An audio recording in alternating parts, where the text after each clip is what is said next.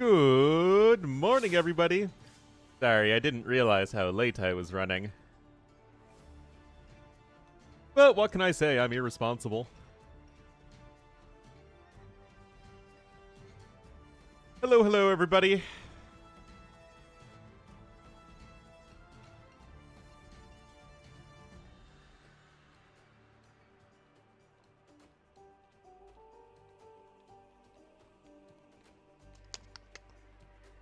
Oh, geez, the spec dashboard is still down. Uh-oh. Oh, wait, I need to update. In addition to playing some ladder games yesterday, I started work on my top 10 hardest achievements video. So no idea when that will actually get out, because that's going to take some time, but it shouldn't be too long of a stream today, so I'll try and get a lot more work done on it. I think I won 2 and lost 2, so I think I ended up exactly 1 elo lower than I started. So it's like 1820 something. So, huzzah. Although I did win a game against... You see somebody pick force pick Magyars on Arena, you know you're in for a long one. Because he just sat on his butt and just tried to spam it out. It was like over an hour of him never leaving his base and just trying to camp it out with Magyar Cav Archers and Hussars.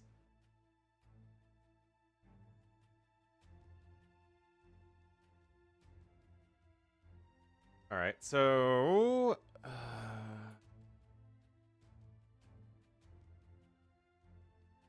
what's Sebastian's actual specific name? Wonder WR Sebastian? Yeah, WR Sebastian.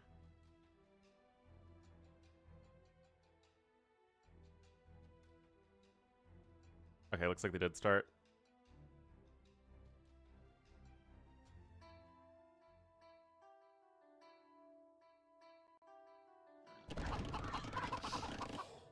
Alrighty, guys. I need to set up the scoreboard here. Cup. Qualifier 2.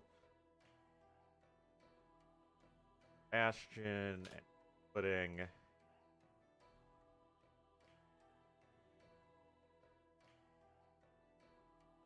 Is it Andre Truman game? That's wild.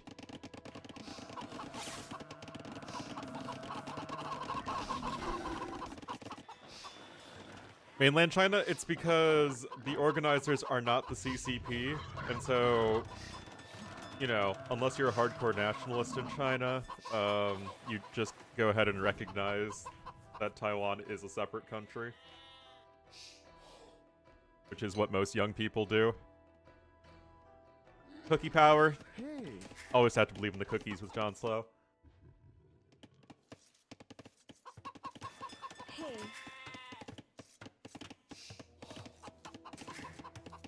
Alright, so you putting gonna be here in the red as the Bengalis here to the east of the map, and to the west in the blue as the Lithuanians. It will be Sebastian. Root that hard for a Taiwanese player? I mean, they might not root hard for them, but remember that up until a few years ago, there was a lot of, you know, interchange between people going to Taiwan from China and vice versa. I mean, the tensions between the two countries are very, very real. But for your regular, everyday people, you know,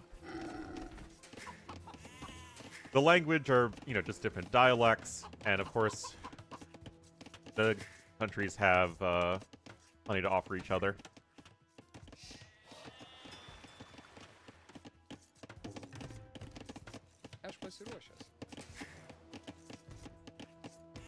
It's honestly kind of impressive how well Taiwan is able to function.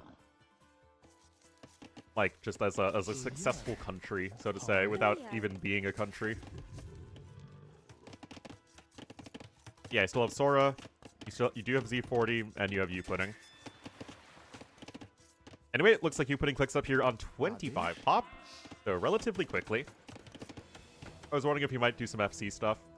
Now, remember, you putting, even though he kind of popularized the Sergeant Rush back when that first became a thing, he actually is still just a very good and, you know, reasonably well-rounded player besides that. Hey.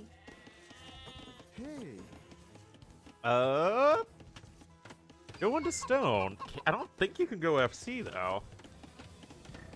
Not that quickly.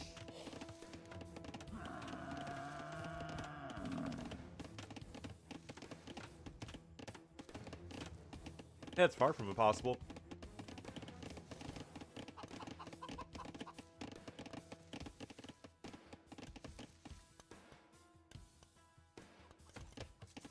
Sveiki.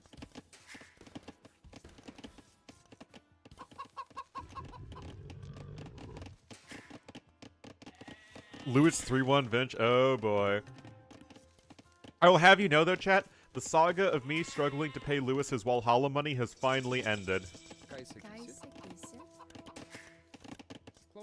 He didn't send me a routing number when I tried to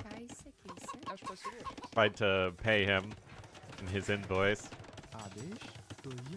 I just thought that's how it's not like I don't really know how British banking works, so I just figured that the number he gave me was all I needed.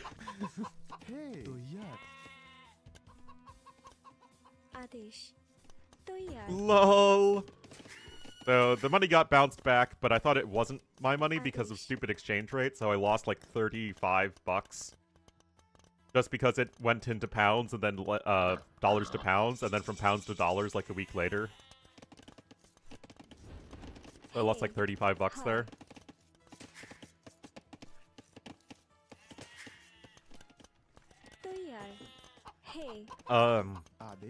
So then I just said, let's make our lives easier and just use PayPal. And considering PayPal had the exact same transfer fee as the bank, it really doesn't matter.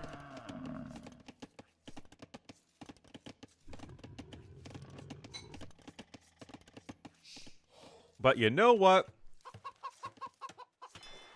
The most important thing is Lewis got his money, and it's all good in the hood.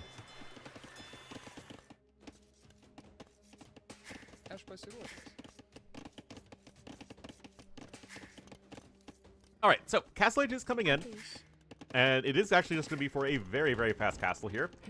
Now, credit to YouPudding. If YouPudding thinks he is the underdog, and yes, YouPudding is a huge underdog here, he will just go for it, man. And it is indeed going to be... It's not actually like a full-blown Phosphorus play, because he actually has food income. But look at this here from Sebastian. He wants to know what's up. Now, is one villager going to be able to deny this? I am dubious. And yeah. The Muscovites. I paid the ancient princedom of Muscovy.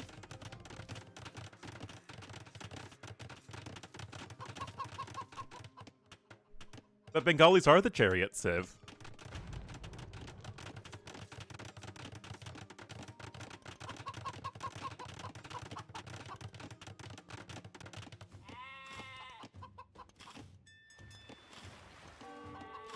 Next DLC.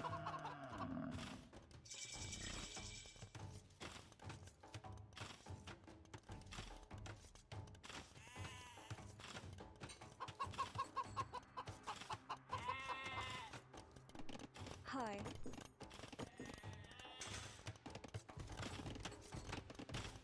Well. Double Monastery coming in here for Sebastian, so he's got a reasonably good setup to deal with this. He's way ahead in resources.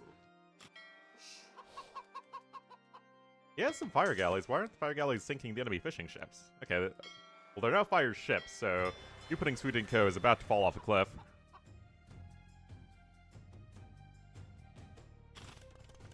Hi. Bengali say hi. Oh, you also asked what the better naval civ is? Bengalis are the way better naval civ. You don't pick Lithuanians for their late-game navy. It's really underwhelming. You can see they missed shipwright. and heavy demo ship. I mean, it's actually not that bad. You do have elite cannon galleon at least, but it's not great, obviously. Anyway, great defense so far here for Sebastian.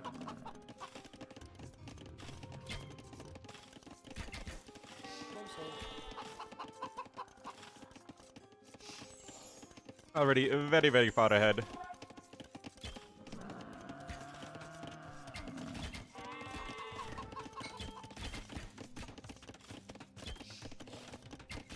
Sebastian immediately adds in a bunch of fishing ships behind this. Ooh.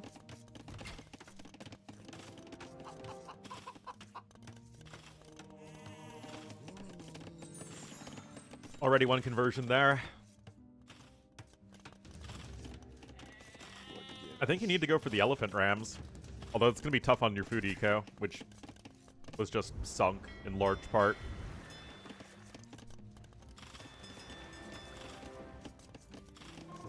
Insta? It was a bit of an insta. Yeah, mangonels I'm not sold on. It's going to be way too slow. Sebastian now has 9 vills on stone. He's got actually gold at multiple locations.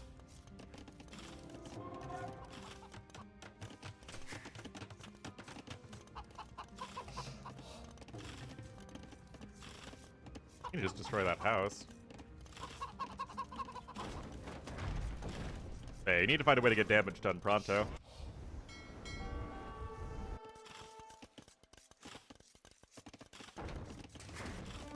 But Sanctity's about to be in, and as I'm sure you guys know, it's just a simple matter of getting redemption, and this whole thing falls flat on its face. Sebastian with an 11-bill lead.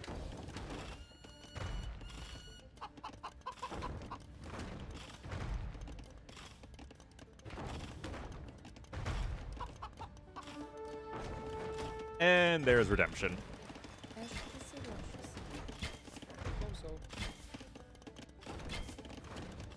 Oh, guys, Sebastian still hasn't lost a unit yet. Oh dear.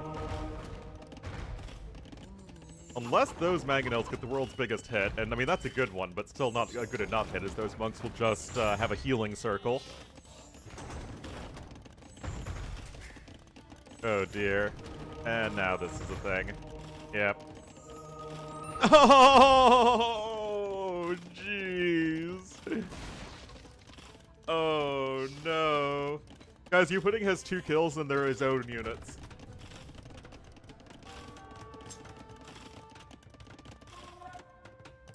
This is actually a perfect game from Sebastian so far.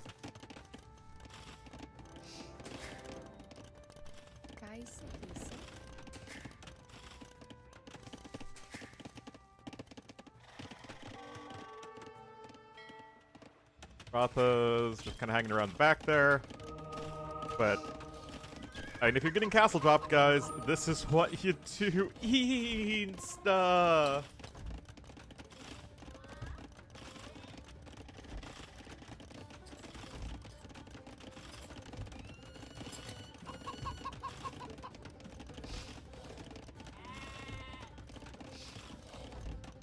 Insta. Alright, Bodkin coming in.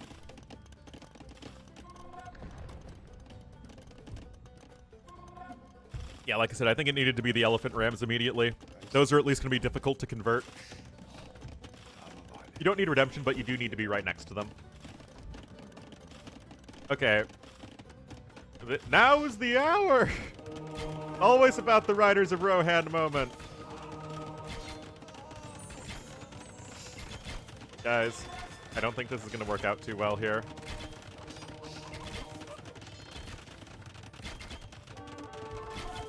That's a lot of Lithuanian chariots. A lot of Lithuanian chariots.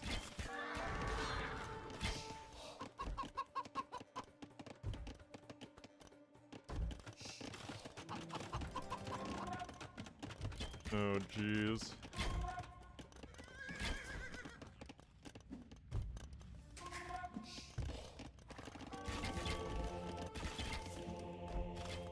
Now the Ratha can come in here for a counterattack. I guess we have a Latus on the field. Doesn't really matter that much.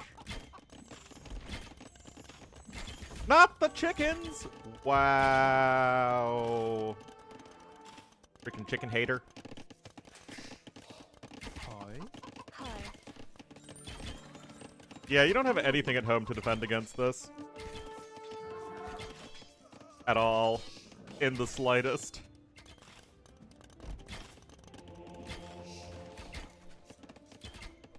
Indeed, the mighty chariots of Lithuanian.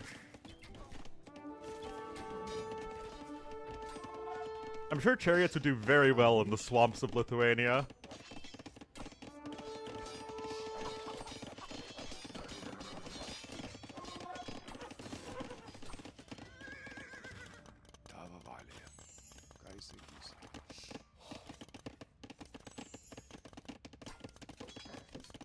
Well, you know. No, they don't, because they're converted units. Got 13 fishing ships. Not a single farm has had to be seeded this game by Sebastian. Hello, Felomir.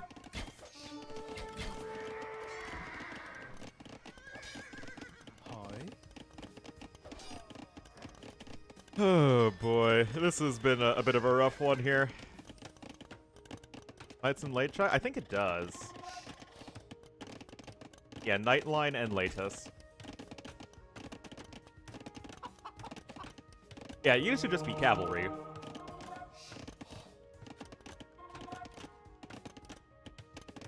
Back when it applied to their fully upgraded hussars.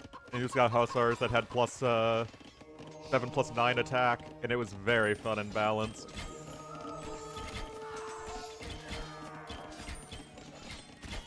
Guys, that's more Lithuanian chariots than Bengali chariots.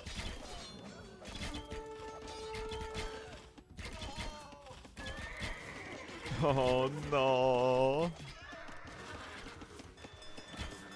And he clicks up to Im. Against generic hussars, they're slightly better. Speaking.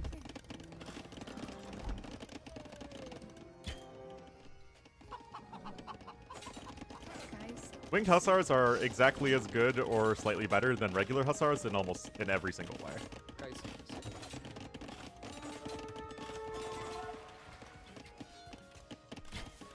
Monks, they sure do. I mean, they are a monk civ. They are literally a cavalry, monk, and trash unit civ. Those are the things they do.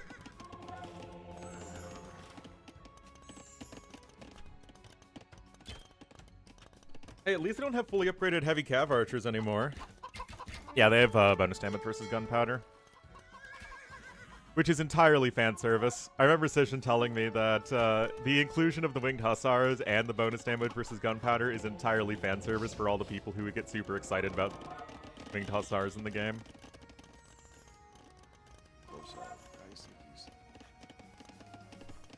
Even though they absolutely don't fit the AoE time frame.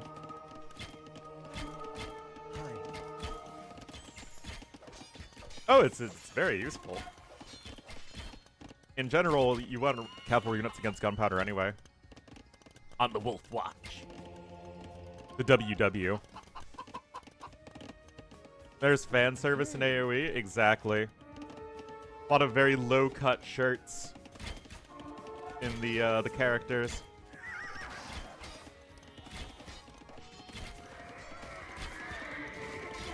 "23 fishing ships, guys. Oh my goodness. Could that be a corgi showing up after a walk?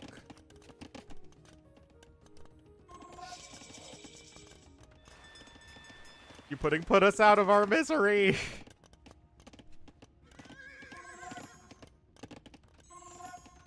Hidden skin for villagers, you know it.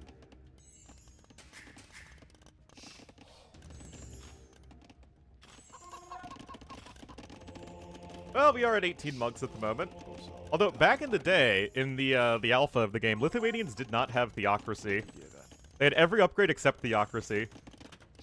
And I and other people pointed out that it would be very annoying for a monk civ to not have theocracy.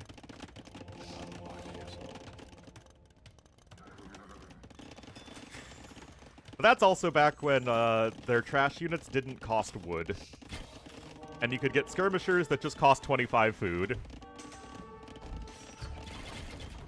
Are Portuguese monks too good? Speaking. The thing is, like, monks feel like a pretty core part of the Portuguese identity. I would rather them lose some of the flexibility they have on open maps via, taking away husbandry. Because they do miss illumination.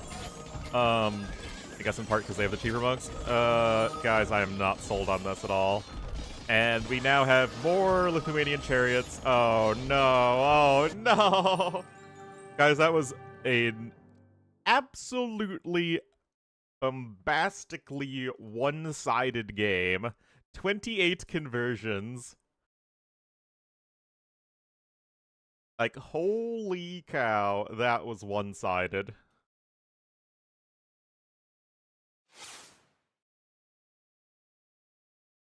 Yeah, Sebastian's second most unit was Rotha's, of which he trained 42.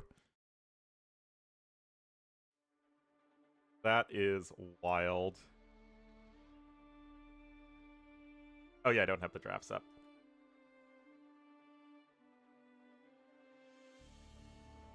He woloed his last low. Very sad. Oh, is that the sound of a kibble breakfast being poured? Oh, now it's very exciting.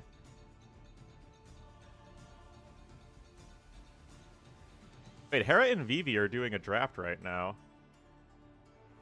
I do hope that, you know, there's more than one series. And, like, if this series ends into 3-0, I would have woken up very early. Well, not actually all that early. Early, you know, it's before 11 a.m.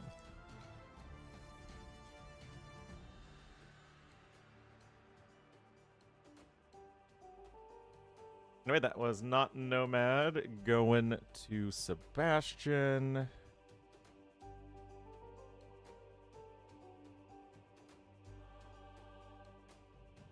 So we got Rocky Forest, Chicken Arena, Chicken Arabia, and Acropolis. Good solid list of maps. Hera, Vivi, Showmatch. Well, we will cast that once this series is done.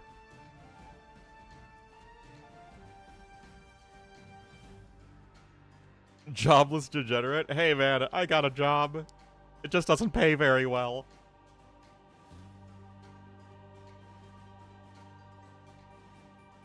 Sebastian? Oh, absolutely. I mean, I don't think many of us had any feeling like it would be something else.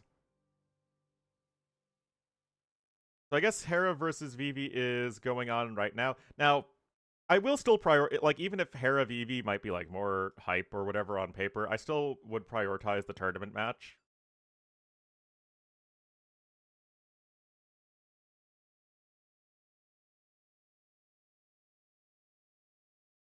A spreadsheet of death coming? Oh, you want to see a spreadsheet of death?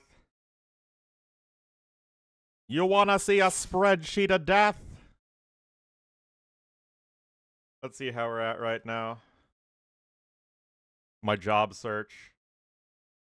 So rows 4 to 59, and then I'm like, okay, this is getting too long, so I made another line. Oh wait, I got denied by Bloomberg, so that can go in the denied column.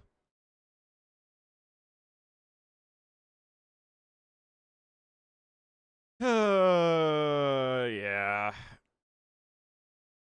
Spreadsheet of death isn't very fun, guys.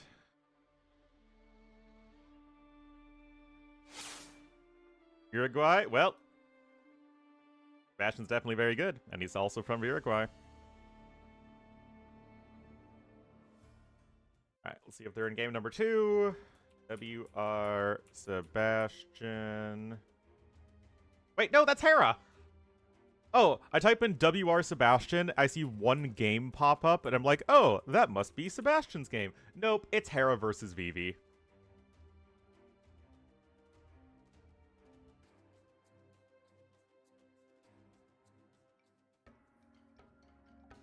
List is DC, and you'll note that almost none of them are actual government jobs. They're all government-adjacent jobs, which is what I said. Điện hạ có gì sai bảo? Dân nữ xin chào lại. Like, part of me thinks I should be applying to, like, a few jobs a day, but, Điện hạ có like, gì that's sai bảo? way too much Có Thảo Giang. to, like, find something I'm a good fit for. My degree's in international affairs with a concentration in Asia. Bái kiến Điện hạ. So a lot of policy research, analyst, consulting sorts of jobs in the DC area for that field. Thảo Dân xin chờ lời. 100 jobs a day. Điện hạ. Yeah, I don't know if I can do that effectively. Bái kiến điện hạ. Anyway, guys, Sebastian's going to be here in the blue as the Vietnamese to the northwest and to the southwest in the red as the Khmer it will be you pudding. But Also, all of the application list is in the either the DC area or overseas. Thảo Dân I xin mean, I chờ probably lời. could get a job in the Chicago area. I mean, it's a huge city, right? But I kind of want to move out east. Điện hạ có gì sai bảo. Bloop. All right, it's Chicken Arabia-ing time. I mean, these days Arabia generations are so consistent that it's not too big of a deal. Oh, it's a terrible time to apply for a job, and yet it's when I got my degree. So, you know, I don't have much of a say in the matter. but I wonder what this is. I think pudding's just going up super fast. I mean, it's not that fast, but 19 pop no loom is still pretty fast.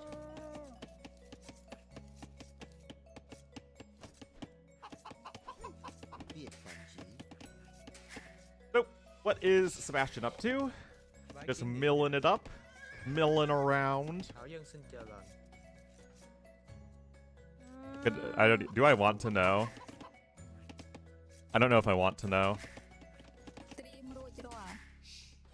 Alright, so 20 pop with loom here for Sebastian. Có Thảo Dạ Dân. bẩm có dân nữ. That's about as stock standard at uptime as you could ask for. You putting gonna abscond with a llama? My carpenter skills, non-existent. Điện hạ có gì sai bảo. The upper limit of what I can... Oh, no. Oh, no. Oh, no. Oh, big Sag. Big Sag. I don't think that's worth it for one llama. Not even a floppity llama. Jesus, but Dream Rouge Roll. 10 is non-existent. Like an 8.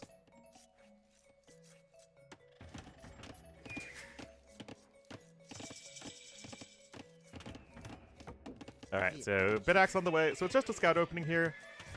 A little weird that you're building... It looks like you're building a wall over here, and then you build a stable a little bit further back, but I guess wanted to make sure his bills are safe. Take a look at the ability to wall over here. The gold is exposed no matter how you cut it, so that's a little unfortunate, but other than that, it's a workable map. Headshot boys. Oh man, that is a name I have not heard in a long time. Alright, scout opening here for Sebastian as well. Resources collected are even. Can I work with drywall? No. Like I said, the upper limit of what I can do is IKEA furniture.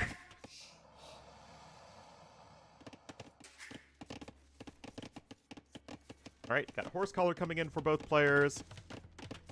Điện hạ có gì Gardener sai skills. I have, like, very few practical, actual, you know, around-the-house skills. My mom does the most of the gardening.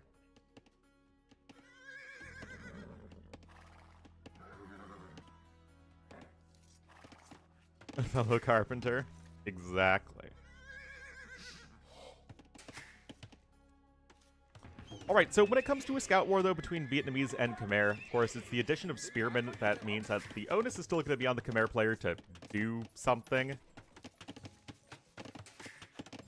Jesus, be. And the spearman's going to come out. So usually this means walling very heavily or going for a quick archery range. Now, you pudding has done neither of those. Oh, it's the llama! The stolen llama makes its return! Oh, you shouldn't have messed with us, boy. Yeah, get back there, punk. It's just 4 men living in a house together. A small one-room house together. With 1 bed. Nothing out of the ordinary here. Jesus, be. Có tiểu nhân. People. Honestly, though, I have seen a lot of job recruit openings for ICE. I'm just not going to apply to those because even I have my limits as to, you know, working for something wrong.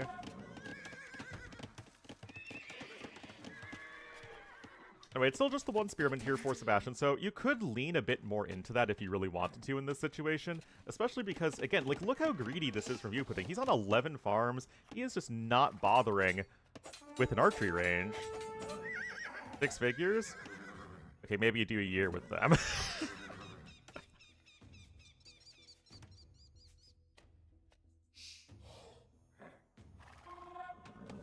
Until I can get another job.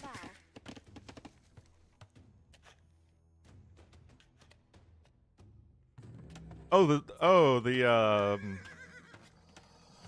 you like your, oh, that's what you mean, like the carpentry and, gardening and field labor. Anyway, nice kill there for you, Pudding.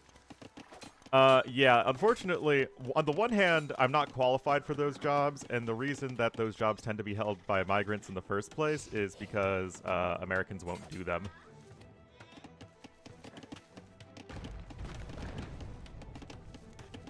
Again, I have a job right now.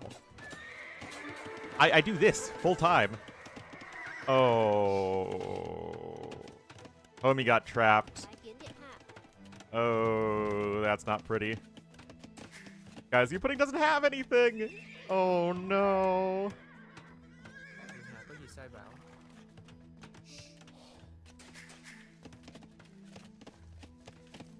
Uh-oh.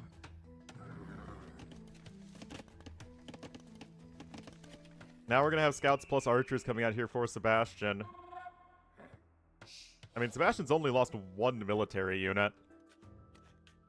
Well, I mean, all the scouts were low HP anyway. Like, if you go in for the kill there and take some damage, you need to find a way to get out, but you kind of got stuck.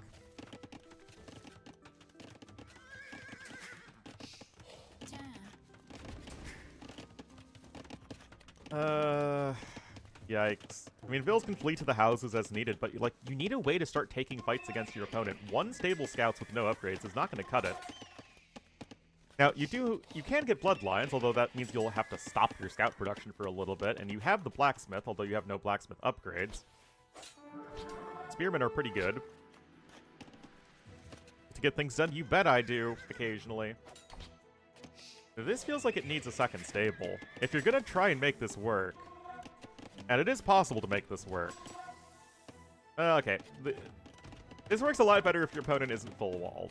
With the, okay, he's gonna do it anyway. Spearman numbers keep climbing, and I mean, Sebastian hasn't seen an archery range yet, so why not?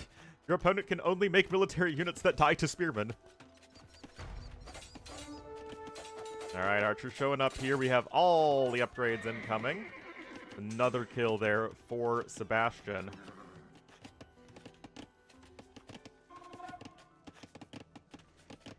Bloodline's about to be in, though. And so is +1.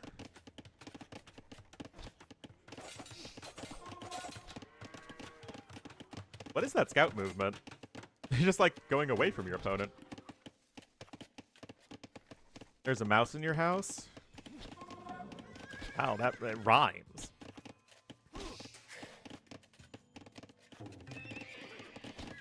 Does the mouse want some cheese? Does your mouse like to psychologically and physically abuse your cat?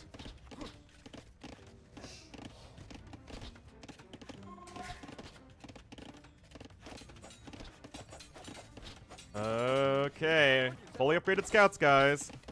Psychologically abusing you. I mean, you pudding is hesitant to actually take this fight, but I feel like you gotta do so pretty soon. Oh, that's poor Spearman! Run away!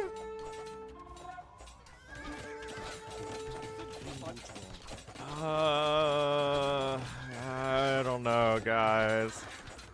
Villagers are gonna be taking some damage here. Like, you have to take the fight.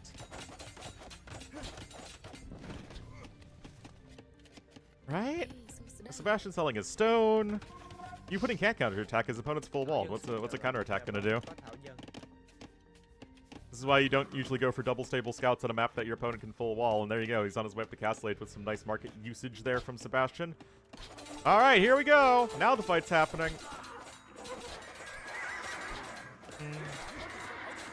Now, this is going to be a win for you, Pudding, for sure.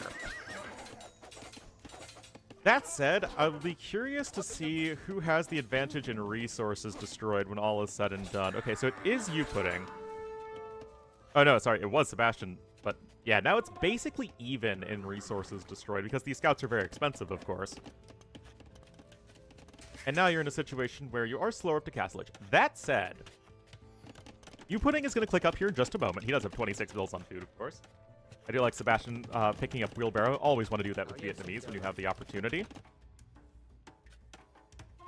That said, we're still looking at around a minute-and-a-half difference. We're going to be on 3 ranges here as Sebastian. Of course, I'm sure he's going to go crossbowman into cav archers, because that's what you do, apparently.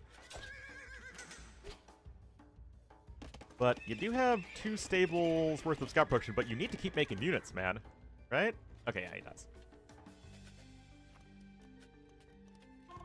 Now, that said, at the very least, you did clean up your opponent's army as you Pudding, and your opponent is still kind of stuck at... What? Oh, he had no idea! What are you doing, Sebastian? No! Oh, no. Wait, why would Khmer be unstoppable in Castle Age? I mean, they're good.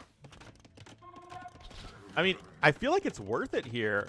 It's worth it to lose even 5 scouts, I think, if you just keep your opponent stuck at home while you get to Castle Age.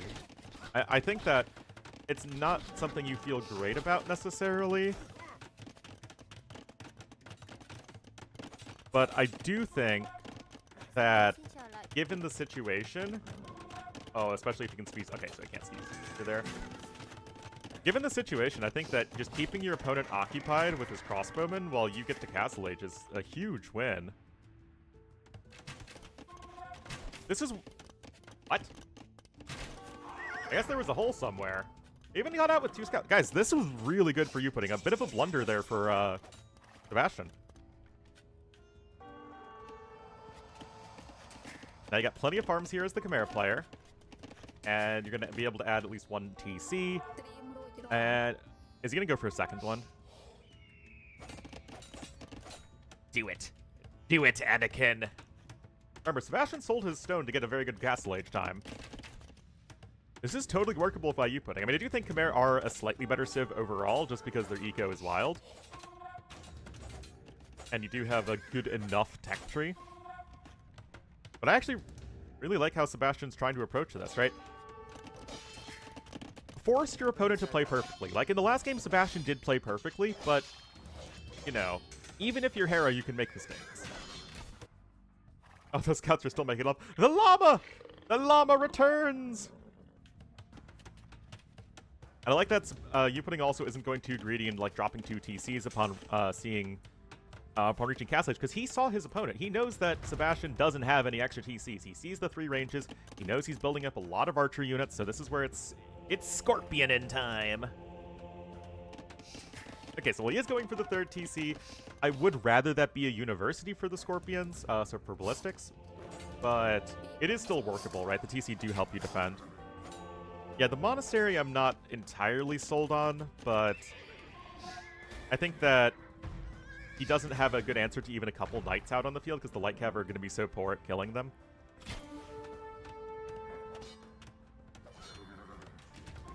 So I can get it.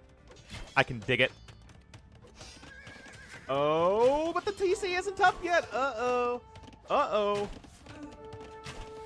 Uh-oh. No ballistics in for blue, remember. What are you doing, Sebastian? Or you Pudding? What are you doing? What are you doing?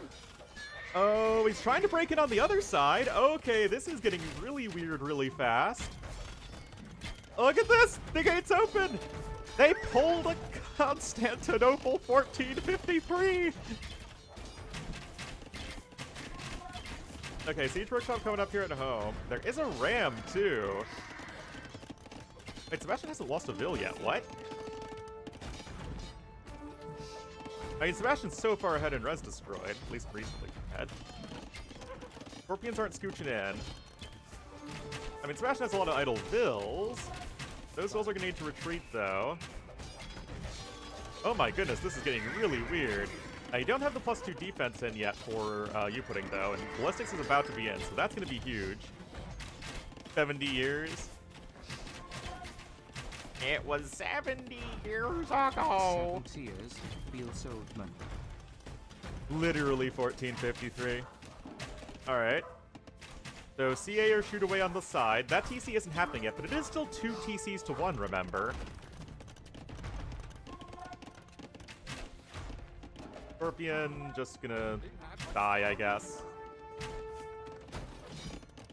The thing is, Sebastian's army is still a lot better, although it's spread out. And of course, the thing with the archer units is that they kind of need to be clumped up to be effective. That's like their thing. And you have 4 Scorps in 7 years ago. This is a workable game for you putting. Like, ignore the score here for a moment. This is workable. Just don't throw away vills, and this is going to require multitasking. And Sebastian's vill kill count is climbing. Even going after the market there is actually a pretty nice move. Knight numbers are actually slowly climbing. There is a second stable at the back. What are you doing? Oh, man. Yeah, I think the issue is just that you're throwing away army to idle your opponent's eco, but yeah, it looks like Uputting's just not able to multitask and take good enough fights here. CA are back at the back, and Uputting in theory should be climbing way more ahead in resources than he is.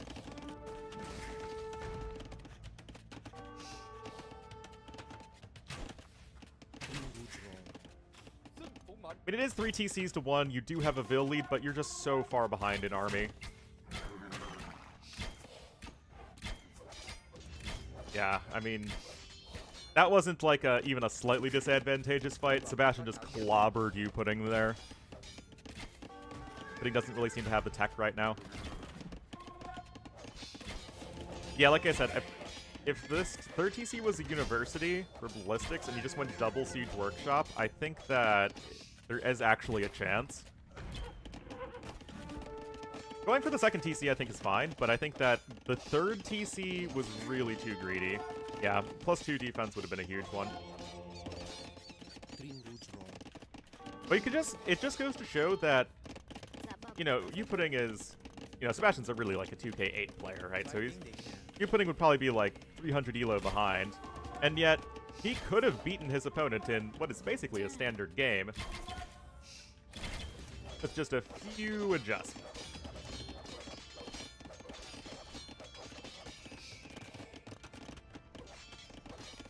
Yes, wheelbarrow coming in. That is a lot of Vietnamese cav archers. And that is the strength of Vietnamese, right? They are a good CA civ, and we live in a very CA happy meta. Only 3 Scorps right now.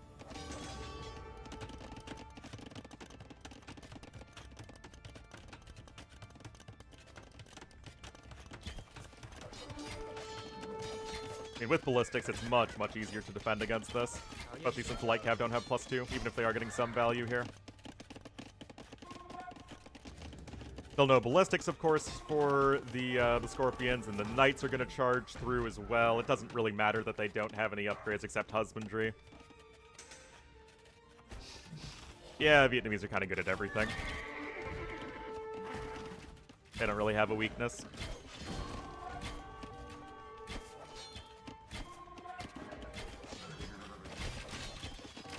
Bloodlines coming in now for those cav archers. Much of the eco is being idled, and it just comes down to being unable to take anything close to an efficient fight here. They should be worse at? I would make them worse at cavalry. I would have them lose husbandry. Actually, you do see Vietnamese picked on hybrids occasionally.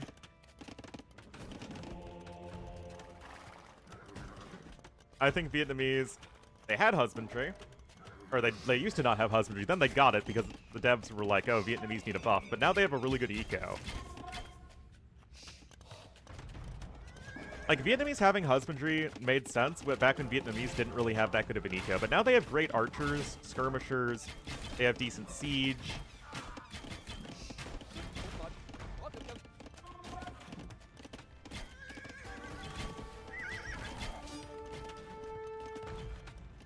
Anti-infantry bonus? That could be interesting. Nerfs the Ellies? It does nerf the Ellies, which would be a downside, but it's not like you pick Vietnamese Ellies for, like, their mobility in the first place. What about Bloodlines? That is another possibility, for sure. I think it would be a bit more thematic to lose Husbandry, as Vietnamese are, like, all about that low, grindy playstyle. At least in general. But if the elephant hurt is too much, then yeah, you could certainly take away Bloodlines. No, you putting is like super giga dead. Because you putting keeps on losing army. Yeah, super giga dead. And Sebastian, 1 game away from the Swippity Sweep. You can see you putting only ahead in food, and Sebastian not really making anything that costs food. Yeah, Vietnamese did not have Husbandry at launch. They only got it later on. Give Teutons bracer. I definitely don't think Teutons need either of those upgrades. And Vietnamese do need help. That's definitely not one I'd take away from them. I've got a lot of people watching on YouTube. At 68, I think that's like the most I've ever had on YouTube, and it's just a random... What is it, Tuesday morning? Wednesday morning. Thank you, everyone who's tuning in. Anyway, that is Khmer losing to Vietnamese. And that is Arabia. As a caster on Wikipedia? Wow. We all have our talents, I suppose. Like getting listed as a caster on Wikipedia. Yeah, but Hindustanis have top-tier camels, whereas Fire Lancers aren't actually a replacement for Halbs.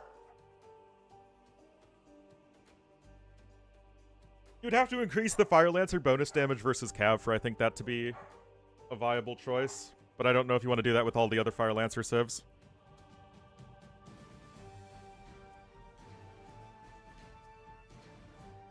Oh yeah, keep on forgetting that the spec dashboard is offline. Alright.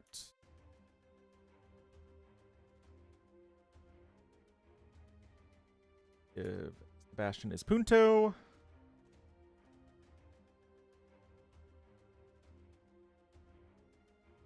Alright, looks like Rocky Forest is next. Take away castles. Oh yes, for sure. Before they go into melee. Just double the throwing axeman attack.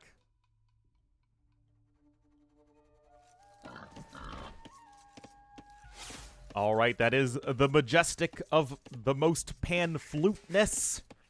We will indeed have you putting here in the red as the Romans to the north of the map. Tournament life on the line, and looking good so far. It will be Sebastian in the blue as the Incas to the south. Now, we have seen a 5 militia drush, 5 militia drush on this map work twice. So is that going to be what Sebastian's going for? Because that is a very early barracks. The Eagle is going to be chasing away the Scout Cavalry, getting that first hit in. Remember, Eagle Scouts do beat Scout Cavalry in Dark Age. Then the dynamic flips in Feudal Age, then the dynamic flips again in Castle Age. Yeah, but it has to be a thematic revolution, so this, it would be like Champa Revolution here for the Incas, and for the Romans, it would be Gallic Revolution.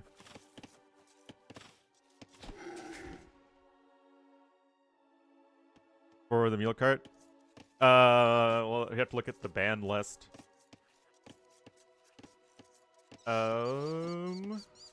Japanese were banned, and Georgians were banned. So, yeah.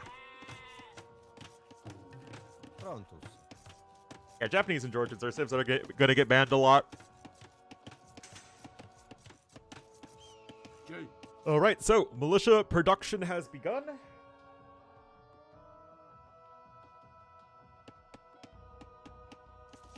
Eus. Prontus. Ah, you putting already got Loom.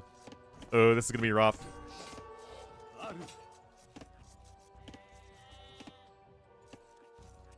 Now, Roman Eco is still going to be very powerful. And in Feudal Age, those extra tanky men-at-arms are actually kind of tough for Incas to deal with because you can't use scouts to outrun them. Yeah, your revolution is just all of your units becoming controlled by an AI. Like, you get all of the villagers turned into military, but then the easy AI takes over. Then Mamadou takes over. Prontus. Alright, we have 5 militia indeed, so it looks like people have been practicing this strategy, and it has been effective right now. That doesn't really seem like it's going to do much. Militia are 10% faster than Vills, or like 11% technically, I guess. Prontus. But Loom is doing its job. The Feudal Age is on the way, but now you're kind of in a situation where, what do? You don't have any easy access to resources at the moment here as you putting. Yeah, you want to go for your own infantry, but it's going to take a lot of militia, and I don't know if you guys know this, it's hard to make militia if you don't have any gold income. Now you're just mostly taking straggler trees. You don't even have a mill, guys. Can't even go onto the forage bushes, and this is just such a mess to deal with. You're going to run out of stragglers before all that long.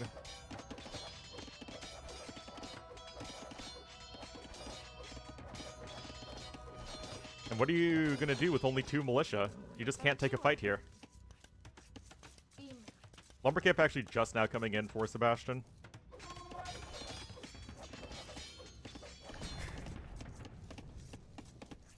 Lumber camp is down.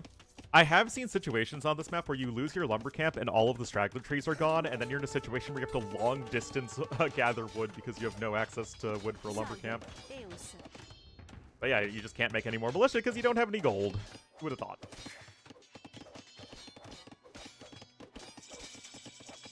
That said, those quick balls are good. Sebastian just now clicking up to Feudal Age. 24 bills is actually faster than we see in a lot of cases. Usually, I think Tato and Niaz was something in like the 26-27 vil range, if I remember correctly. Something in that ballpark. Blacksmith coming in. I mean, gonna get scale mail armor for your 2 militia. He also barely has any food income. Oh man, so many idle vills here at the forge bushes. That's what happens when you quick wall. Some golds. Game. Oh no, not at all. That definitely does not matter. Tibi Servio. How am I today? I am doing just fine. Alright, so at least the militia are being brought back home. That's at least something of a win here for you, Pudding, but it's still just such a mess. Look at this difference in resources collected. Holy cow. Look at this. 400 less food. I mean, the 5 militia drush here seems to be really freaking good. It's looking like it's going to have a 100% win rate so far in games that I've seen. I've seen it 3 times now. Feudal Age is in, double bit axe, men-at-arm upgrade, of course, going to be immediately on the way. Yeah, well, like I said, the gold is the huge issue because now you can't go for any of your, any more militia to counter your opponent's militia. It's hard to get the unit quality advantage here as Romans with men-at-arms and the armor upgrade if you don't have any gold to make swordsmen in the first place. It's a real conundrum. And right now, You-Pudding's just kind of running around like a chicken with his head cut off. Okay, Watchtower is trying to come in here, but there are 2 men-at-arms to say hi. And archer production also starting here. Oh, this man is so brave!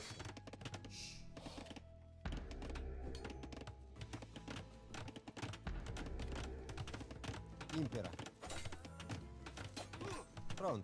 Freaking Canada. See, I don't know what it is with YouTube, but like, I'll see 0 comments at all for YouTube from YouTube for like a while, and then like 6 or 7 just pop up all at once. Yes, hello YouTube people. Booked part for exchange rates and fees, yeah.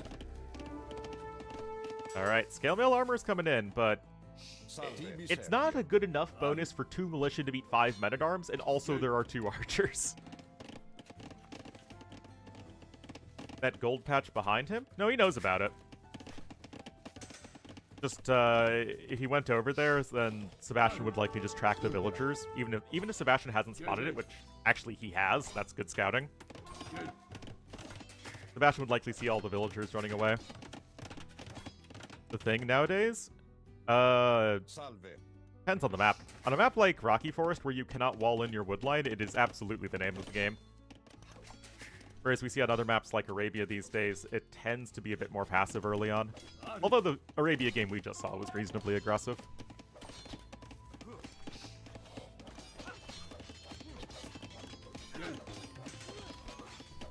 Anyway, fletching is now in. Salve. And, it's, well, 9 army to 1. That kind of says a lot, doesn't it? Impera. I mean, this is sad, guys. You're just making more militia. Salve.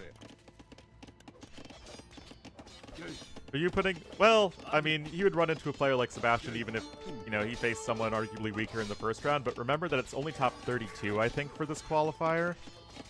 So, it's rough. Salve. I mean, Sebastian's going to be like, what, seed 3 or 4? And you putting's going to be like seed 29 or something.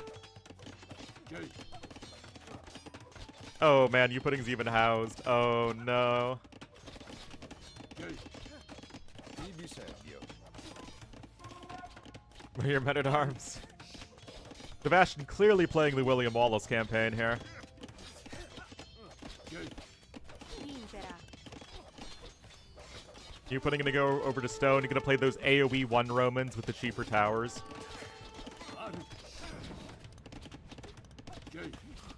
Yeah, I assume we're on 2 ranges at this point. Yes, you are.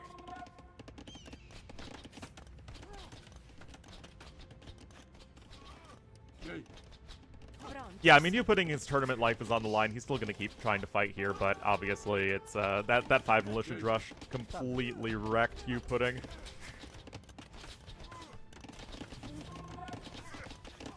I mean, you're surrounding your opponent's base with archers, man. Sebastian not going to spend any more food on units other than villagers, and he's just going to click up the Castle Age as soon as maybe. At that point, any sort of Castle Age army is going to start to actually kill you pudding. Like, actually defeat you pudding. TB Serbio.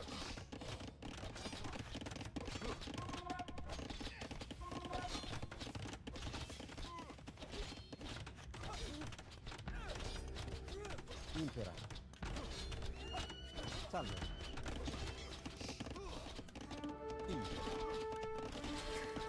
Beat all the AoE 4 campaigns?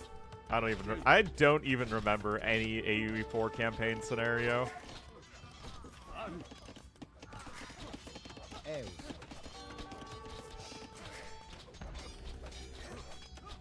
Well, yeah, there it is. Castle Age now coming in here for Sebastian. He's still keeping up the pressure. He's not letting his opponent get any room to breathe. And this is going to be a pretty darn brutal 3-0. Salve. Salve. Pronto. Towers are very necessary. Otherwise, you just kind of die if you fall behind an army.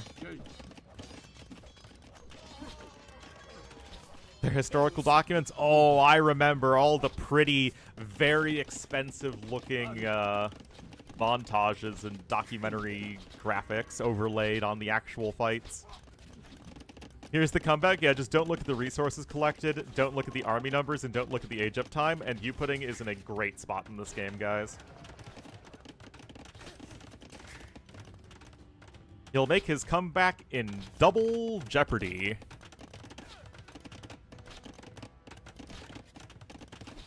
Salve. Pronto. Impera. TB I mean, this is marginally annoying, but yeah, you've got some archers back at home. It's fine. Might lose Avil. Sloppy! Salve. I'm sorry, guys. The sloppy meter just had to go up a little bit.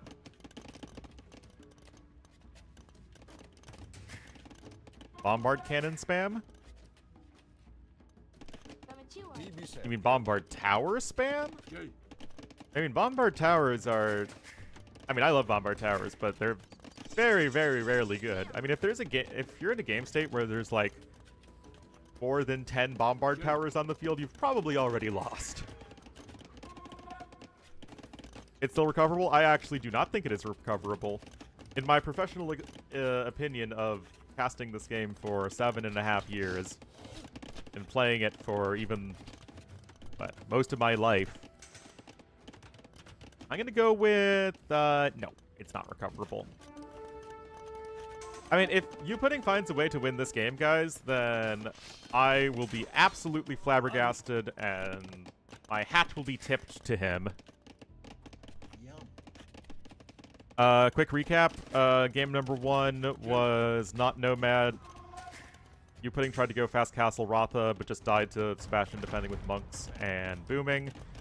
And game number 2 was Arabia. That it was actually a bit closer, but Pudding just couldn't take efficient fights against Sebastian's ranged units.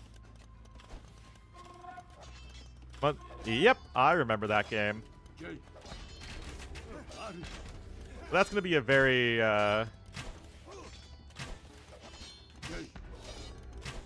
very atypical circumstance, shall we say. Eus. I'm supposed to bring excitement and try to hype up Pudding having 2 skirms. You know, Impera. maybe this is why I'm just not a good caster, guys.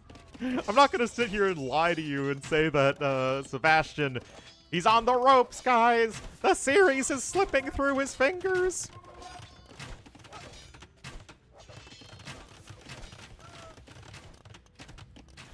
Oh no, Morville's dying to those crossbowmen over the wood line.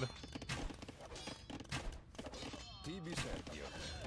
Oh no. Great unit control here from Sebastian. Impera. I'm more interested all of a sudden. I don't know, guys. Even if Sebastian's PC explodes right now, if I were a tournament admin, I'd still give him the win. Eus. TV servio. And that just assumes that the game can't be restored, which, you know, sometimes it can.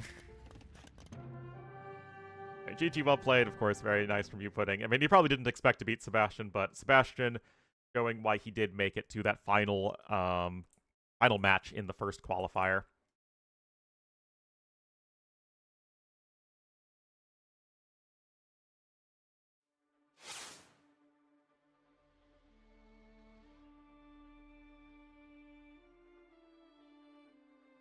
Alright, so Hera versus Vivi is a thing that's happening now, I believe. It looks like Hera beat Vivi on Arabia. I guess it's a play all 5. Is there a draft? Okay, it looks like there is. That was Hera's Chimera beating Vivi's Magyars. Let me pull this up for you guys.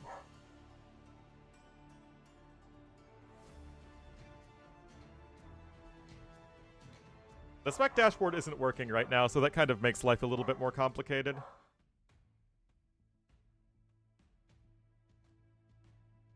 Okay, looks like they are in the game.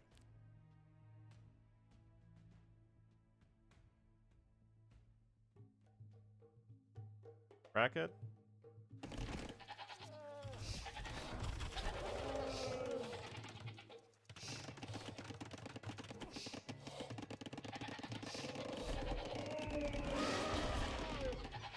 Further away from the entrance. I think that against Incas, you need to try and take the wood far away, but I'm still not entirely sure how to deal with that strat yet. Like I said, I have not seen it lose yet, so we'll have to see. Let me just set up the scoreboard here. This is just a show match, guys. It's not an actual qualifying set, because Vivi is going to be playing in the China qualifier, and Hera was invited. Anyway, I think this is a play all 5. Hera took game number 1, and now we should be good to go. I do need to update the stream title.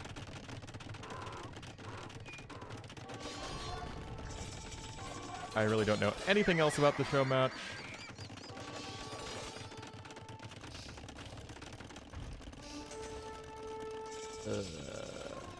Update YouTube title. I haven't even gotten my coffee yet, guys. It's been pedal to the metal.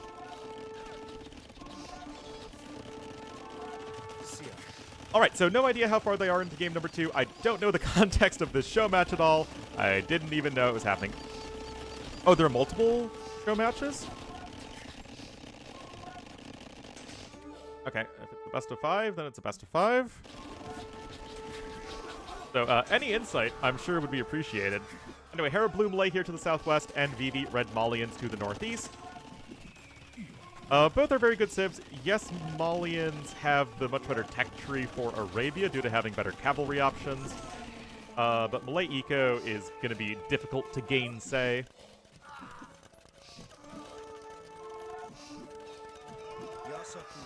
As I see here, if there was an actual qualifier match happening, then I would cast that, but there isn't.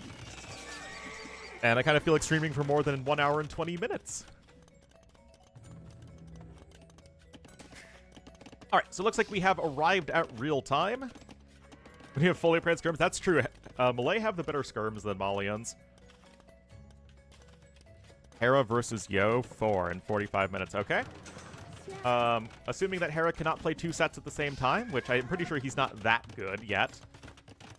That will likely follow this one. And we'll go ahead and cast that too.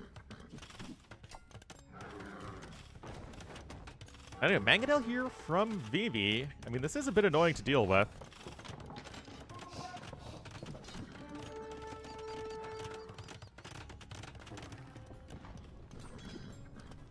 What's my favorite civ? Mongols. I'm such a basic Bethany.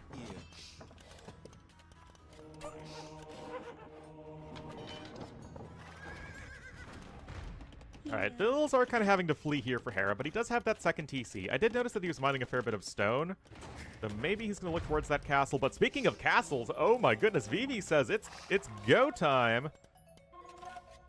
It's go time. No, this is just a random show match, not sudden disaster. That was yesterday.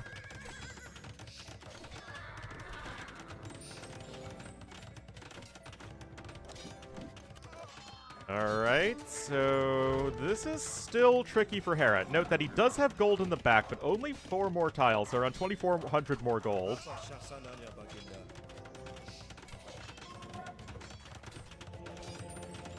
And yeah, I mean, the castle's going to go up. Knight doesn't even go down, so nice micro there from Vivi. And does it get the monk? Oh, Ripperino. Anyway, couple siege units still here on the side. Castle is in. Monastery is in. That said, Hera still has access to stone, so he can still work towards his own castle, and he is ahead by 8 villagers. That said, Vivi's done actually a very good job of disrupting Hera's economy, so you can see Vivi's slightly ahead in the resources for the time being. Now, Hera still should be able to recover sort of at this point. Eco upgrades are identical. Oh, the Skyrim blocking! Look at this man! Oh my goodness, those light have derped out. If the pathfinding is truly better on the pop, I cannot wait for it to be live. Yeah, they're doing a great job of screwing with the unit pathfinding. Anyway, we got some Gebetto on the way. They are still going to be an excellent raiding unit.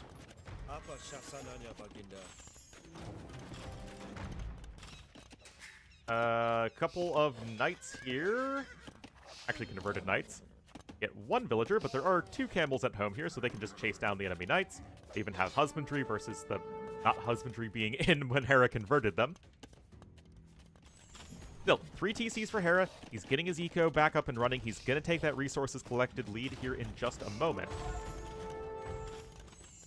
And where's the Siege Workshop, actually? We're kind of on fast mode. Oh, the Siege Workshop's all the way over there.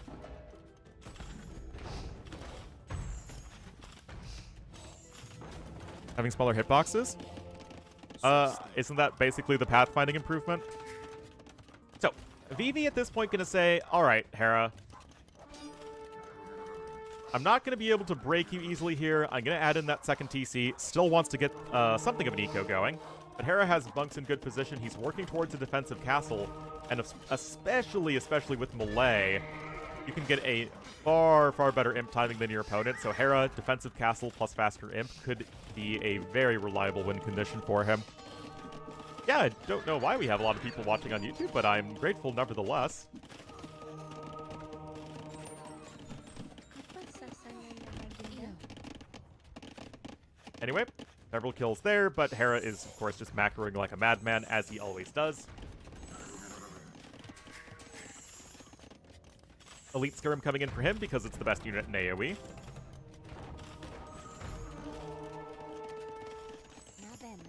Yeah, I mean, Hera's going to click up in a second, and he's melee. So as long as he can get a castle, which, again, he's about to get a castle right now, I don't really see Hera losing this one.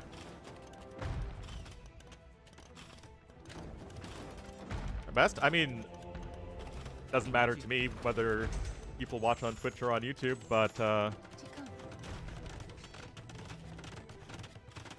YouTube hasn't really, like, I've been trying to do YouTube, it just hasn't really been doing that well. So, I mean, I'll take it. Anyway, look at this, guys. Knight here. Gonna already kill a lot of those Gebettos. Look at, the skirmishers don't represent a lot of value to get converted. And this is pretty rough. I mean, 1 minute away from Imperial Age is Hera. This is pretty painful, guys. With the worst emote. Rip. Fat Dragon getting thin.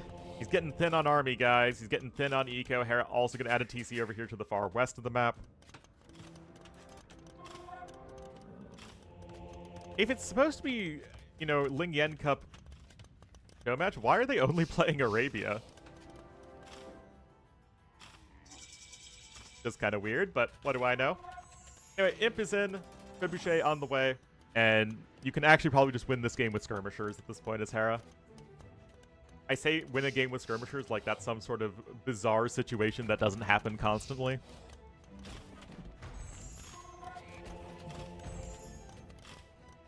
Vivi trying to add another TC. I mean, on paper, he's only behind by 11 bills, and he has better eco upgrades. But you can see that the eco efficiency from Hera is just absolutely crazy. Another castle is coming in here from Vivi, but you just don't have a way to deal with trebuchets is just the issue. I mean, in theory, you have 15 Gebettos with at least +1 attack. You can one-shot a Treb, but that's a little bit of a tough situation.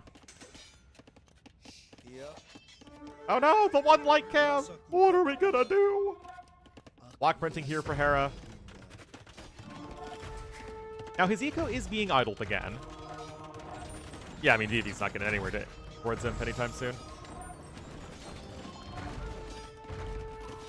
Looks like both of those light cav were converted, so of course good micro there from Hera.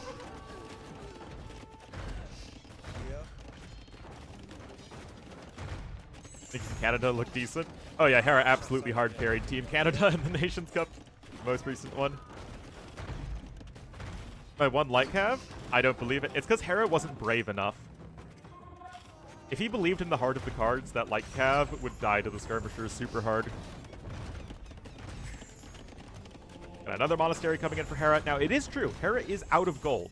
Hera built his side TC on the stone. I guess, I mean, he knows about the gold, right? Yeah, he does. So I guess he was worried about losing in a Treb war, but as it so happens, Hera's going to need to use the market for at least a little bit.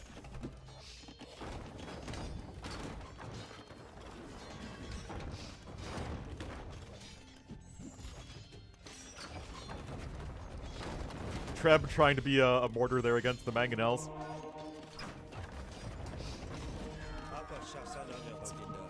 Ooh.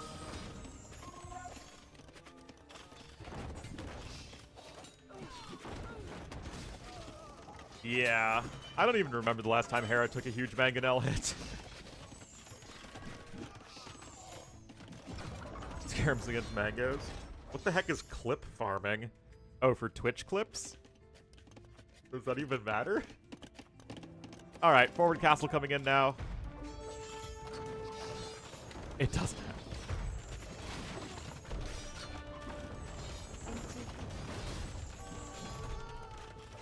Oh, YouTube shorts. I forget those are a thing.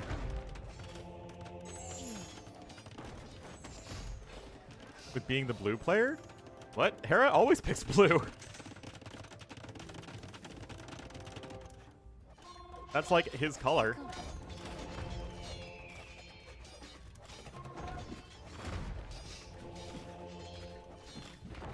Honestly, not entirely sure what Vivi's thinking he can do here. You can even spam some karambits on the side.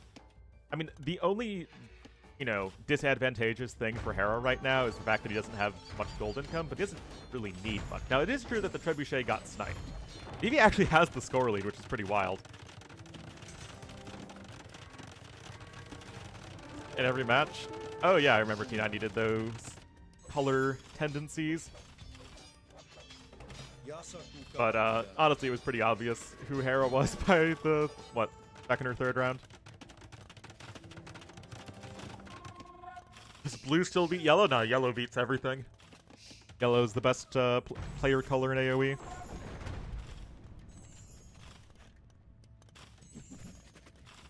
And Kel Paladin? That was several Hidden Cups ago, I think, actually. Or at least 2 hidden. It was a long time ago.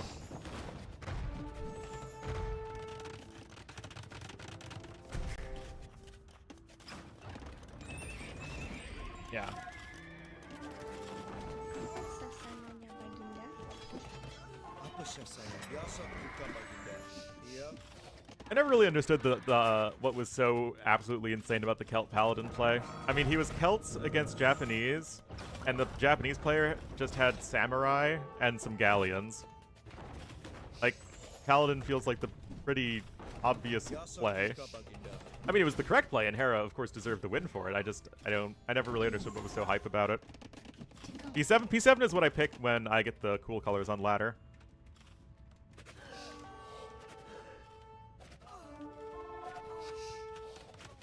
I mean, nice kills there from Vivi. Vivi does click up, guys. Hera's got some more stone income, but I mean, the gold really hasn't been great.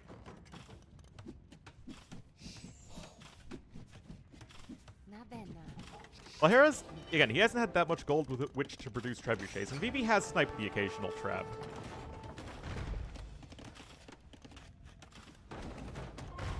Too early? Well, yes, I mean, it was very much the correct play.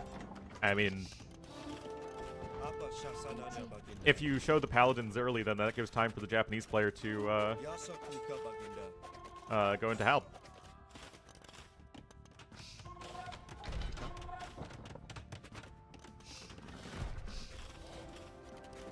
Iya. Well, Karambit numbers are slowly climbing.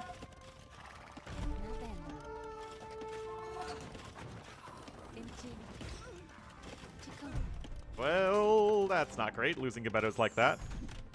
Play all 5? Somebody said it was a best of 5. I really don't know. I'm just out here theoretically casting.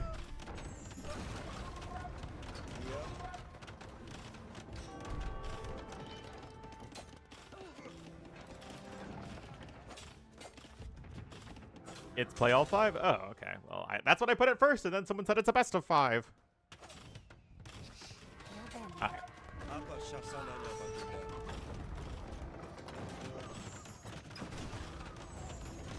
Yes, Sebastian won very, very decisively. I mean, honestly, full credit to Vivi for making the game, still continue on this long, but I'm not entirely sure what his win condition's supposed to be. He's got a third castle up here in Vivi's base. Vivi's gonna lose that castle. Gonna lose this castle.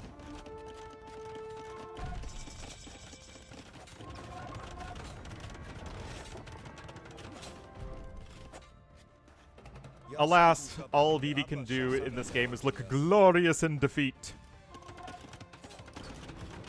Cavalier, I am not seeing it.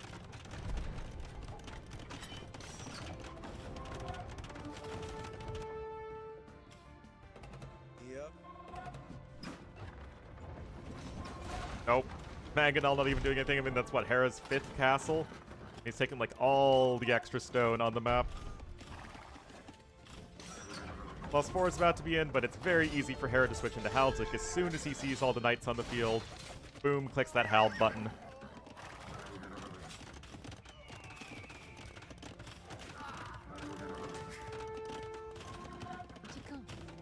Yeah, miracles don't really ever happen against Hera. I can't remember the last time that Hera was very far ahead and then just couldn't close out a game. Swasti. I've only seen situations where Hera is in Imperial Age, it's pretty even, and then you get into a player like ACCM or Yo or Viper, and then, yes, they absolutely can beat Hera. You know, reasonably often. But of course, it's very rare that anyone can get to imp against Hera in a even position. Yeah, I mean, like, again, if you get late game against Andy, and it's in a semi-even position, it's where Hera can lose games.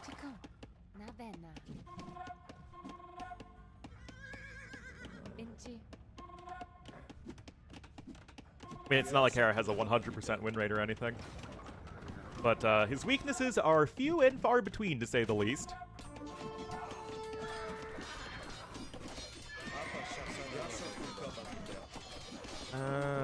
Yeah. Look at all those gold units that aren't as good as trash units. It's A tier. Honestly, the fact that Hera can't win any of these A tiers is actually a testament to the fact that the skill level in AOT was actually quite close. And it's really just Hera's preparation and hard work that he puts in that really puts him over the top for the big tournaments. Because back in ye old days, Viper would steamroll at any A-tier tournament he played in too, which was a very small tournament back then. But it's like Hera is the best player in the world, and he wins all the big tournaments, but it's not by as big a margin as people might think.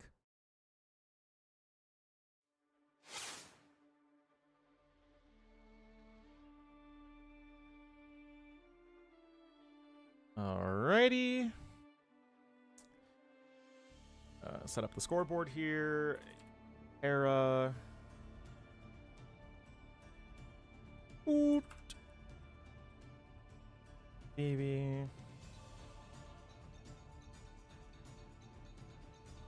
Scoot.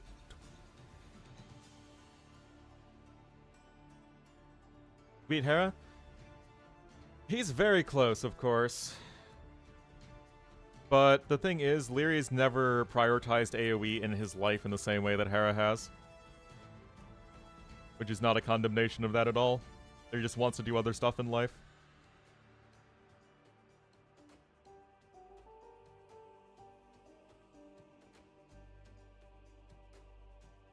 Is a show match.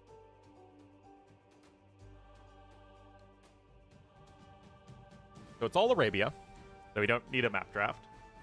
That is the Malay winning over the Malians.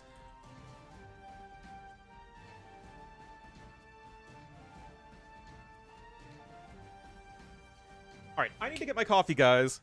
We're an hour and 40 minutes in this stream, and I haven't had my coffee yet. It's a miracle I'm even coherent. Be right back.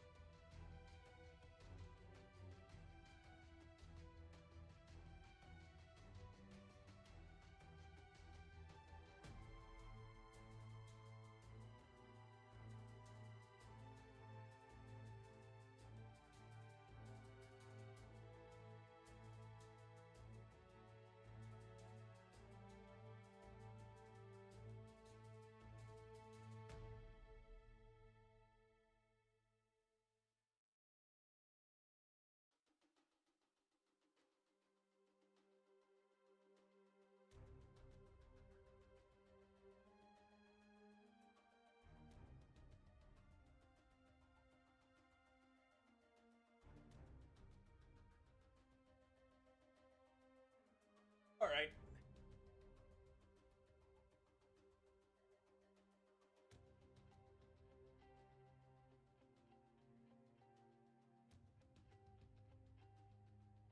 What's up? All right, let's see if they're in the next game.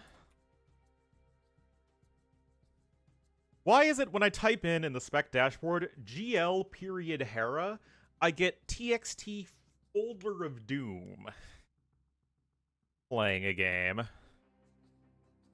That's my question.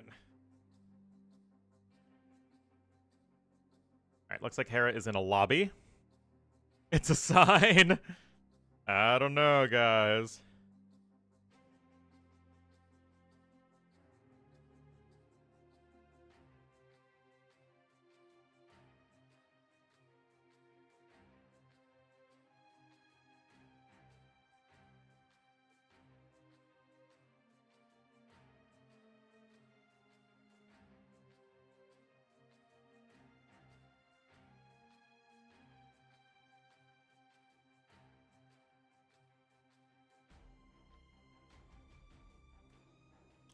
Trying to learn Armenians? I mean...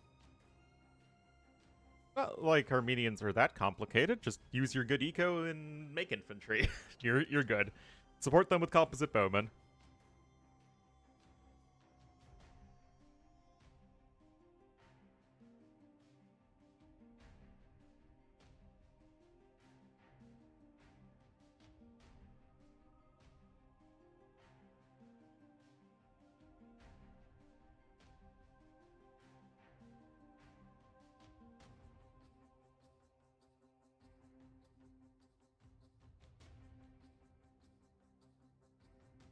Still in the lobby. Obviously, it's all Arabia. Who knows what civs they're going to pick? They're going to pick two of the civs that they have selected in their draft and have not played yet in this series.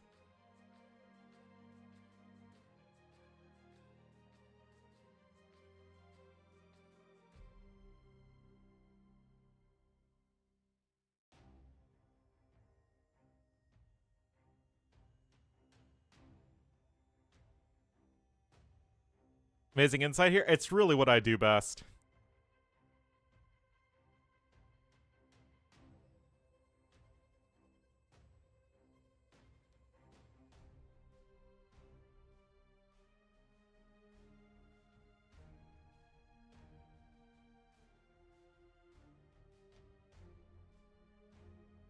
Oh, Hera's picking blue.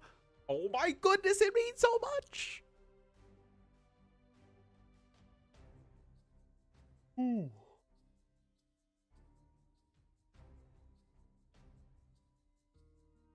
So I've been working on, starting yesterday, my top 10 hardest achievements video.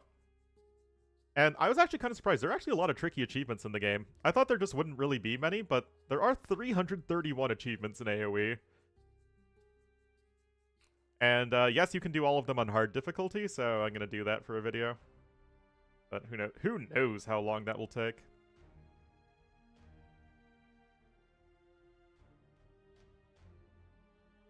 First achievement, though, June 29, 2019.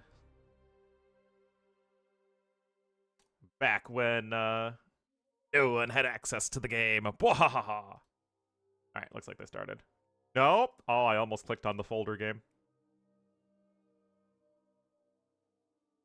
Oh yeah, I've had all the achievements. I mean, I had all the achievements since like December of 2019, like right after the game came out, and then I just pick up the new ones whenever they're released.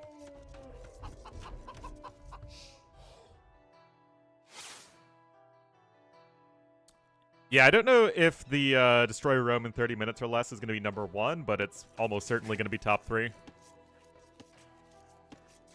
Pirate AoE 2, there you go. All right, guys, here we are, game number 3 in this show match between Hera and Vivi. Hera, of course, looking strong so far, will be the blue Lithuanians to the west, and to the east in the red as the Huns, it will be Vivi. So, I mean, it's just LY Chicken Arabia. Are we going to see some funneling? Honestly, this is a very good map to funnel if you're Vivi. Hera, I just think, doesn't funnel at all. As he should be. He is, you know, ethically against the chicken funnel.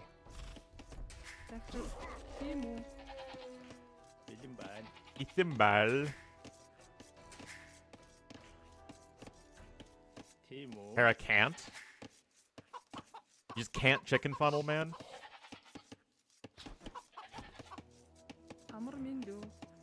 I don't know why you'd send 3 vills to the chicken, though. My understanding is that you send 2 vills to the chicken, and then that gathers all the food from a chicken. That's what I've been doing, anyway.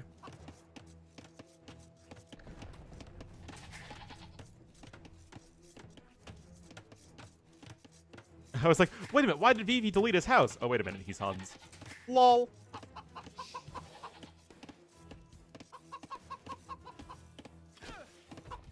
And then play the OST. Oh, what Windows Media Player would take over? Yeah, I seem to remember that. Also, guys, remember the classic bug? I think it was when they... For Vista, I want to say? Where, like, you'd load AOC and, like, all of the water and grass terrain would look horrible. It was like, I don't know, some visual bug. I never even bothered Googling it. What chickens are? What's a chicken? Nah, Leary knows what chickens are. They were in Warlords. Yes, that it's true. That does go to the edge of the map. Or not go to the edge of the map, the other one. On Win 7. I don't remember if it was Vista or Win 7. That was before I installed Voobly.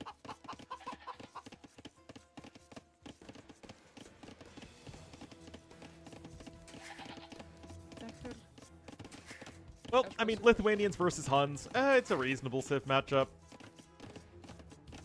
I'd say low A-tier Civ and Lithuanians versus low A-tier Civ and Huns. So yeah, it's pretty even.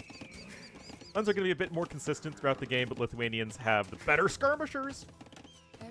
And late games, actually, the late game skirmish for Lithuanians could be a really important tool against Hun Cav archers. But beyond that, of course, the latest makes life sad.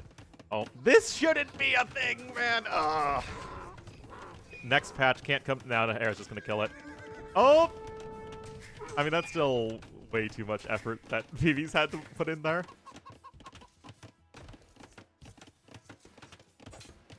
Oh, come on! That's ridiculous, man.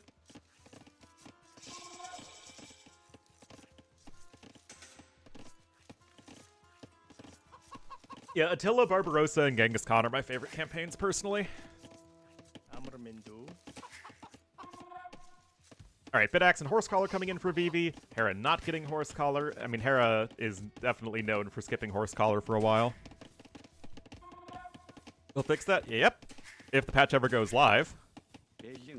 Which, you know, I'm dubious about. But yeah, double lumber camp with Huns and getting an instant horse collar feels so retro. Wait, why doesn't he have a stable? What?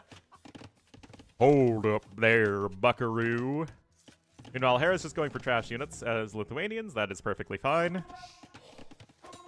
Bainang was okay. It just felt way too short. For being the Chakravati in, like, the greatest empire in Southeast Asia, you spend very little time actually doing that. Too long for sure. Thank you, Ralph the Mouse Stiff Tom, for the 58 months.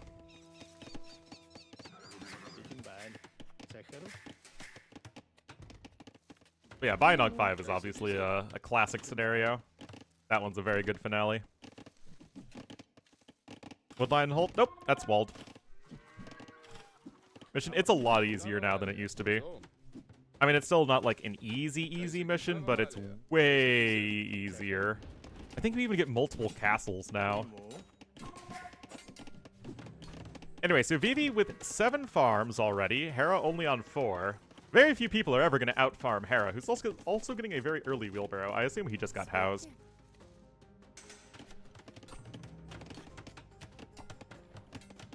Okay there, Chief? Alright, so archery range coming in, and Hera just not really wanting to commit to a whole lot of feudal pressure. It's just not really what Hera does.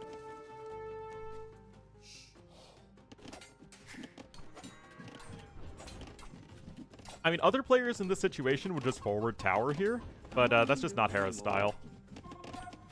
Venegor, thank you for the raid. Didn't even know you streamed. And now you get an influx of clowns onto the stream. Bellfarm is something in that ballpark, I think.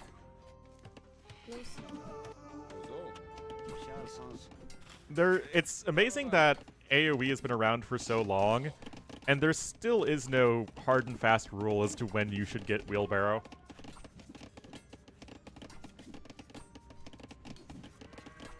Alright, it's all...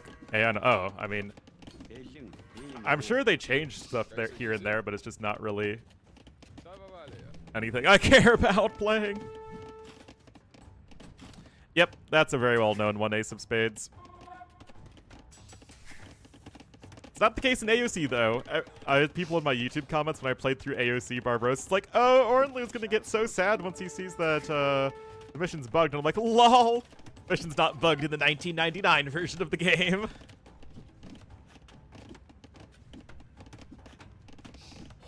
I only play Vikings. There you go. But what is this Viking civ? To me, Vikings, that sounds like a worse version of Malay on land maps. Seriously, why would you ever play Vikings over Malay on land maps if you're a high-level player?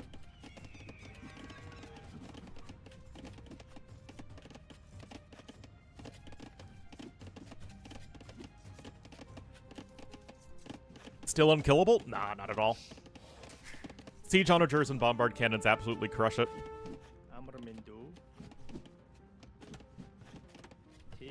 Oh, good bombard cannons.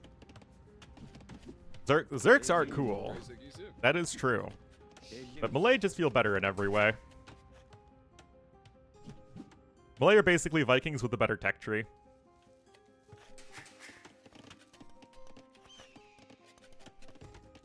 Oh, AoE 1. Oh, I don't know. I really don't care about AoE 1.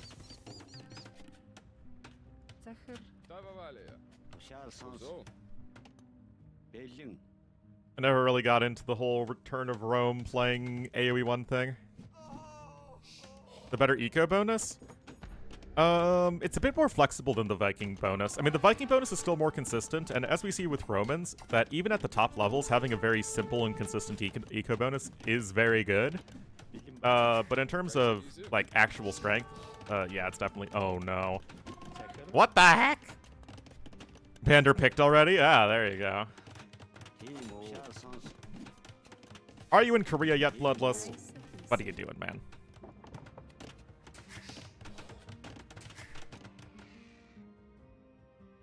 Oh, I'm sure it's real hard to click villagers.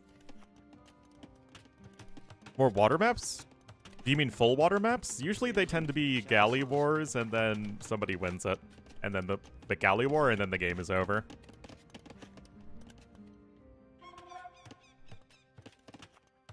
Came back on Friday? Ah, well, I hope you had a good time. Howdy. Hera on his way up to Castle Age. Vivi not clicking up yet.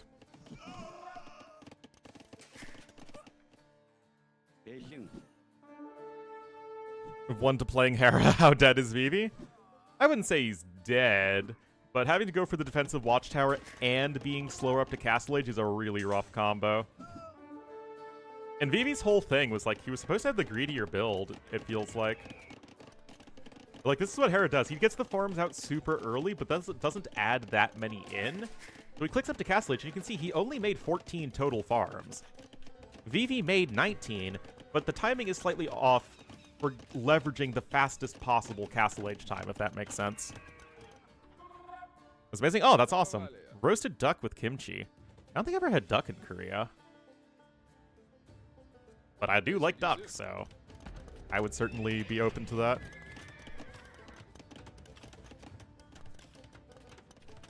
It's a bit meh. I like it, but it's not something I would necessarily want every time. Like, it's fine. I tend to like the more flavorful stuff, though. Like, I actually recently made my homemade bulgogi, and that was really good. Yeah, Hera basically plays every civ with 5% Roman eco bonus. Like, seriously, guys, Hera's early game eco efficiency and his macro in late game is actually, like, the reason that he is the best player in the world. In most other aspects of AoE, Hera is only, I was gonna say, like a top 5 player.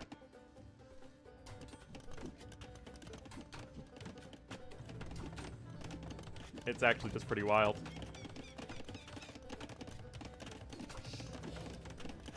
I mean, that is quadruple ranges here from Vivi, guys. Don't like how they wrap it in lettuce? I can go either way on it. It is healthy, but yeah.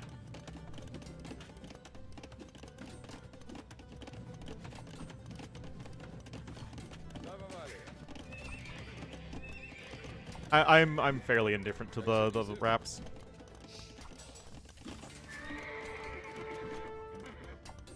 Lettuce? Well, the lettuce part's healthy. Depends what you put in it.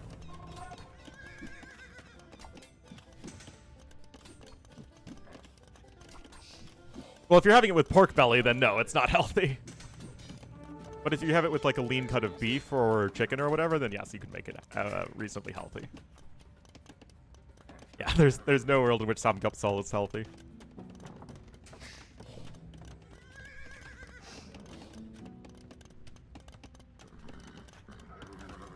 As if this game is for money? It is for money.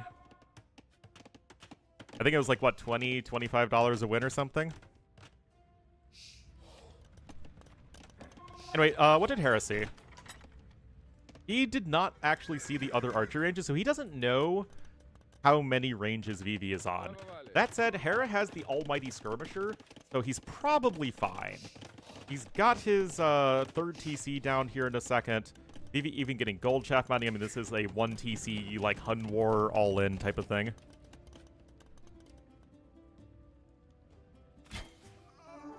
A whole round of Qualifier? Yeah, I don't really get it, but I think Hera just wants to play Arabia most of the time, so maybe one of the things he wanted for the Qualifier was it to just be Arabia.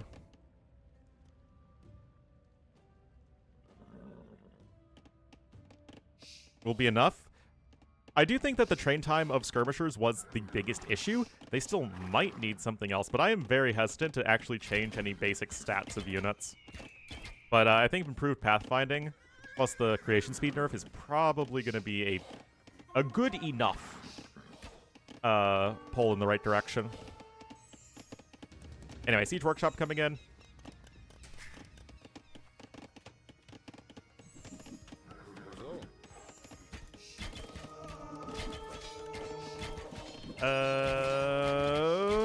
Gets the kill there. This is what I'm saying. Like, Hera never really scouted how hard Vivi was committing to this. Now, Ballistics isn't in yet, so that is one way in which Hera can take a better engagement here, but Vivi's still retreating. And looks like Vivi's going to try and go around to the side here, but this is the most not looking like full wall I've seen in a while.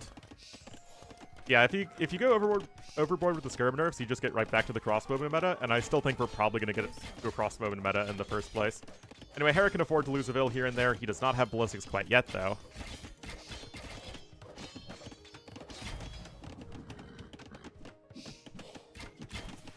So, more than Hera. That is also true, but Vivi actually does need to qualify, so, I mean, to be honest, I'm not confident Vivi would necessarily, even if it would be better for Vivi to play the rest of the tournament maps, I mean, I still don't know if he'd actually want to do that, but, yeah. Definitely think that's going to be the case. No insta. Much anything else, but that's kind of what it exists as right now. Skirmishers are really only, like, good against, you know, other ranged units, and then spearmen. And they do need to be good against spearmen, otherwise then halbs become too strong.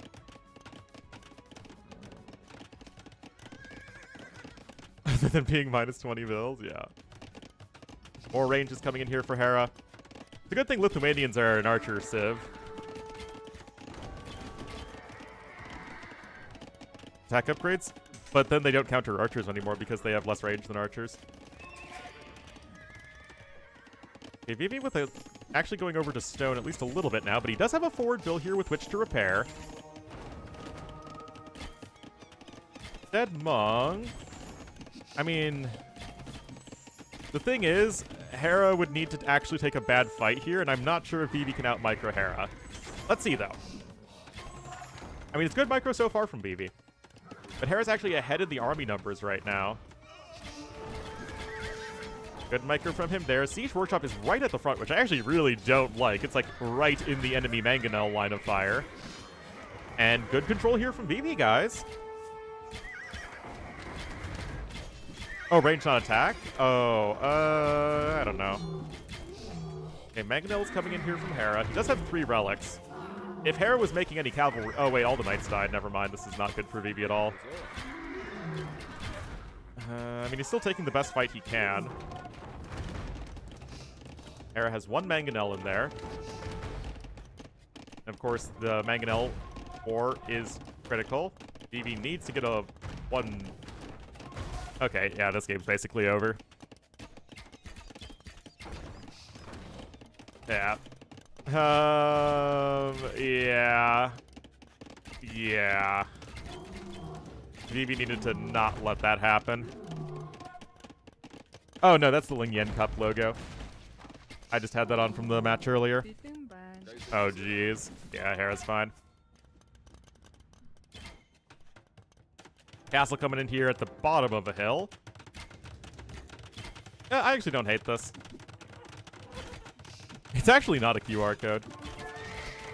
I actually really like the logo.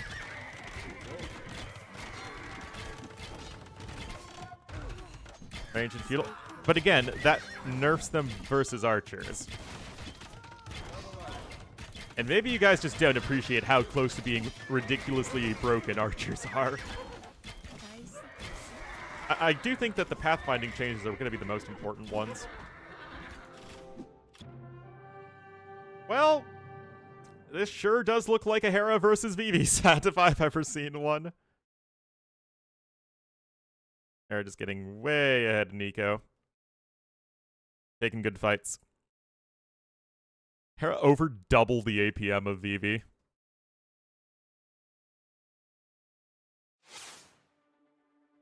Wild. Wildin'. Oh, the Lilith Castle looks great. But then again, almost all the castles look great.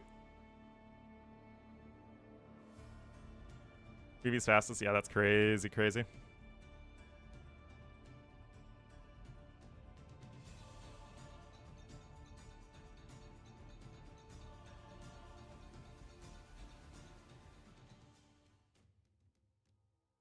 Yeah, this Hera guy's pretty good.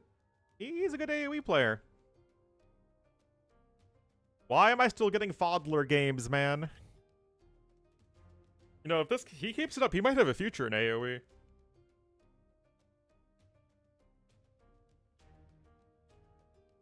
It's not a Ziv bonus, but it is a side effect of Andean Sling for Incas. Indeed, it is Fodler.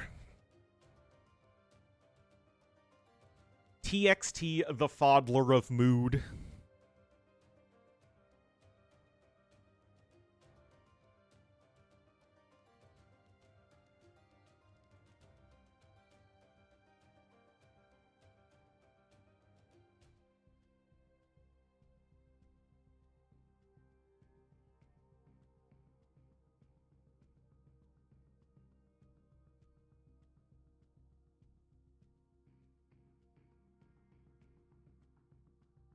You should try LOL or Dota. Didn't Hera completely flame out in LOL? I seem to remember someone saying that Hera actually had 0 viewers or 0 subscribers or something like that for a minute when he was doing LOL. Get into AOM much? The thing with AOM is that what people loved about AOM was the Arcantos campaign. And then once they finished the Arcantos campaign, people felt like the game had nothing else to offer.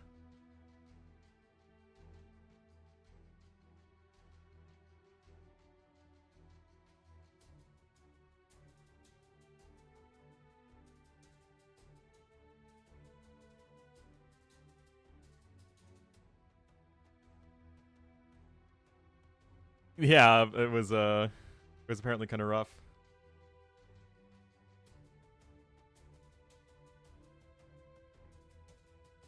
But yes, I have never played LOL for more than like 15 minutes. Like I think I've played like 3 games of LOL in my life.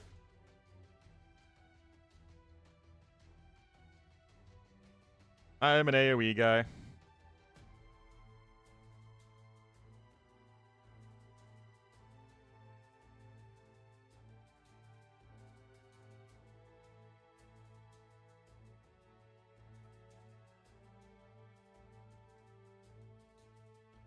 Oh yeah, I mean, like, including in the Arcantos campaign, I include the new Atlantis campaign is like the stuff that people like. I'm talking about anything past that. Was pretty bad.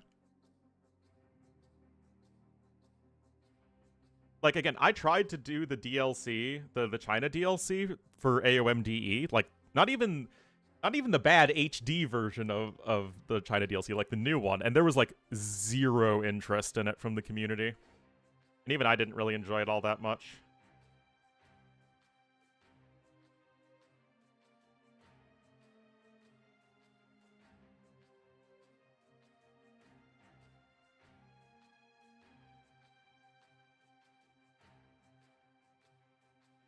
When DE came out? Yeah, but it's the spirit of the law types are few and far between on the world of the internets. I mean, spirit of law is just a great pipeline to get people back into AoE or into AoE in the first place.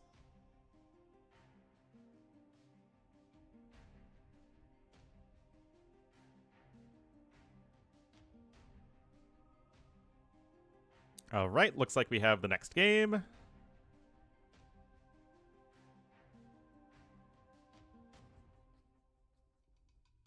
Plays China all the time? Well, that's exactly what you did in the Arcantos campaign too.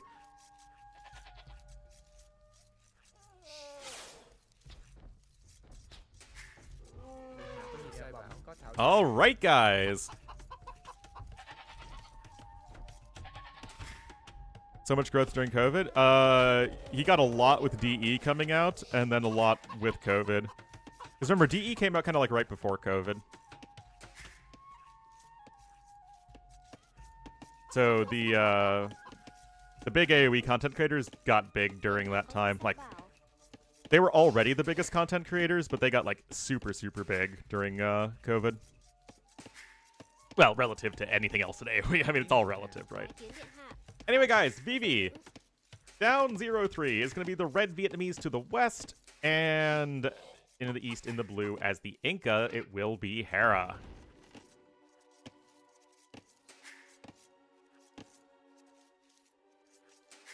Unintuitive?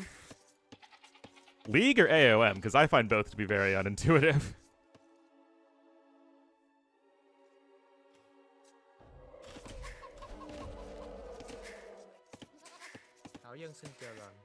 But yeah, it was the release of DE that bumped all the people who were big before DE plus COVID to make them like really, really big. The only person actually who wasn't big pre-DE / COVID that got big during that was actually Hera himself. And that's just because Hera really started to put the grind into AoE too.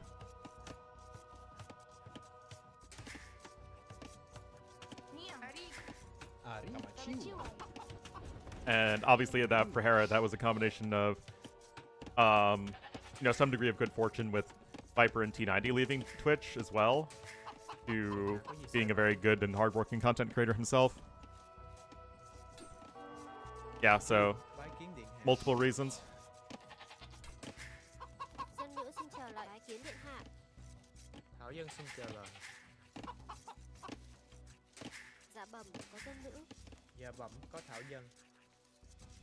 Well, I mean, it's another game of Arabia.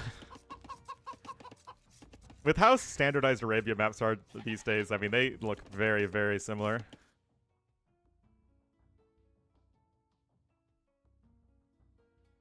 What is the Hera pause? Hera needs to check the Inca tech tree!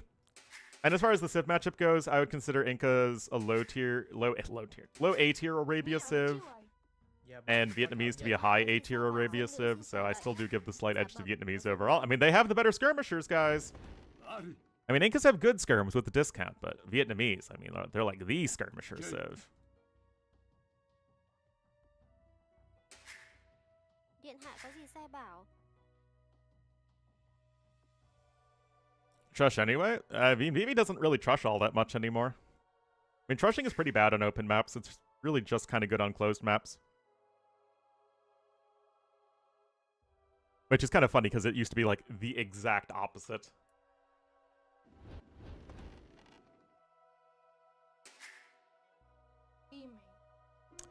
My understanding is that Hera versus Yo is next, but I didn't know about this show match until it was already underway, so I'm afraid I'm pretty clueless. But if there is a Hera versus Yo show match, I'll cast it. Saudis. I just don't... Unless there is already a lot of money coming in from the Saudis or the Emiratis, I don't see the devs wanting to touch the Middle East.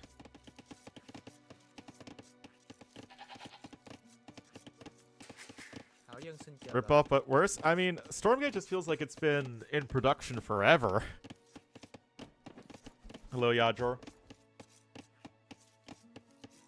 With the Saudis, it's not about being a big gaming market. It's about having some very, very rich oil moguls dump a ton of money into the game. I mean, to be fair, that's literally what Tyrant was. I mean, he was an Emirati oil mogul, I think. Was the Tyrant sponsor. And that's how we got War is Coming. And that's how War is Coming happened, kids.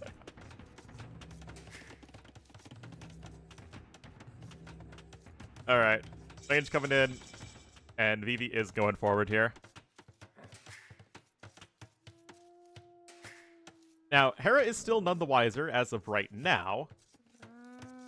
Bidax is coming in for Vivi, not yet for Hera. Well, not literally just as I say that, of course. But looks like Hera will be scouting it at this point. There we go. Abysmal? I mean, I have no interest in playing Stormgate. But, like, when I was really into StarCraft, what attracted me to StarCraft was the big esports scene that was, like, established and had the big infrastructure going on with it, especially in Korea.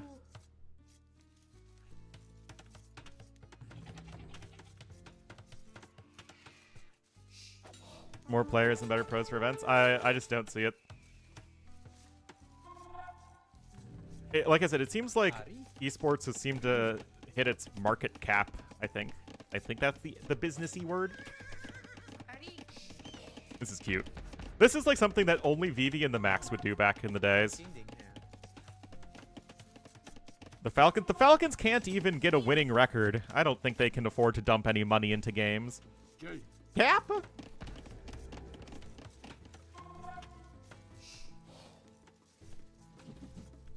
Their father, Broodwar? Yeah. Unfortunately, when I went to Korea, it was all LOL. But I still got to see that whole area where they had all the esports stuff, which was cool.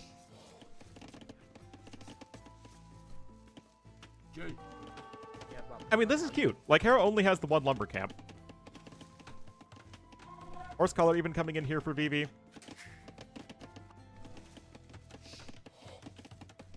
Esports org? No. I'm talking about the Arthur Blank Falcons. Anyway, defensive tower coming in for Hera. There is still only the one villager nearby. I hope for Vivi's sake that this is full walled and I'm just not seeing how it's full walled because that would be kind of awkward if it wasn't.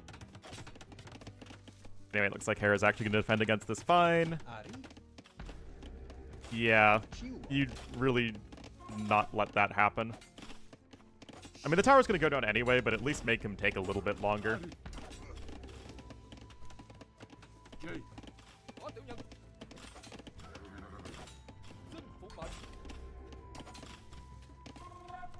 Anyway, Anyway, second range coming in here for Vivi.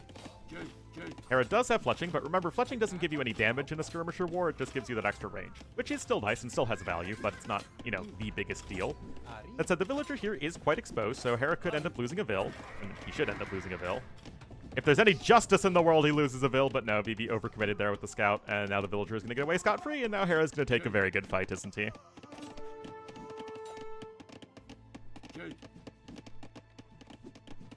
Oh boy.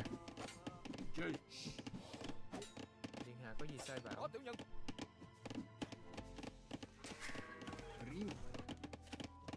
Bảo dân xin chờ lệnh. Well, it would be a stomp. Wasn't it the Chinese sponsor? I mean, the LingYuan sponsor seems to be very interested in watching the Chinese players go up against the best players internationally.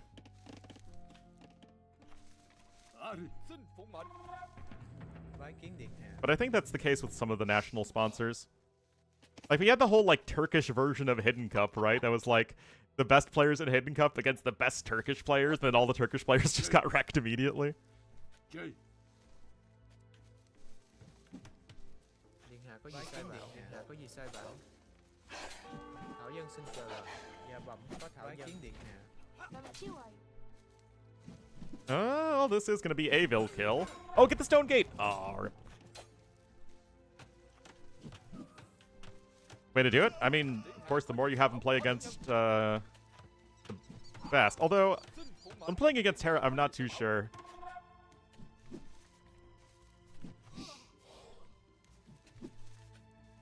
Thanks. No, it wasn't even hidden settings. It was literally just like the same match settings without the hidden aspect.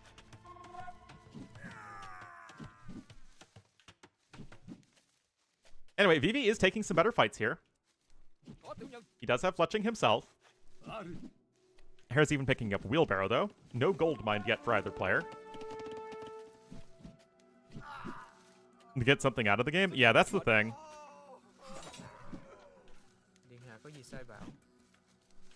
Like, you can learn a lot from playing somebody who's a bit better than you. There's not that much you can learn, though, against playing somebody who's a lot better than you. Like, I'm sure I could learn a lot by playing a best of 7 against a 2K player, who's going to be slightly better than me. But not so much from playing against Hera.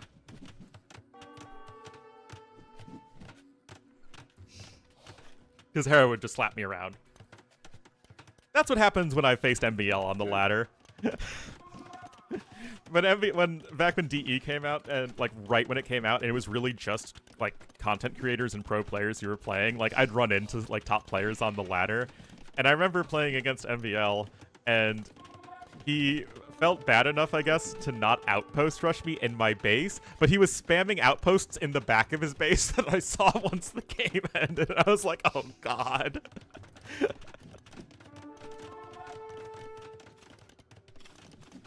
It was a feels bad man moment for sure.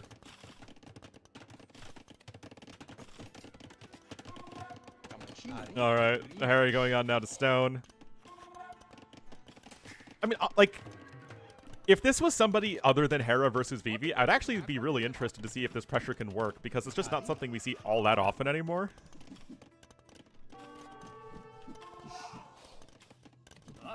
But, the fact that it's Hera takes away some of the hype. Surprising about, yeah, that's because MBL's playing constantly, especially when there are people not online at his level. Never lost to Hera? I have lost 1 game to Hera and beat him in 2 games. So I have a winning record against Hera in a 2v1 with T West.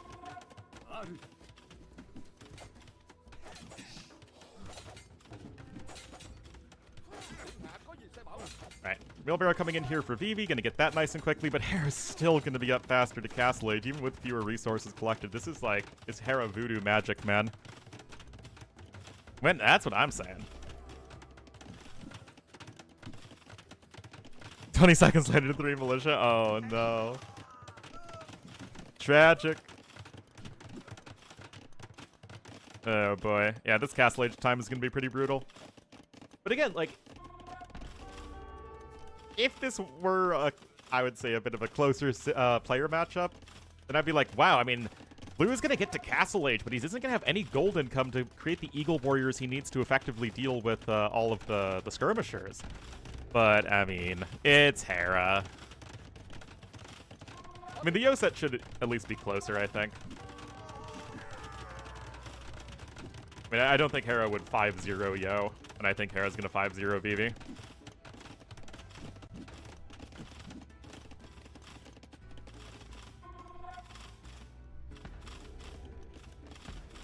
Anyway, Hera is building the necessary towers here to defend.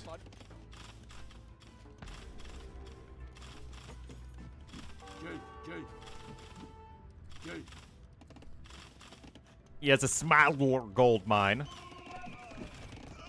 If Hera wanted to, he could try and pursue that gold, but actually that might be what he's doing, but Vivi's just been kind of hanging around here anyway. KD is overall even. Vivi is ahead in resources collected and is also 2 minutes slower to Castle Age. Magic, man. I mean, I get that Incas have the discount on the food, but Vivi still has 600 more food collected than his counterpart. That's it. Hera's having a lot of villagers here. And these are not the sorts of games Hera likes playing, right? Hera likes his very smooth standard games, but actually Hera just taking a pretty crushing fight right there, holy cow. That has nothing to do with Castle Age, that's just Hera taking a good fight. Yeah, I've never been a big fan of the Play All series, unless it's kind of like the Sudden Disaster show match we saw yesterday, where they're trying out new maps, right? Like, if you're trying out new maps, then a Play All X series makes plenty of sense. Because that's the point, is to try out new maps. If it's just Arabia, though, I don't know why we're making Vivi suffer through this. Yeah. Hera able to re-secure his gold control. He can add a TC over here in front of the gold to help protect it if he wants to. Those bells are having to flee back home. Over 1900 elo. It's definitely fewer than that. Because of all the different Smurf accounts out there. Like, there's a lot of people with multiple accounts in the top, 2K plus. In reality, it's probably only like 400 people.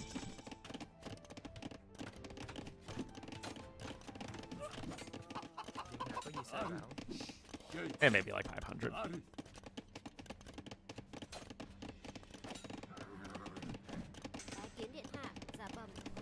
Yeah, TC's, well, I mean, that's the whole thing next patch, right? It'll be interesting to see.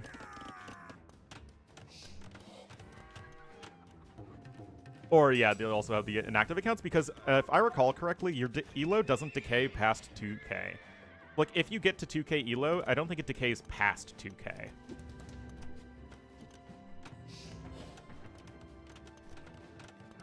Anyway, Hera built his TC over here at the back. I mean, it is a safer location, although I'd still be a little concerned that he wouldn't be able to safely secure his gold. But he's getting his eco upgrades. Knights are running on in. And to be fair, Hera doesn't have anything to stop Knights. I mean, he's going to lose a Vil there. Like, I'm not sold on Hera being out of the woods on this one, guys. Oh, come on.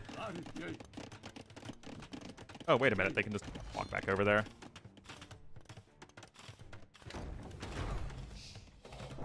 In this situation, they're not good against skirmishers, which is the biggest issue with the unit, is that it's not very good against skirmishers.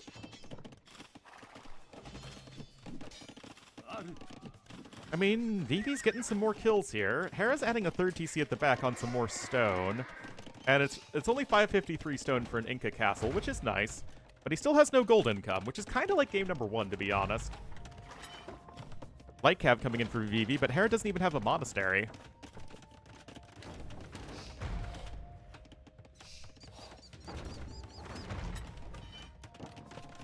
But that is the thing, is that nothing is good against skirms.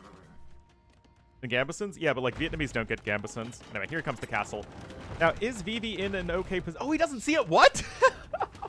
Oh, no. Oh, no. Wow. Ripperino. I mean, now he's gonna see it, but it's way too late to do something about it. Even good against skirms? More skirms. Come on, September, use your noggin here. Okay, Vivi can go with his own castle. He can kind of build like right here between the woodlines. Don't run that Mangonel to the castle, please, Vivi. Thank you. Remember, it's only 1 TC here for Vivi. But Hera still has no gold income. Don't know why he isn't trying to take the gold over there. I don't know why Vivi isn't trying to deny it. Don't need to use your noggin? There you go. Okay, so Vivi does add another TC, and now it's Cav Archer time. I mean, is it really feasible to play a game as Incas, or as Vietnamese and not make Cav Archers? We have some yuckers on the way. The Goofy Brigade, if you will. A 4th TC now here for Hera, which will secure this gold-ish. Handcart coming in now for Vivi. And he doesn't actually see the TC coming in, but good timing from him nevertheless.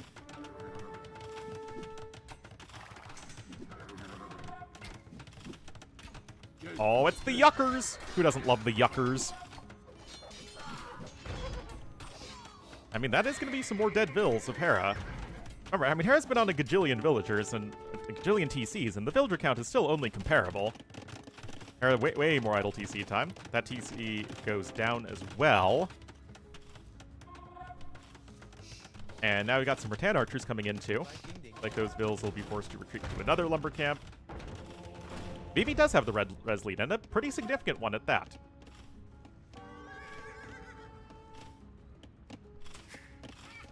I mean, you're playing Incas without gold, and I don't know why Hera isn't taking this gold over here. I really don't. Is there a world where Vivi can get to a better Imperial Age time? Absolutely. Okay, there we go. We'll have 2,400 gold over here. Or 3,200 gold. I know how to count. The Vivi can come in with another castle. He can put it over here. He can put it over here. He can put it over here. Oh, even better. You put it right here. Some of those options might be slightly less viable than some of the other options, but I'm not going to tell you which ones. All right. Good castle spot here. All right, Monk there a little out of position. Remember, it is no ballistics for either player at the moment. Mangonel's coming forward. He'll get sniped right there.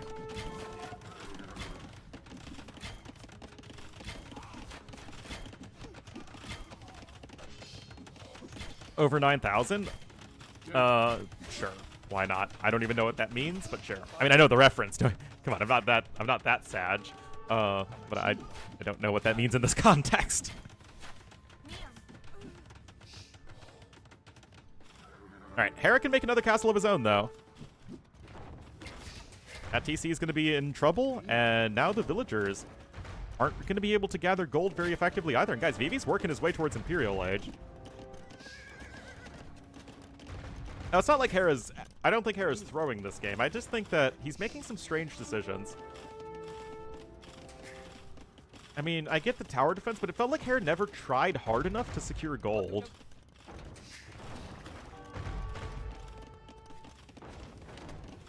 I mean, another castle's going to be on its way here for Hera. And he's getting more and more skirmishers. But Vivi's going to click up now.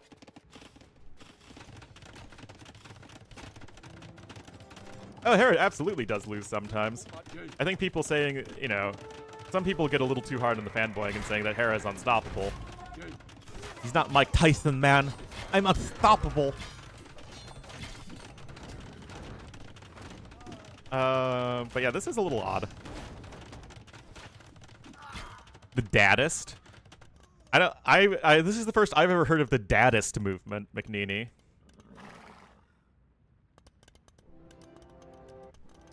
Is it just like the dad jokes movement? Alright, ballistics and leather archer armor coming in. You have 2 castles with which to produce rattan archers, so that's going to be pretty nice. Free conscription's always a really nifty bonus to have in early Imperial Age. Hera does click up as well, but he is going to be notably slower than his counterpart, and there's even another castle on its way. Skirms might annoy it a little bit, but that castle's going to go up.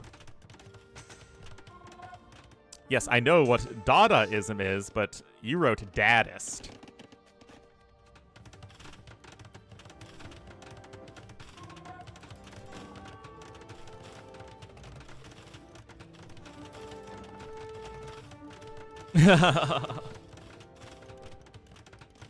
It was a joke. I'm a very funny streamer. I would imagine it's All Arabia. Kind of weird if it was All Arabia versus Vivi and not versus Yo.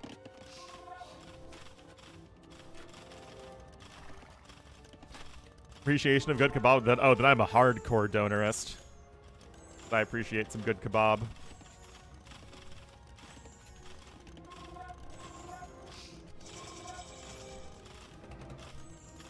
And it's way easier to find good kebab places in Europe than in America. Although when I was in St. Louis, I found apparently they have a huge Bosnian population, and I had some really, really good actual like Balkan food. Didn't get quite far southeast enough to get the good kebab. Although there's like a big Greek population in Chicago, but those are more Euros. Euros.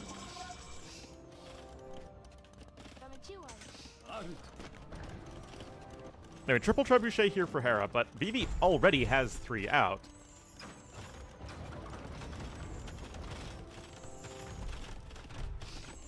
Now, the trebuchets are attacking from different locations. That's kind of just where the castles are located, so it does give Hera perhaps a little bit of a time to repair.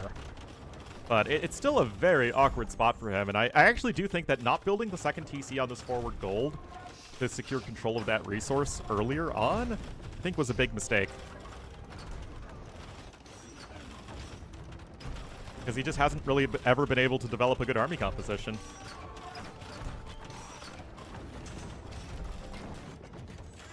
I mean, even if all the castles go down, Vivi is in a better spot. He's ahead by 2,000 resources.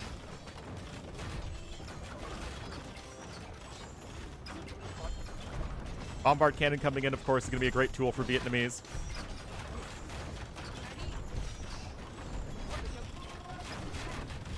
Shit meat stick. I mean, does it matter if it's delicious, puppy saturation? That's my question.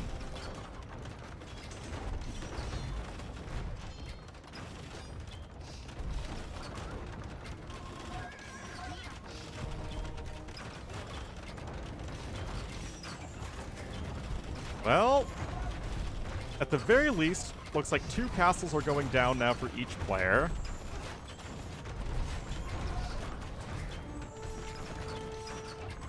Hera even got Mass Nori. Ton of plate, I'll eat it. But look at this, guys. 5 trebs to 3, and you have the Bombard Cannon tool here as the Vietnamese, so lots and lots of advantage here at this point for our red player Vivian. I mean, this absolutely to Vivi's credit. He played well this game. He kept the pressure up on Hera. He had a really good understanding of where he needed to pressure his opponent and when. He got enough of an eco behind it. And, I mean, this is, again, even with a player of Hera's caliber, sometimes just get outplayed. That's a good day. I love chicken euros. I love lamb euros. Pork euros. Lots of them in Chicago. Like I said, we have a big Greek population here. GG. Well done there, Vivi. That wasn't Hera playing, you know, oh, it's just YOLO meme mode. Like, Hera didn't do anything that extravagant. I mean, he made skirmishers. Off-brand? In America, you actually have a lot of pork euros. Again, it's from the Greek immigrants, so no halal issues.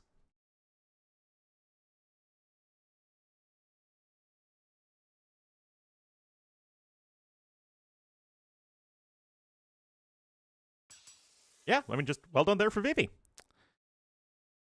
And I will take a competitive game of AoE to cast any day of the week. Except Thursday. Right, that is Vietnamese over Inca. I do think Vietnamese are the better civ anyway, but that was still very well done there by Vivi.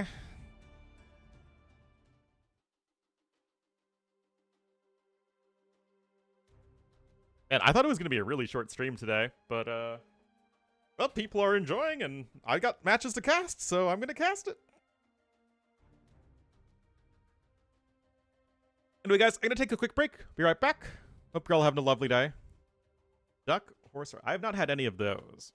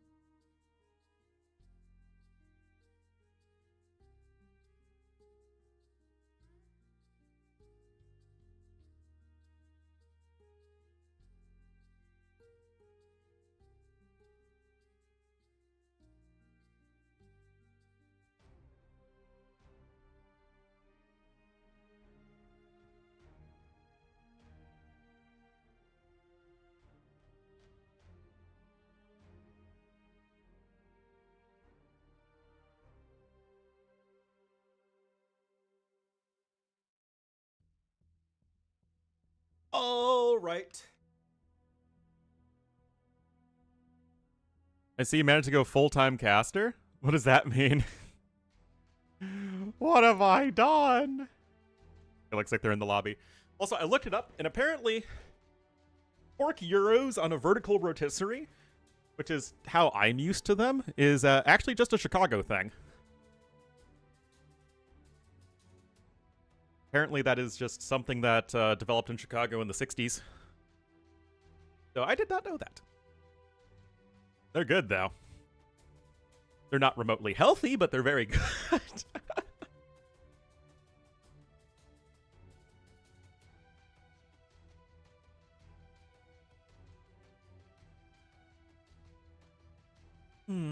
Always well spent.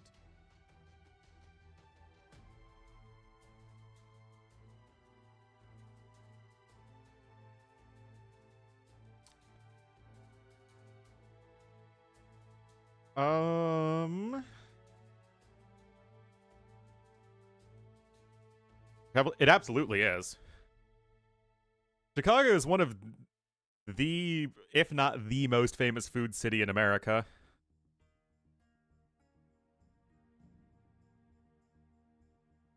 A gangster city in the 1920s and 30s, it was. Yes, Chicago is the home of Al Capone.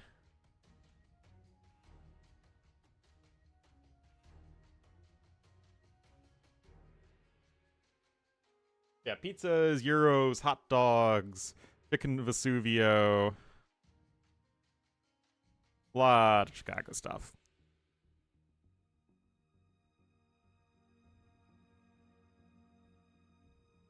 Iraq? What's that? Is that Chicago but in Iraq?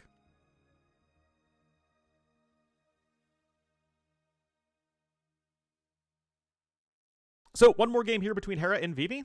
Hopefully we'll be able to get that into that in a moment.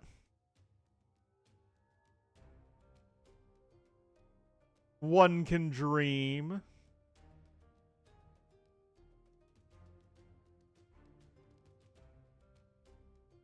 I have literally never heard that before. Is that like people calling San Francisco Frisco?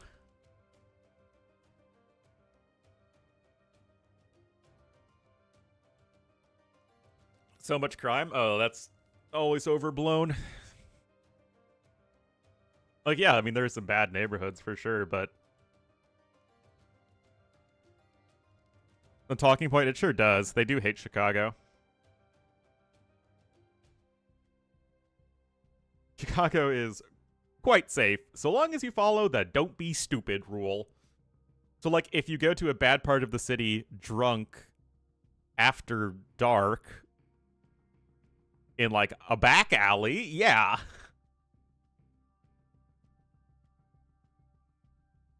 Or scary, yeah.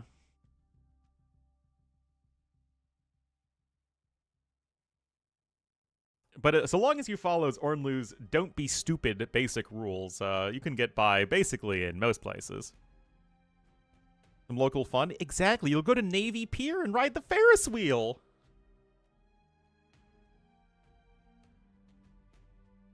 Back alley deals, you know it.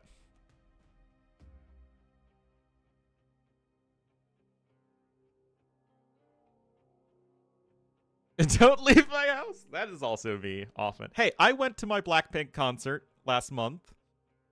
That was me going downtown. I went on several dates downtown before I decided that I was going to leave Chicago and then stopped dating.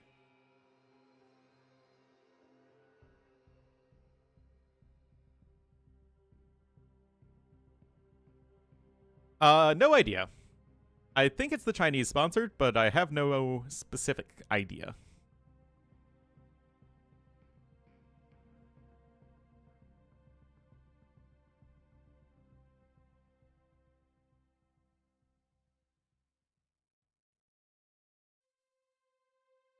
Still not starting the game. It's apparently very tough to start a game of AoE 2. Albuquerque or Phoenix? I don't know about Albuquerque or Phoenix, but DC is... It's like very... You have the super rich areas and the super poor areas. Like, all of the stuff where tourists go is very safe. Like, very safe. Do you have a chance? Who knows? Who knows? But yeah, there are a lot of rough parts of the city. But going into the suburbs, it's pretty fine. Like, I don't want to live in DC, in part because I don't want to move to a place where I don't have representation in Congress. Or at least voting representation in Congress. And two, DC is either I can't afford it or it's not an area I want to live in. Chicago, a walkable city? You could hit most of the areas you could want to go to for like all the touristy stuff by either walking or using the L. But if you want to explore the neighborhoods, it's probably best to have a car.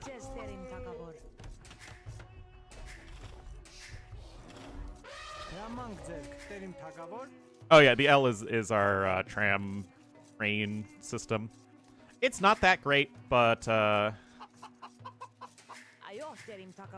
you know, it's some neighborhoods. Yeah, so Chicago's kind of like a city of neighborhoods. You have like the downtown area with all the famous shops and whatnot, but you also have neighborhoods where you have like Chinatown, Greek Town, Little Italy. You have the safe Latino parts of Chicago. You have the safe, historically African-American parts of Chicago. The Polish areas. So you have like all these different communities that you can find some really good food and shopping.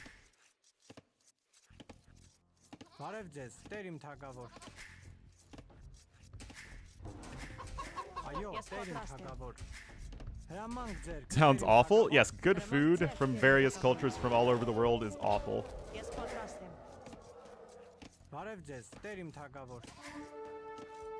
Anyway, Hera gonna be the Red Armenians here. Who was it? Lazarus on YouTube wanted to see Armenians. Here are the Armenians to the northwest, and Vivi gonna bleed the blue Hindustanis to the south. I think Hera's gonna win water hard this game.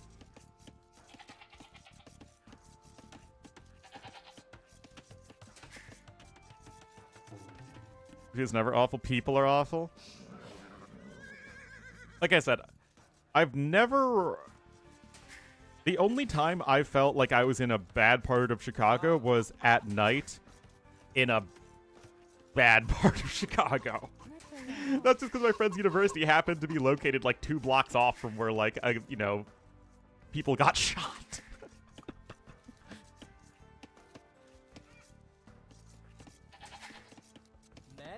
But, like, if you're visiting Chicago, you'd have no reason to ever go there.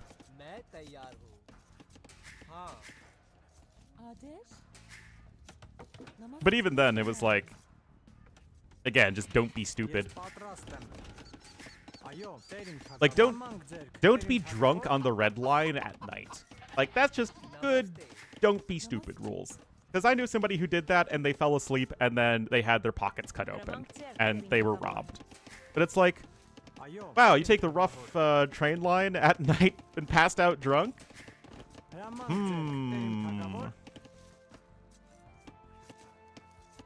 Yeah, this is actually a pretty insane map.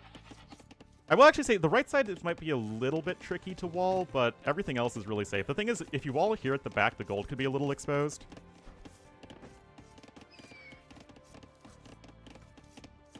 Once in 4,000 jobs? Exactly. Speakeasies you can hit.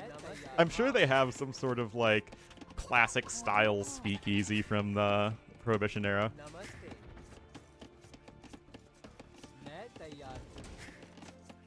Yeah, Chicago's great though. I'd highly recommend it to anybody who's visiting from either from America or from abroad. But Chicago's also a very popular destination to visit anyway, so it's, I don't even think Chicago's underrated. Unless it's people who just think that America is comprised of New York and LA, which I guess is some people. Or sorry, New York, LA, and Disney World.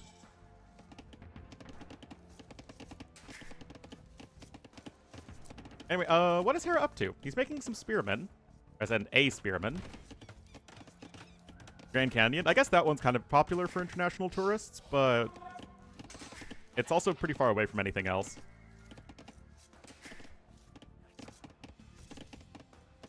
With Disney World? Really? I thought that was, like, huge for international tourists, is to go to Florida and go to Disney. And Universal and, you know, all the theme parks there. Epcot.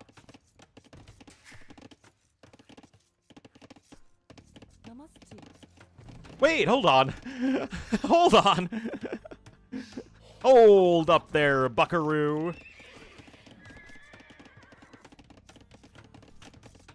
Okay, this is a very not Hera thing.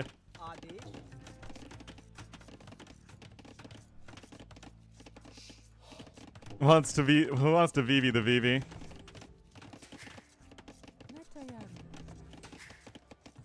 So I guess then if Disney stonks have fallen, or Disney World stonks have fallen, then what are the big places to visit in America that people want to go to from not America?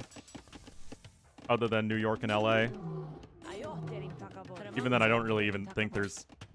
I feel like most of the stuff to do in LA, it's probably more interesting to do as a local than as a tourist.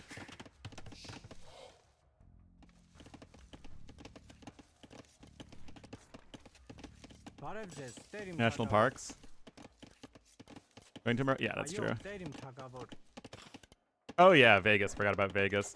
Yeah, Vegas feels pretty overrated. Even though I've never been there, but I also don't like gambling. Trusting like a mad lad? He does that, but this time it's Hera doing it. Niagara Falls? Well, to be fair, Niagara is shared between America and Canada. I mean, I guess that's walling in, although that's pretty darn expensive.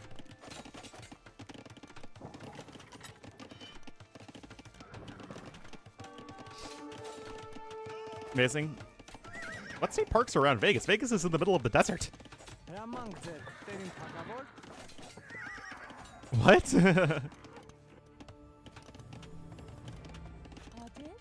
This too seriously? I mean, that was a pretty wild quick wall, and he killed all the opponent's scouts, and he's gonna have a bunch of archers in the back of his opponent's base.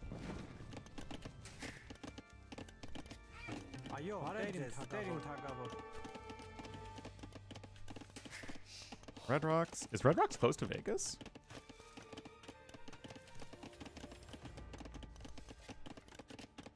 Rock.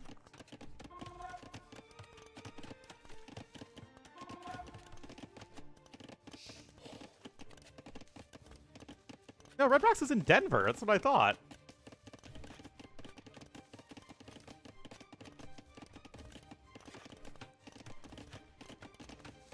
So if you start in Vegas and go to Red Rocks, it is a 10-hour drive or a 2-hour flight. Anyway, Archer's showing up here. One bill is going to go down guaranteed. Basically, it's just how do you respond after that, and Vivi's doing about as well as you could ask for. Oh, there's two? I only know the one in Colorado. Is a commute, yeah.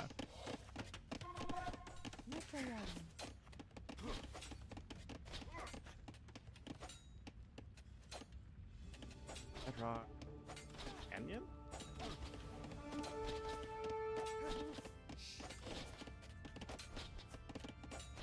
Huh, okay, so that is in Vegas. I've never heard of it. Looks like a desert, though. I mean, it's pretty, but it's all deserty.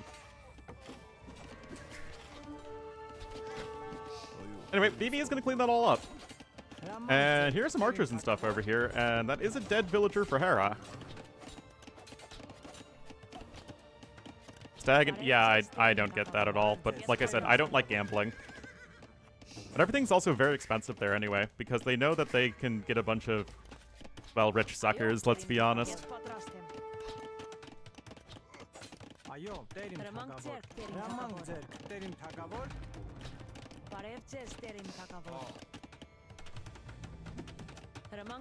Oh, that lady's gonna be having a bad day.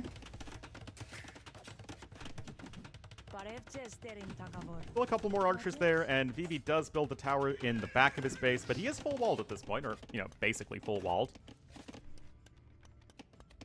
So, honestly, this really doesn't seem to be doing that much from Hera. And, like, there's a reason Hera doesn't do this style of thing often, right? Your credit card? But, like, even if you're into gambling, why would you go to Vegas where you know everything is literally stacked against you? And the entire city is based off of people thinking that they are going to win it big when they do not. Anyway, Vivi is going to be slower up to Castle Age. I win it big, yeah.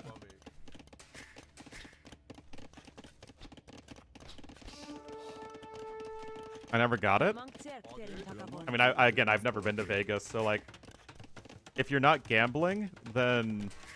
If you're not going to, like, the casinos, then what is there to do in Vegas? I don't think there's really any culture to speak of other than like the Vegas Strip stuff.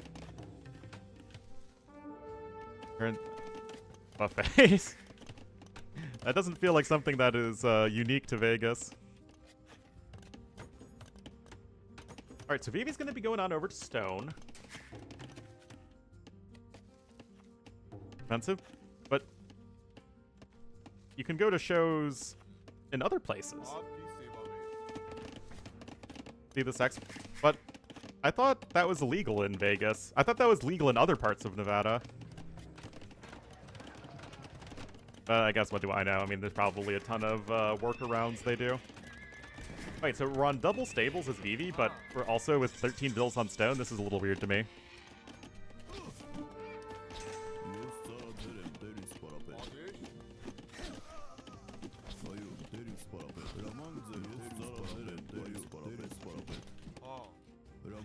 But I guess, like, what I like doing when traveling is eating, historical places, eating, museums, eating, natural stuff. Like, those are the things that appeal to me and why I love traveling. Never Vivi the Vivi. Never ever. Hera's getting a second TC though. He is ahead in resources. Oh yeah, sorry. Drinking is a core part of the eating experience as well. Yeah, I really don't get the double stables thing. Unless he was just trying to go for light cab, but you think if he was going for light cab, he would have started queuing scouts at this point. Walking? I also like walking, just like in the historic or interesting parts of a city. Anyway, it's going to be for the viscous baby sheep, the goo lambs.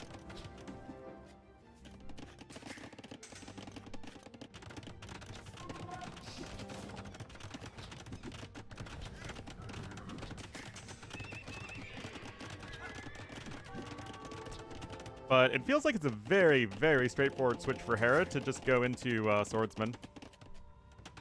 Kilogram bench? I am not there yet. Gulams? Pretty well.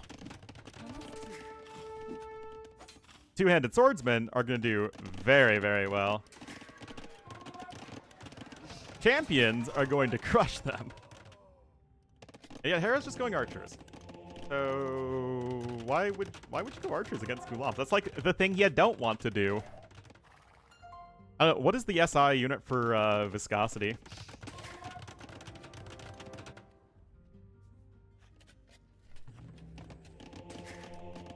I mean, I could probably bench 220, even though I don't actually do it myself.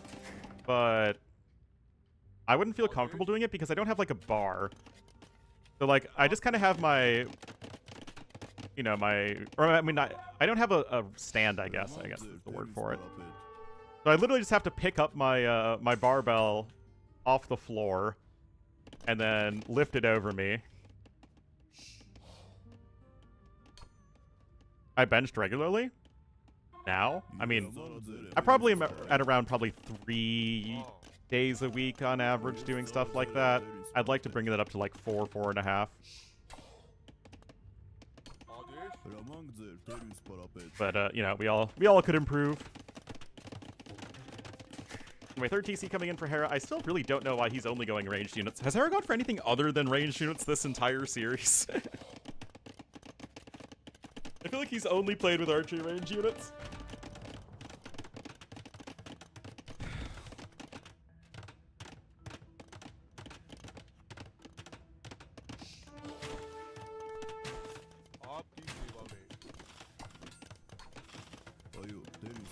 Oh, it would be a lot for me. I definitely couldn't do many of them. But, you know, being healthier and getting in better shape is an ongoing process.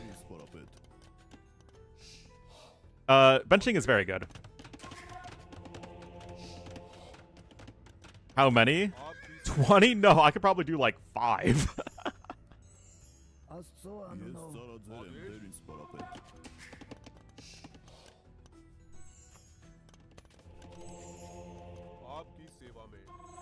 It's not gonna be my, can do 12, that's great.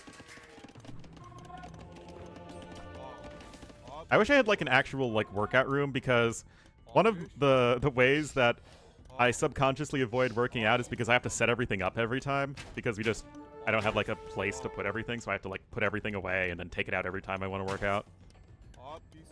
And that's effort. But I will work out today at the very least. Anyway, got a couple monks here. Vivi gonna get run back into the TC. And Hera still has a sizable villager advantage.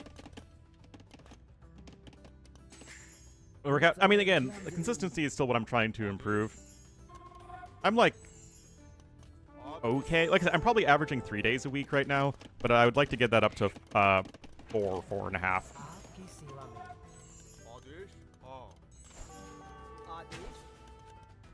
And working out, well, it's the additional effort. Like, I'm already putting in effort by working out in the first place. Vivi will certainly want to castle drop. Hera will probably want the Imperial Age. No +2 defense in yet for the Gulams, though, and that's going to be an important one. But low frequency. Oh, boy.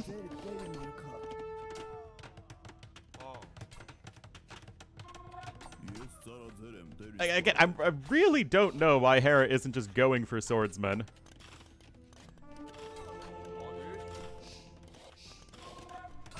I mean, we gonna have a siege workshop in here as well.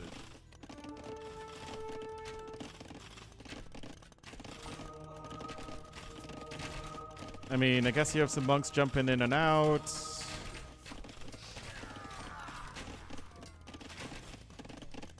I guess I just don't really get it, guys. Hera's gonna click up to Imp soon, but I don't see how he gets to Imp without being dead.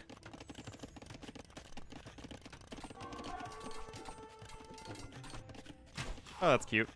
Certainly not a bad thing. He still has the range here in the back.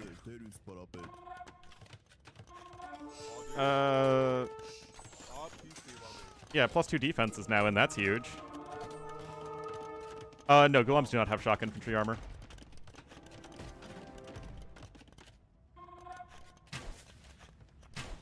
Yeah, I mean, that's definitely not going to be too fun for Vivi to deal with, but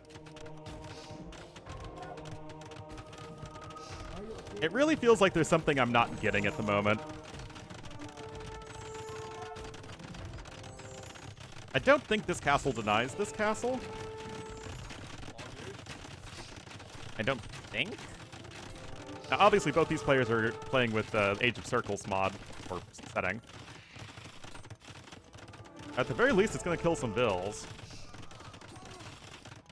And Hera clicks up to Imp. Castle goes up.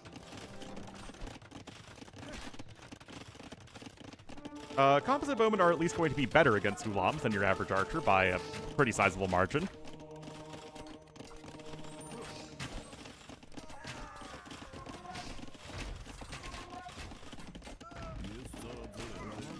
This feels all sorts of wrong, man. It feels like Hera shouldn't be able to defend against this. Yet he's not even that far behind in resources. It's like he's just popping in and out of the TC with the ranged units, and I mean, it's just more examples of ranged units being very good right now. Yeah, Hera's fine. His base is very compact. There's only 11 Gulams on the field at the moment. Age of Circles? Yeah, the range indicator. AKA Age of Circles. Castle goes down. How does Hera's castle ever go down? I don't see that being a thing. It's gonna be several dead units.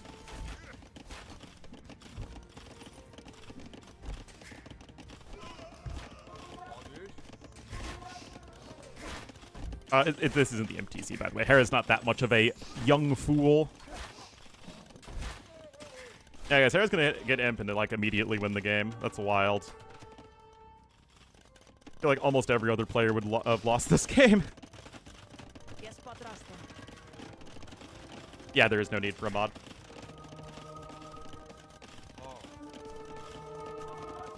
It's like basically when it was added to the game as an actual setting is when everyone's like, okay, this is something that the devs are fine with players doing.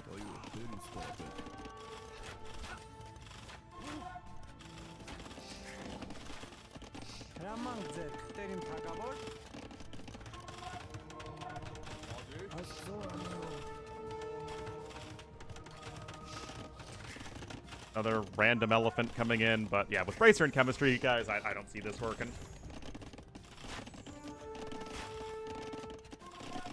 So apparently, crossbowmen are the best way to deal with the Gulams. 7,000 more resources here for Hera. Obviously, that armored elephant isn't doing anything. Gulam? I don't like Gulams feel good. It just feels like right now melee units have to have such completely overblown stats compared to ranged units for them to even be remotely viable.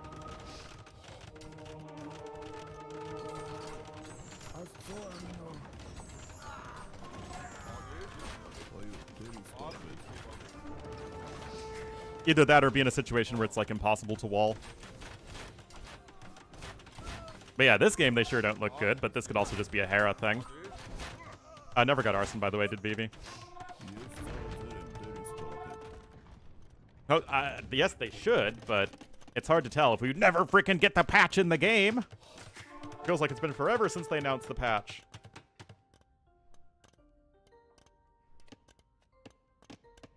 Even if I don't like most of the changes in it.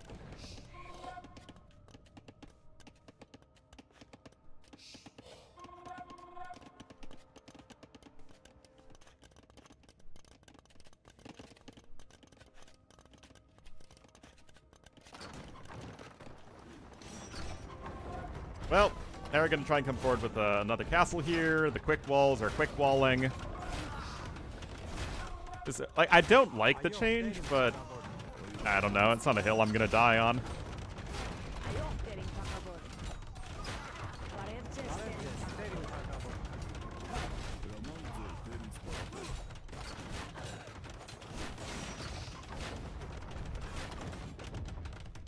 Backwards somehow? Yeah, I was doing one of the achievements yesterday, and my units just kept on getting stuck doing nothing. It was so annoying.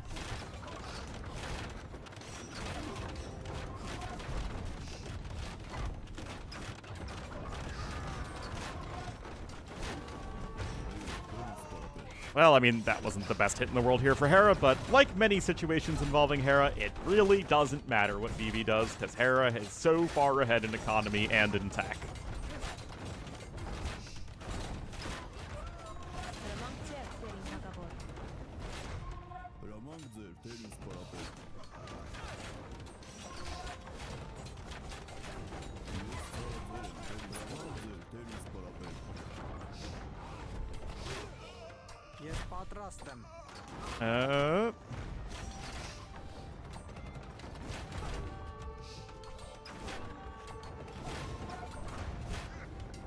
Well, awkward. To the Renaissance age? Yeah, basically. I still have no idea why Hera isn't just spamming champions, but what do I know, man?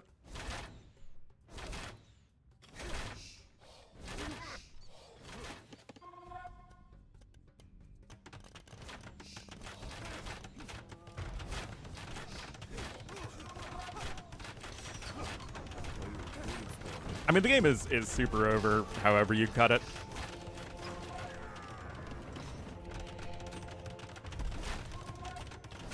Well, Elite Composite Bowman is in, so they get their feathery caps. And there's the GG called.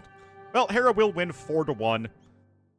I mean, at least Vivi did take the last game against him, but I mean, it's Hera versus Vivi. I don't think we really could have expected all that much else.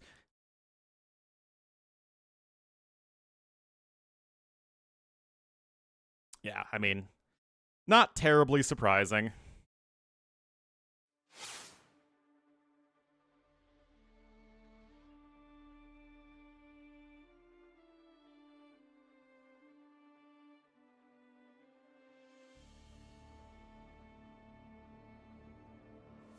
So, well done there for Hera, and I guess the other set is against Yo.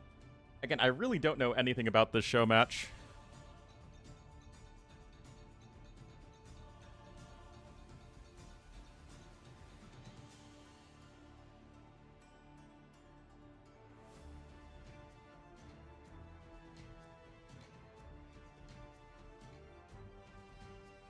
So let me check out Hera's stream. He's probably AFK after that.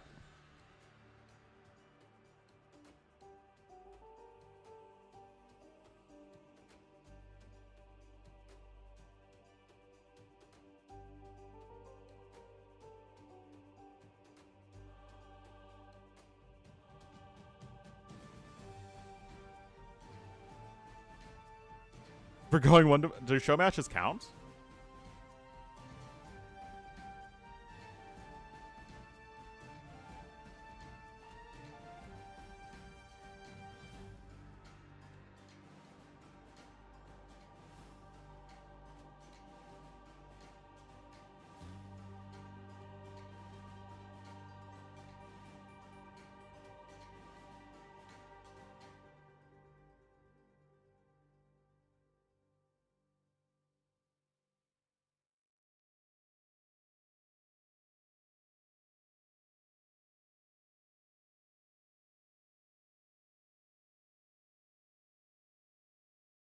So what now? In theory, there's going to be another show match versus Yo.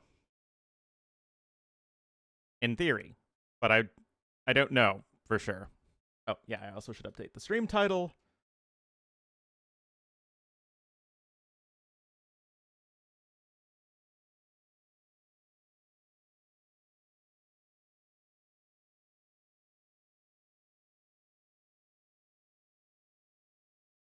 And it's going to be another play all 5, in theory. I'll stare at you guys, too.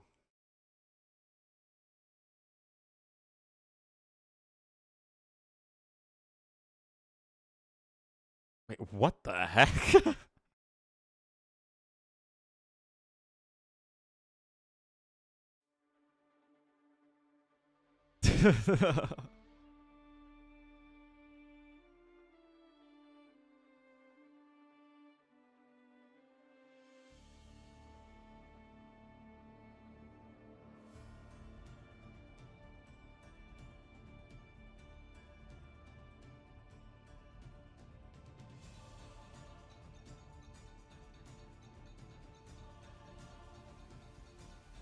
Yeah, does anyone know, like, the reason for this show match? Because it seems to kind of happen.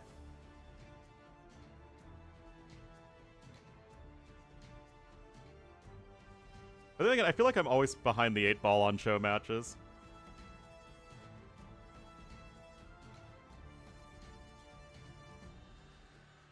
It feels like they're always scheduled when I'm asleep.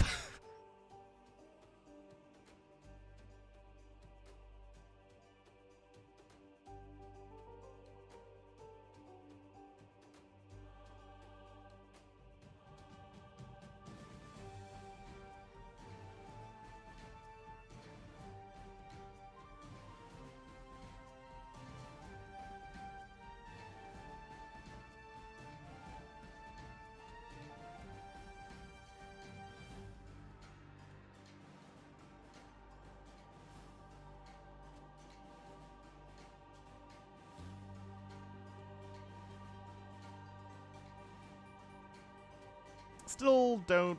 I mean, is there another show match happening? Oh, yeah, no, I mean, anytime we can get sponsorship in AoE, that's great.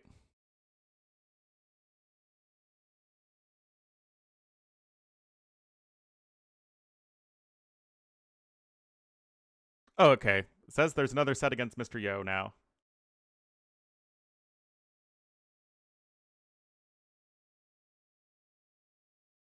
Yeah, I feel like show matches probably shouldn't count.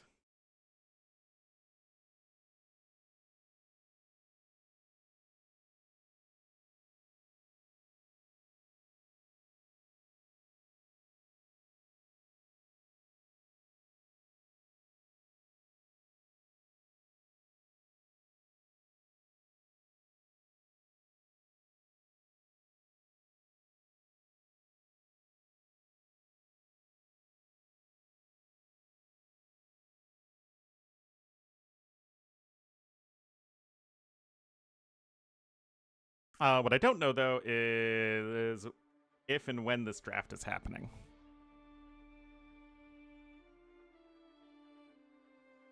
Halloween patch, oh boy.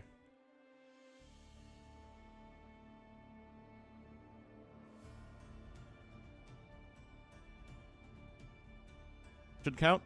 Yeah, but they also often have very specific settings, and show matches are always going to benefit the popular streamer players because they tend to do show matches the most.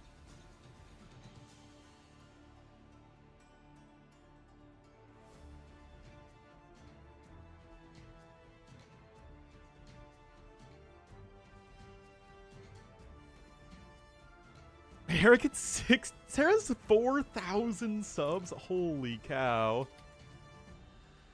I just had his stream open to see if he was drafting. That is insane, man.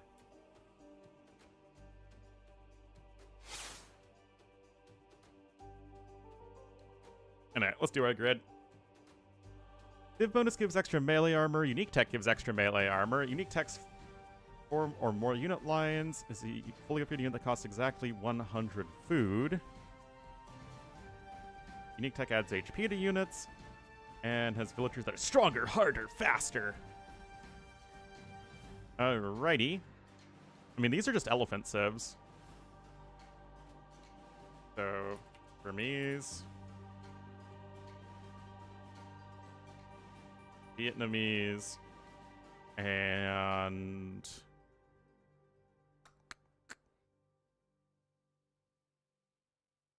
this 120k a year? I have no idea. Because subs come from all over, and subs are cost differently depending on where you're getting subbed from.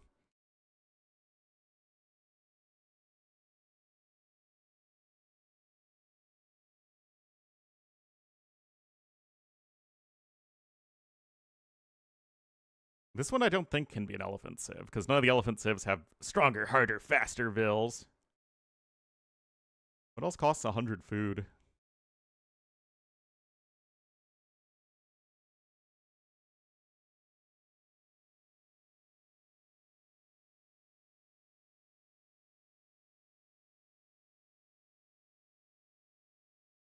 I mean, 100 food's a lot.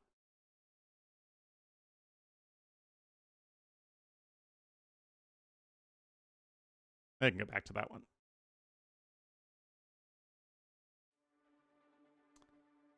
Alright, so unique tech gives extra melee armor, so this can be Teutons.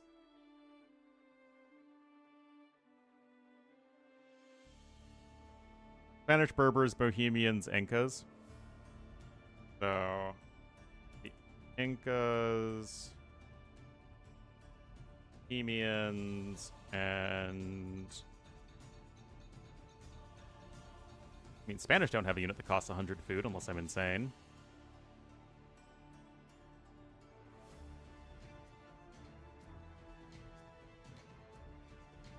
Oh, that's right. Yeah, good call.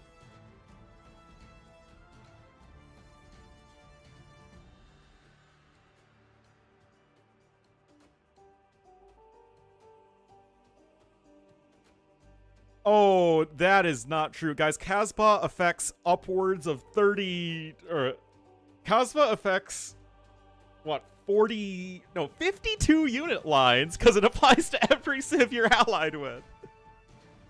Plus trebuchets and petards.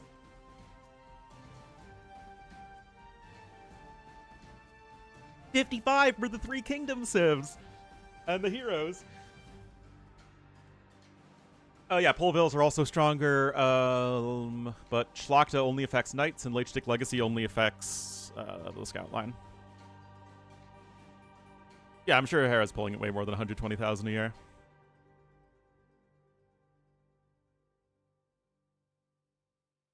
Armenians in the middle? Their unique text don't affect 4 unit lines. Spanish? Supremacy just affects vills, and Inquisition just affects monks and missionaries.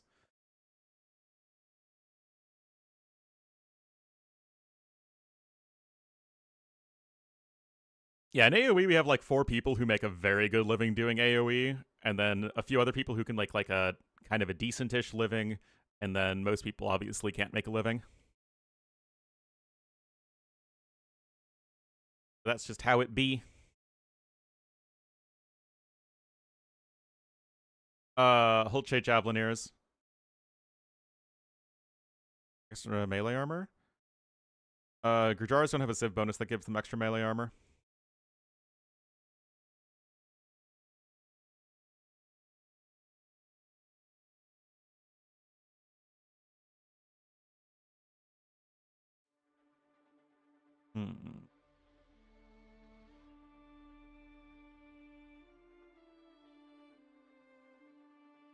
Be better than chess?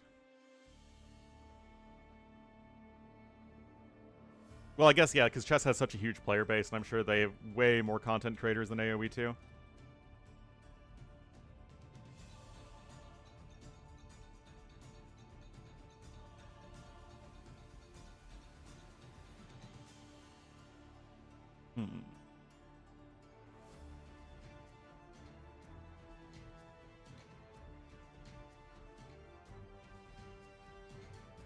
Also, what civ has an extra armor unique tech and an extra HP unique tech?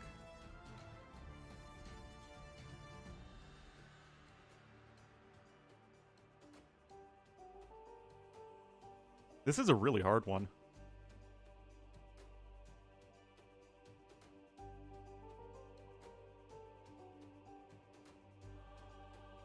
Celts don't give you extra armor.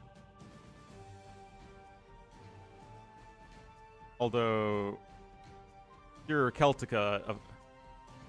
oh, Celts work here in the middle.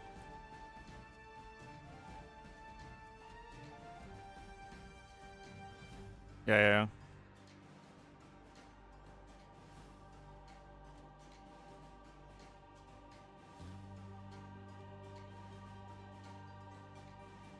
But now Armenians doesn't work, it's just, it's just 2 units each for Armenians. I don't need Hera stream.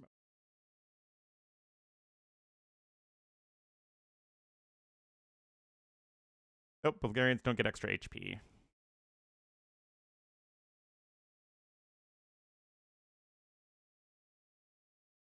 Incas don't have a civ bonus that gives extra melee armor.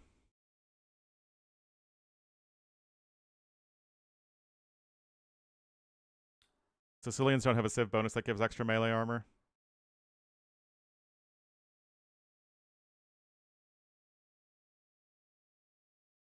Bengalis? Bengalis don't have a civ bonus that gives you extra armor. That's not a civ bonus, though. Oh, wait, no, monks. Monks, duh, monks. Okay, so... Pikes affects the 2... 3... Oh, okay, yeah, Bengalis works here. Yeah. Because Pikes affects all 3 elephants, siege elephants, battle, and elephant archers, and then the Ratha. Okay. No, I tried Berbers at the bottom, and technically they should work because the Berber unique tech, Casbah, theoretically applies to 55 different units. But alas. Alas.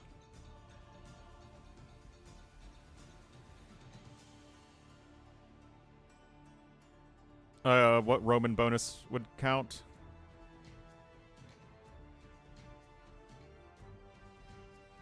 All right, the civ draft is done. I think it's just Arabia, so, I mean, it's just, you know, they're going to pick decent enough civs, and that's going to be all fine and dandy.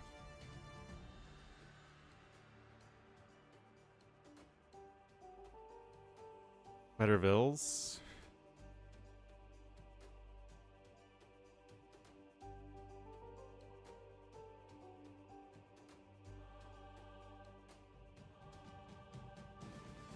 I guess stronger or faster is pretty limiting. I was thinking that maybe villagers with First Crusade are better. Magyars are Goths?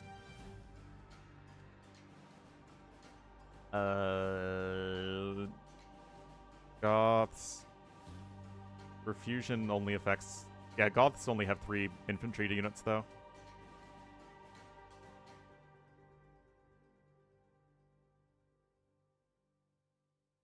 No. Standard post-Imperial Age villager that are universal. So stronger means villager has additional HP, attack, or armor.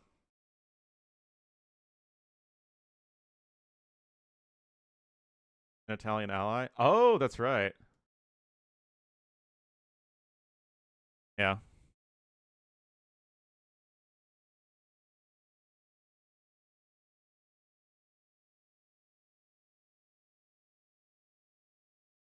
But wait a minute. If Goths with an Italian ally count, then why doesn't Casbah count?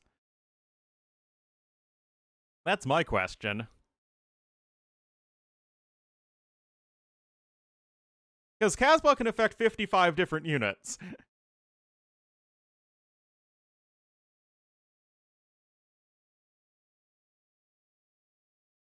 Even counts without an ally? No, Casbah only affects Trebs, Camel Archers, and Petards.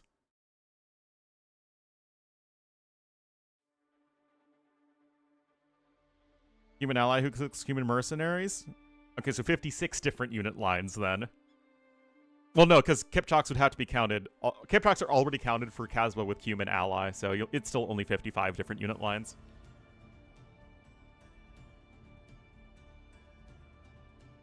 Oh yeah, spec dashboard. I keep on forgetting the spec dashboard isn't working.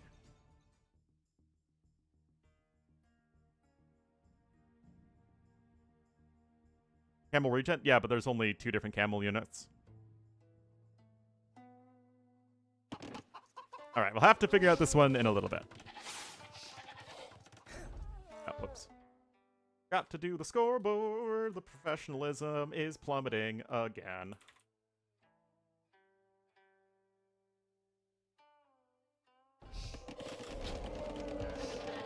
But we have supremacy. We already have the middle. Oh, unless you. Oh, okay. I see what you mean. Yeah. My bad. Yeah, and it's just Spanish. Yeah, so we actually got everything. This is one of the toughest ones I've done. Yeah. I see what you mean. My bad. Yeah, look at that. This is one of the most restrictive ones I've ever done. That's cool.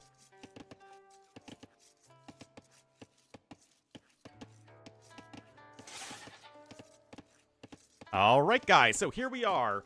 Gonna be the other show match, play all 5 between Hera and Yo. This one is hopefully gonna be closer than the other set. We'll have Yo in the red as the Romans here to the northeast, and to the southwest in the blue as the Wei. It will be Hera. Added late last night. Grand Trunk Road affects villagers, trade carts, trade cogs, and what else?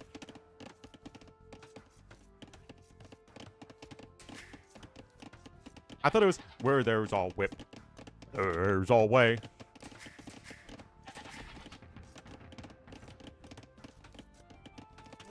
So,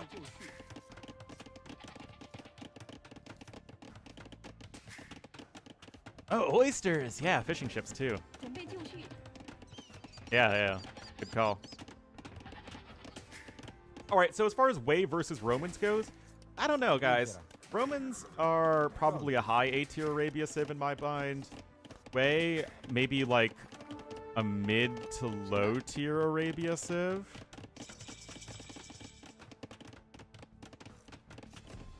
You've been grinding this tournament? Oh yeah, those were LingYuan. I mean, this is just a show match, but yeah, it is my job to grind tournaments. And it is a testament to how much I love AoE that I'm fine doing it. Well, so long as people are enjoying it. It's hard to do the tournament grind if there aren't many people watching. I will be honest, but no, people have been enjoying it, so I'm satisfied. But this is just a show match, although it is played on the version of Arabia. Anyway, horse color coming in here for Hera. Yeah, I don't know. I would say like Romans are still, I think, a bit better overall than Dawei. Because you still need to make that early investment to get the eco upgrades, which I think is a little tricky, but so far the Men-at-Arm build is doing absolutely nothing. As is so often the case. Bedax only just now coming in here for Yo. Hera's had it for a hot minute now. Res Collected is dead even, which is good for the Wei player.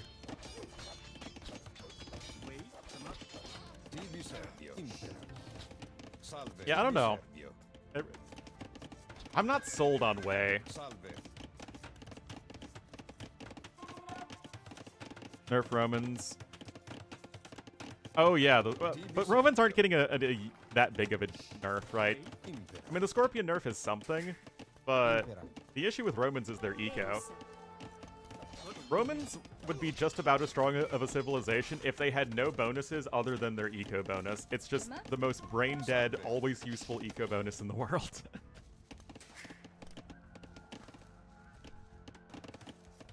Yeah, maybe next patch as well, because you also get an extra villager from Wheelbarrow, so that's actually a really nice buff for the Wei. They'll definitely be mid-A tier next patch if they aren't right now. And definitely the best of the Three Kingdoms civs on Arabia, which is what they're designed to do. Wu, even at launch, were clearly going to be a great hybrid and water civ. Especially because it was very quickly realized how insane Gen swordsmen are.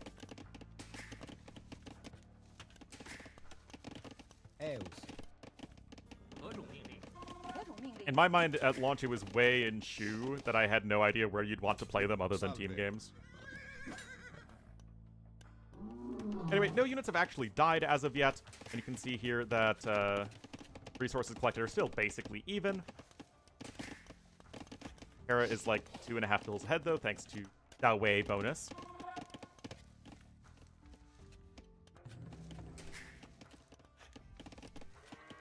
Still have more food?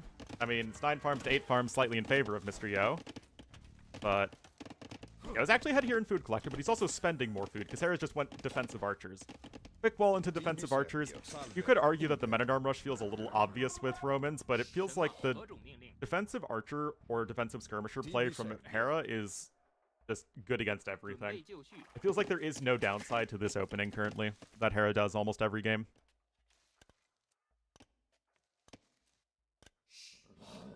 Anyway, padded archer armor going to be in now. That's going to be a big help for the skirmishers. It's already in here for Hera. He still has a starting scout alive, though, which is quite helpful. Nice hill usage, though, from Yo. And Hera's still in hot pursuit.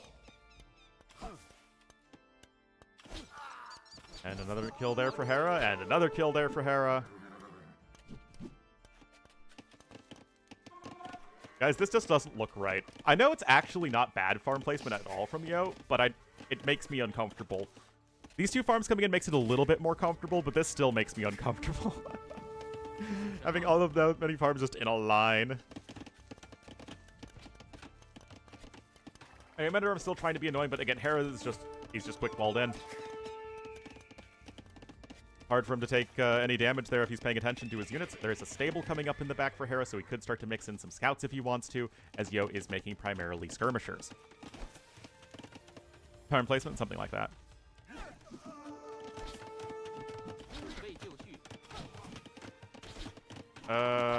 Well, archers will beat skirmishers if they outnumber them like 3-1. Where's the rest of Yo's army? Okay, it's only in transit, so Hera taking another extremely good fight here.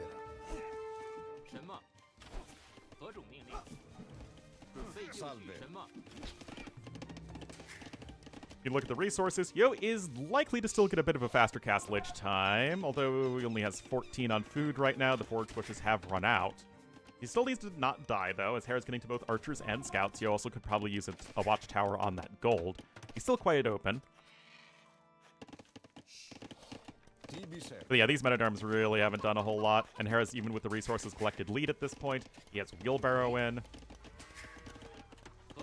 And yeah, I mean, the Wei eco is still quite solid, because, like, on top of giving you the extra villagers, it just means you get the eco upgrades early, so you get the better benefit from the eco upgrades as well.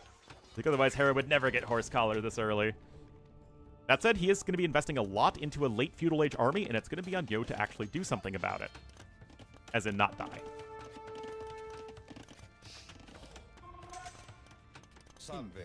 And Yo does not see the stable. I mean, the stable was placed a little bit far back.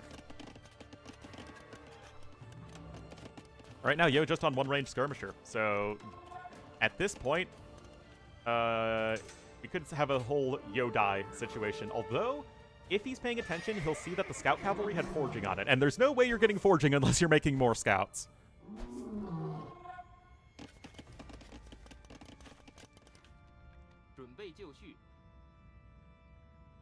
Watchtower? No? I just say Watchtower because that's what it is. Salve. Because I'm just being specific in what I say to be as clear in my casting as possible. Yeah, Yo is not walled. He's just now getting his first stable. He has no cavalry upgrades. And I feel like we could be seeing a classic case of Yo die. He's still 45. Yeah, seconds from Castle Age. Hera's charging across the map here with the scouts. They do have the forging upgrade. That stable isn't even close to being in.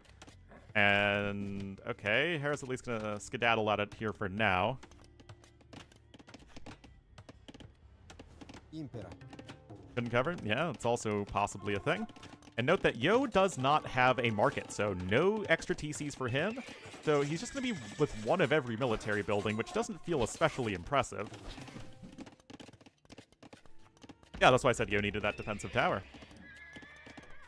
And we are going to be at 15 crossbowmen, and this feels like a, crossbow, bodkin, bow saw, and then switching into the Xianbei Raiders.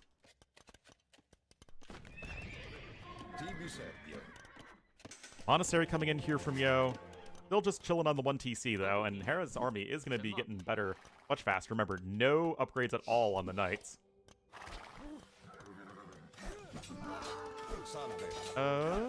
That said, the skirm upgrades are starting to come in, and Hera is slower to Castle Age, and I feel like the only games Hera ever loses are ones where he is slower to Castle Age.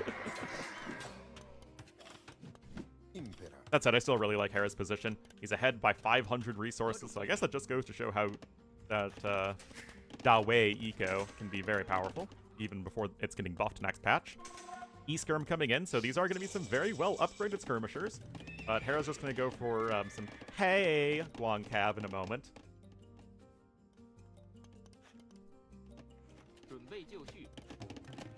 I think so. And the Monk is going to be on the way as well for Yo. Second TC for Hera. And looks like Yo is going to start to mine a little bit of stone, which is going to be necessary for him to add in his own extra town centers. Light Cav coming in here from Hera. And still nothing too wild happening. I mean, I did the testing of the He Guan Cav a while ago, but they're basically just knights. And the way He Guan Cav are basically just very, very good knights.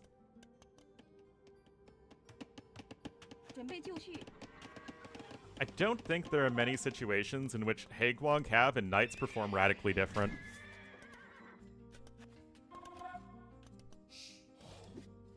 Well, Yo is getting relic number 1, which gonna have husbandry here, and I do think it's kind of interesting that Hera has not gotten either any He Guan Cav or Xianbei Raiders.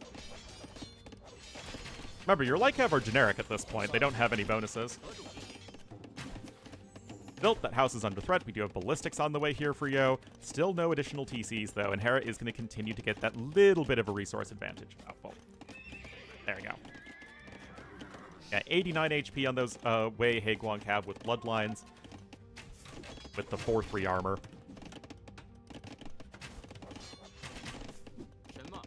Jack upgrades? Yeah.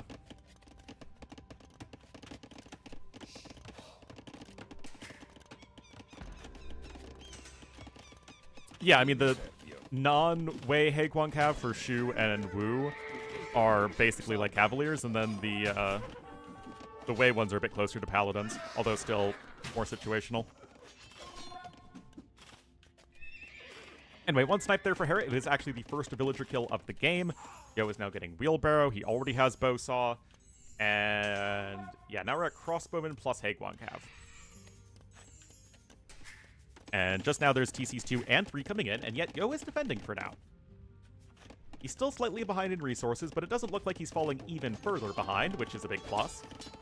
And now these skirmishers are fully upgraded. Gonna be on 2 relics here. Although Hera's farm count is pretty crazy already. Monastery for him. And of course, the monk is going to come in for a conversion. What is that lack of insta? Insta. That said, the skirms are going to be better versus the Haguan Cav than they are against Knights just because they have less HP and they deal 1 damage anyway. That said, Hera's army's a lot better. Oh no, that Light Cav is going to easily run in and snipe the monks, and Yo is actually going to be kind of falling apart here. Uh-oh. I mean, Yo's just making skirmishers. Like, I know I say skirms are all you need in AoE, but that's actually a joke. Prontus. Yo gonna lose 4 villagers here, and counting. That TC is not done yet, nor is it even that close. And Hera's just gonna continue to power ahead in the villager count. Eus.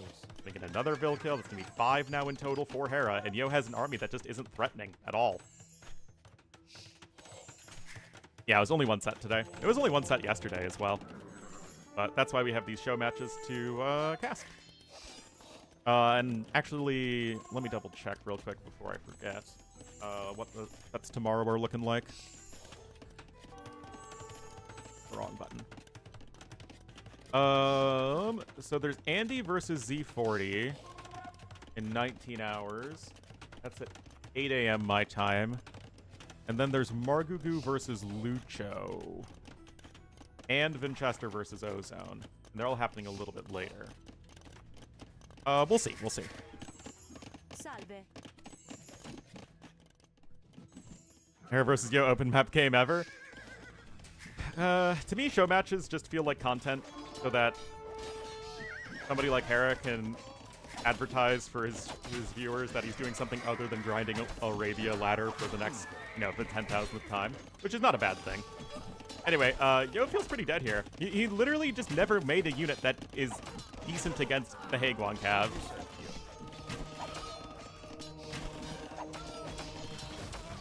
He just only made skirms.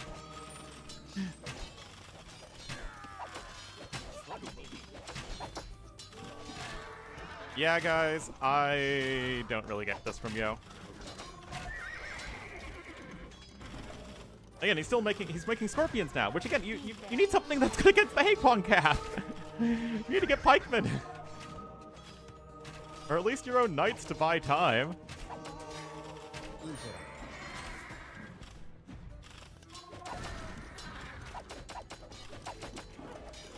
But yeah, just a few light cav to snipe monks, and then the rest is just all Haguan Cav. Hera didn't get any crossbowmen or crossbowman upgrades, and past the initial Castle Age ones. And Hera's not even he's not even getting any more eco upgrades. He's just making units and throwing them at his opponent because why not? You're breaking Yo right now.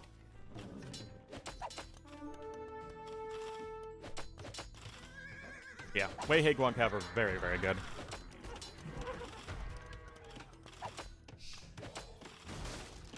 Because they're lower base HP. Yep. Yep. Impera.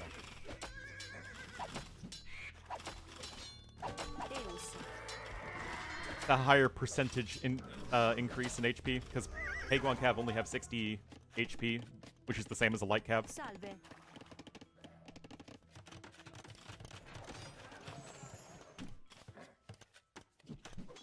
Anyway, Hera's like 50% more vills, and he still has an army. He's just mass-producing the Haguan Cav, and all Yo is doing is just 1 monastery monk defense, which just does not feel like it is enough. But it's tough, right? Because in early Castle Age, Hera was all about the archers, and then just mixing in the Haguan later on, and then Yo just didn't properly read that switch, over-invested into skirmishers, and then just kind of fell apart to all the Haguan Cav.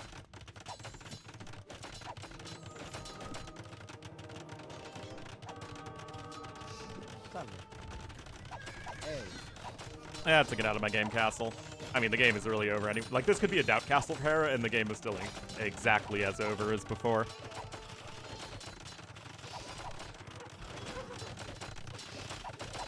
Yeah, it's a little bit far ahead in the KD and in the resources.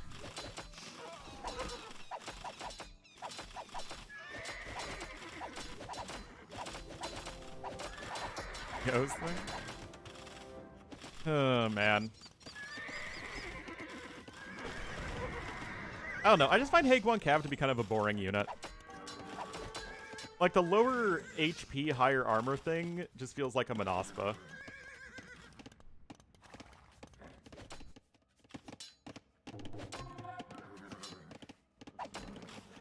Just kind of like the Xianbei Raider feels like it overlaps too much with the Kipchak. Bland? I mean, I guess they are synonymous. Pronto.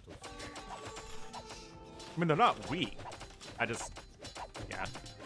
That does not spark joy. Also, a Tiger Calf. I mean, Yo does this a lot, where in the first game of the day for him, he'll play a lot longer than he theoretically should.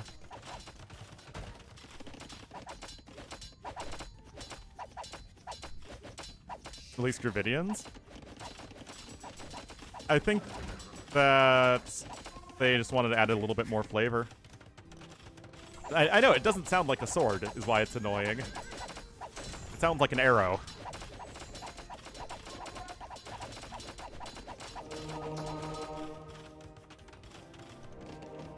Yeah, guys, I don't think Yo's winning this one.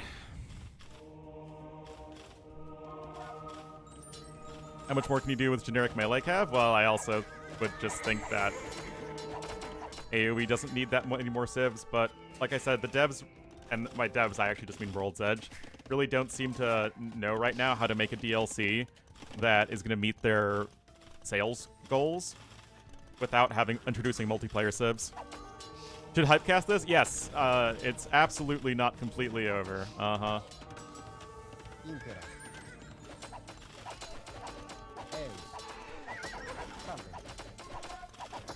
Like I said, I don't think you will ever see a single-player only DLC again in AoE 2.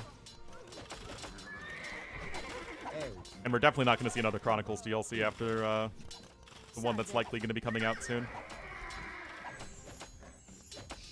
I mean, it's all but guaranteed to do, but the next one's going to be Chronicles Alexanders of Macedon. And mark my words, guys, even this Chronicles DLC is going to have multiplayer, at least one multiplayer civ in it.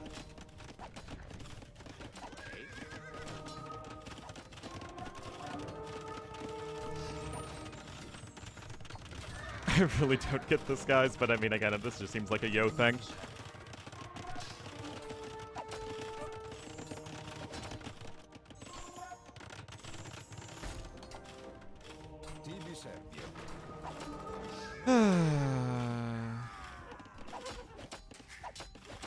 Is Inter ACCM? Sure, why not? Okay, that is actually going to be a Doubt Castle for Hera, and I mean, it still doesn't matter at all, but that's notable, I guess. Their promised DLC? Yeah, I don't know what happened with AoE 3. I also don't even know why they keep on adding DLCs to the game. They don't support their esports scene at all. Which, I mean, if there aren't enough players to justify supporting an esports scene, like, I get that. But I just don't know why they kept on adding in so many AoE 3, like, expansions and civilizations when I don't think they ever added in any more, added any prize money for tournaments. And all the content creators just immediately jumped ship to AoE 4. Anyway, 12% more efficient in eco is absolutely wild. But yeah, I mean, big fight over there it was just skirmishers versus crossbowmen, Haegwon, Cav, and Light Cav. To a game than esports? Yes, but it's helpful to have esports and tournaments and stuff that would encourage people to keep on making content and getting people excited about stuff.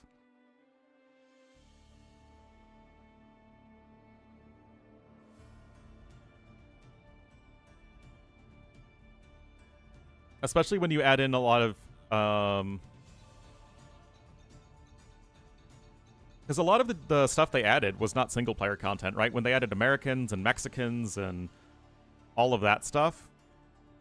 Words marked? Oh boy. Well, we'll have to see how well it ages. And that was Romans losing to Dawei.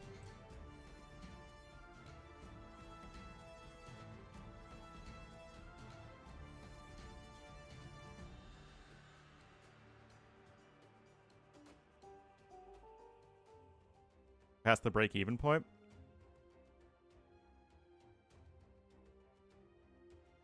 Not be true. Oh, I do think that the campaign player base is larger than the multiplayer player base. That's definitely a thing. It's just those tend to be the lowest investment people in a game, right? You just play the campaign and then you move on. So if you add a DLC that is just campaign content, it's also really expensive to make. Like I said, I don't think Chronicles sold that poorly relative to other AoE 2 DLCs, but I think Chronicles was the most expensive DLC to make other than Return of Rome, and it's not even close. I mean, think of what Chronicles added. A separate game mode, 2 new architecture sets, a very heavily worked on campaign with tons of voice lines and graphics and all that stuff. Architecture sets for a bunch of new civs, and an entire new campaign progression system. Like, that's a lot of stuff that is not cheap to make.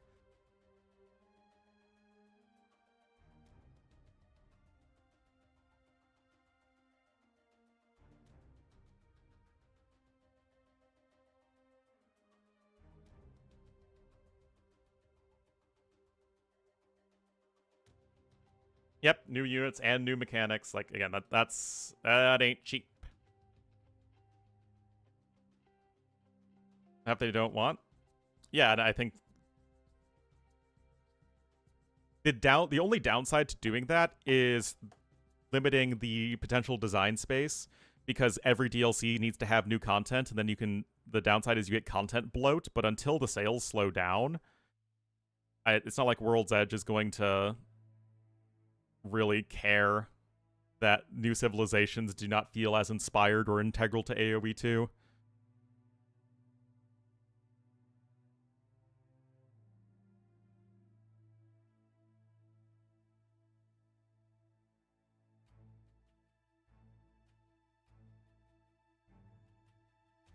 Previous civs, yeah.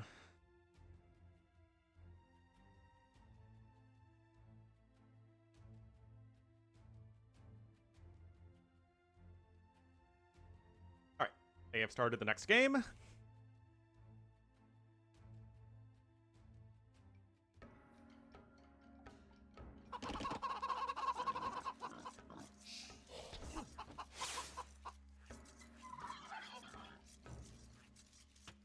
Alrighty, game number 2 in this Play All 5. It will feature Hera in the blue as the Vietnamese to the southwest, winning game number 1, of course. Already milling the middle here. And Yo gonna be in the red as the Hindustanis to the north.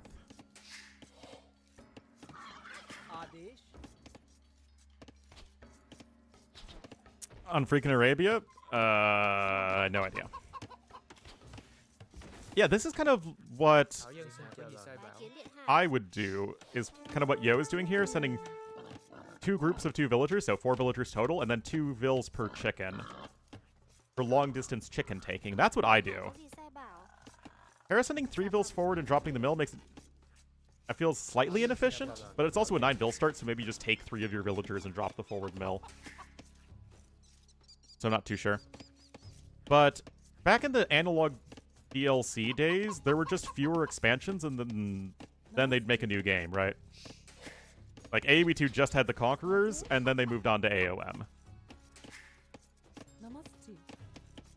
I mean, AoE 3 had 2 expansions.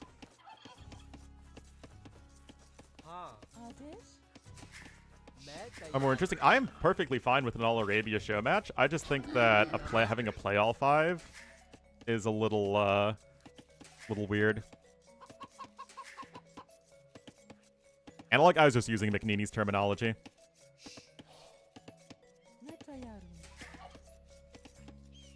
Yeah, the issue I have with the show match is not the Arabia, it's just the Play All 5.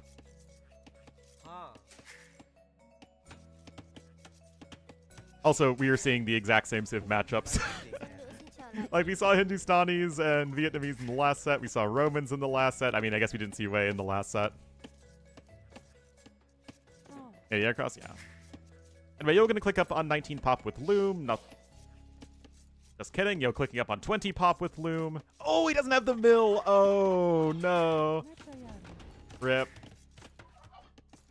Versus Hera anyway. But I think most people would agree that having a best of 9 versus Hera isn't very exciting for like almost anybody. Gone are the days when having a super long best of 21 is exciting. Because Hera just doesn't have... I just don't think there's anyone that can beat Hera in an extended set.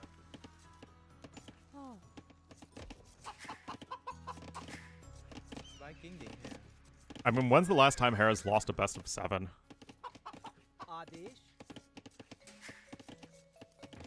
No idea.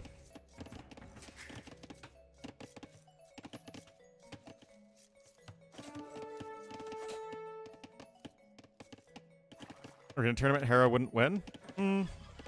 I think the chances of him winning are much lower than if it was all the recent tournaments, which are mostly hybrid maps. I do think that the chances of Hera winning are lower, but I still think it drops from like a 90+% chance of Hera winning to like a 60% chance.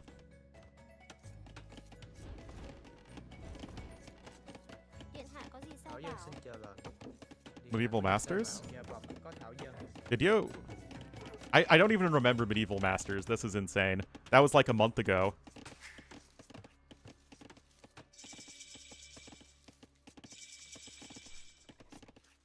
On as a live service game?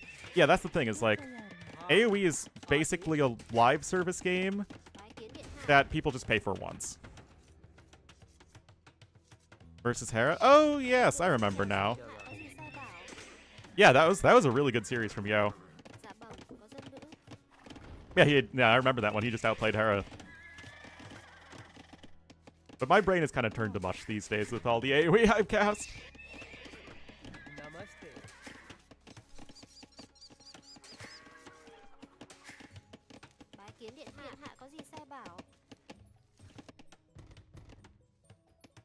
Anyway, Stonewall's even coming in for Hera. Okay, that's kind of surprising. Hera's not really the full Stonewall kind of guy. I mean, it's not like Yo's doing anything out of the ordinary right now.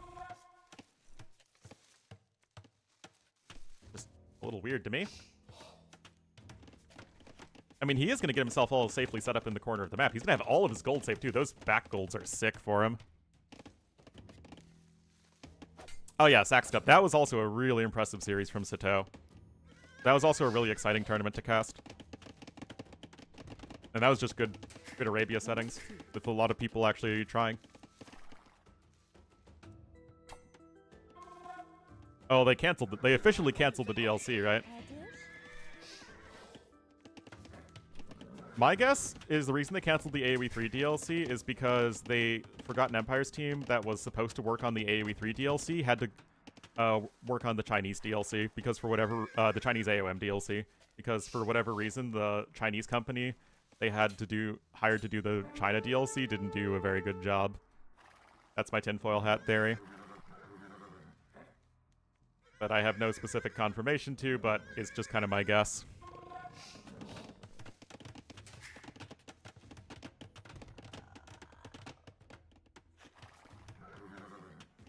What is this show match for? It's for content for Hera and Yo's streams and Vivi's stream.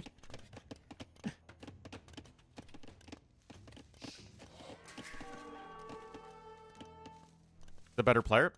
Yeah, I mean, there's other than the fact that Hera is younger than most of the players, all of the players that are really at his skill level, except for Leary. I mean, there might be a bit of an advantage as far as that goes, but yeah, I think it's much more the case that just Hera is a better player. Anyway, nice snipe there for Hera.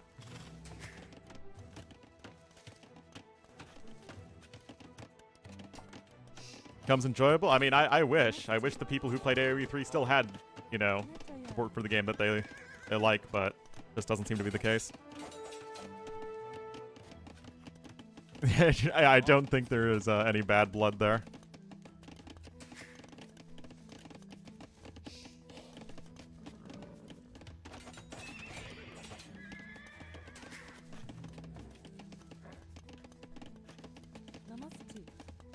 Well, I mean, Hera does have the one bill kill and is slightly ahead in resources, which is nice. And okay, not even going to get another one there. But I mean, yeah, Hera's just full walled. Yo isn't. Hera is making some archers, and Hera getting the quick wheelbarrow, which I'm always a big fan of with Vietnamese. I guess I didn't talk about the Civ matchup. Again, Hindustanis are either a high A tier or low S tier Arabia Civ, and Vietnamese are, I'd say, a high A tier Arabia Civ. 22. Well, to be fair, I mostly just played Ottomans because my small brain can't really handle making unit other than Janissaries.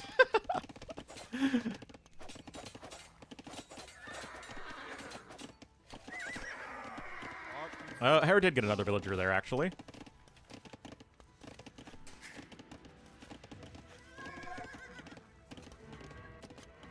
Bahigo Burr. Doesn't that mean the game makes it to the Industrial Age? That doesn't sound like my AoE 3. Oh yeah, I mean, I played when AoE 3 DE came out. Swedes were a silly civ. Swedes and Incas were both really silly. Microsoft servers? I really don't know. Whoa! What you doing there, buckaroo? Yo. Let's see. Hera's click up to Castlade. Yo actually sees both of the extra golds. You tower the gold here. Hera just goes to a back gold there. Huh?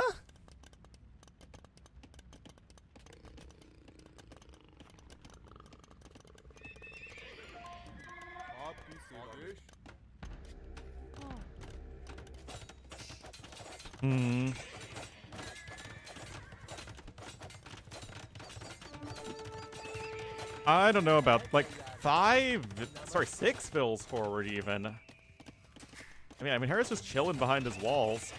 He's on his way up to Castle Age. He's got the archers here. How to deal with the Tim strat. It is the Tim strat, indeed. Full stone walls, and then just trying to go for a big counterattack. Like, full stone walls, and then sneaking units around to the side of the map and going after an unwalled opponent is, like, as Tim strat as it gets. GPAOE 3, rip.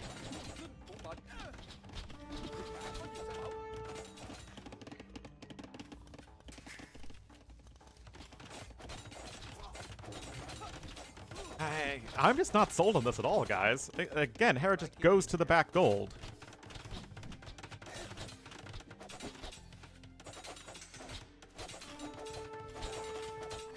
Huh.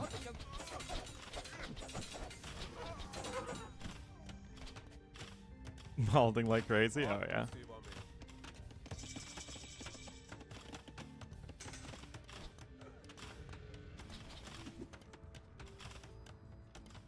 Again, I think that, you know, the devs for AoE... The devs for all of the AoE games have a significant amount of overlap at Forgotten Empires. So it seems like you basically have the same people that are split between working on AoE 2, AoE 3, AOM, and AoE 4. So their ability to make content seems to be somewhat limited, and I know from the people I talked to at World's Edge and FE is that the fact that, like, recently they had an AoE 4 and AoE 2 release at the same time just meant, like, everyone was being worked to death. Just from Sebastian? Yeah, we're going old school. Alright, defensive tower coming in for you.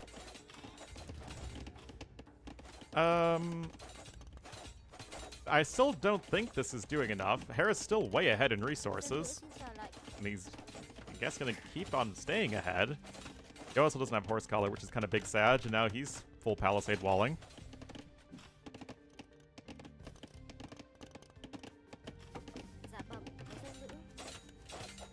Overworked and alcoholic. Oh no. Yeah, I saw the John Oliver episode on air traffic controllers was really good. Hera does need to be a little bit careful, because those Hindustani scouts are going to break through pretty fast, but looks like he's doing just fine. Crossbowman coming in.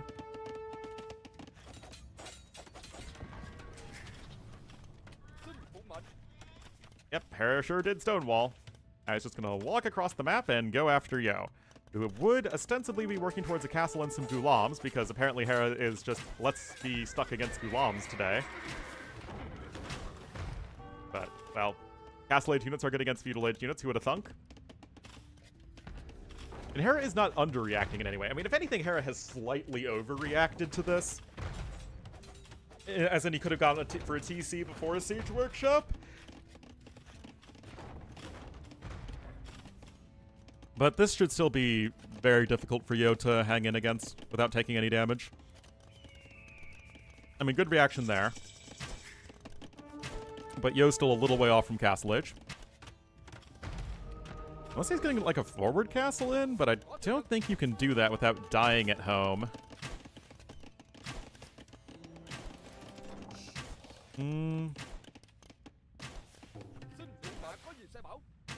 Yeah, Hera's not really checking to see if there's a weaker spot in Yo's walling. And it feels like another more aggressive player might be more actively trying to get into the base of Yo. Hera just picking up handcart. Yo's going to be going for those gulams. But if we've learned anything from the previous game against Vivi, it's that gulams are terrible against archers.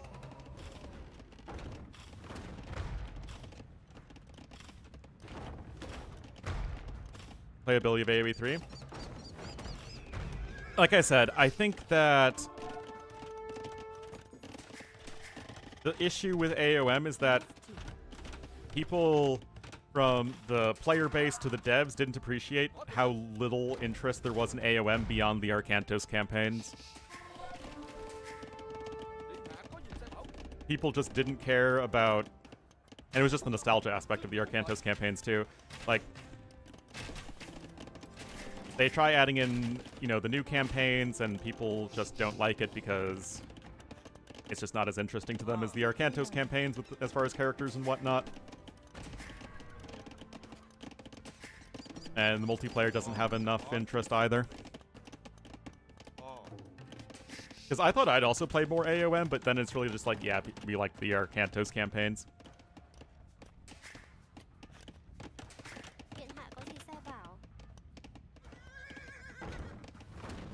Yes, in terms of was it a useful thing to do, in terms of making the game, yes, it definitely sold well.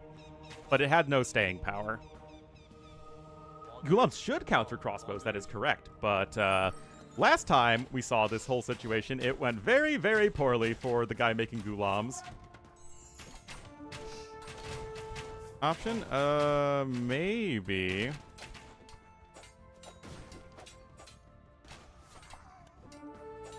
Stagnant? Really? I remember the games just all ending super fast.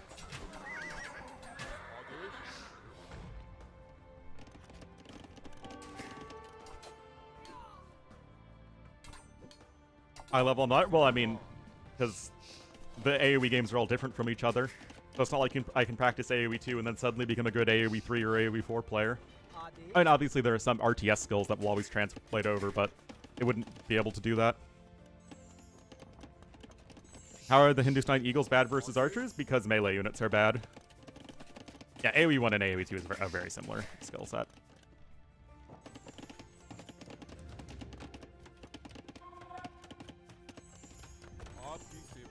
Anyway, Hera just reinforcing the stone walls, and there's... I mean, he's just not under any pressure. AoE to StarCraft. Back to AoE. That's kind of what I did, although I never stopped playing AoE. But StarCraft got way too clicky-click for me. Too many activated abilities. And I hated every single matchup.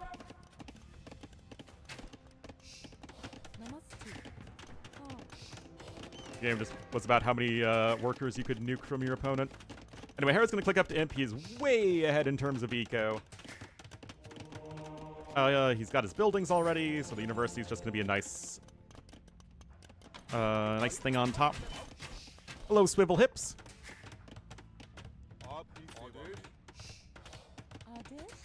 Just play Terran?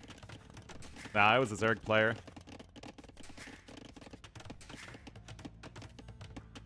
World War I?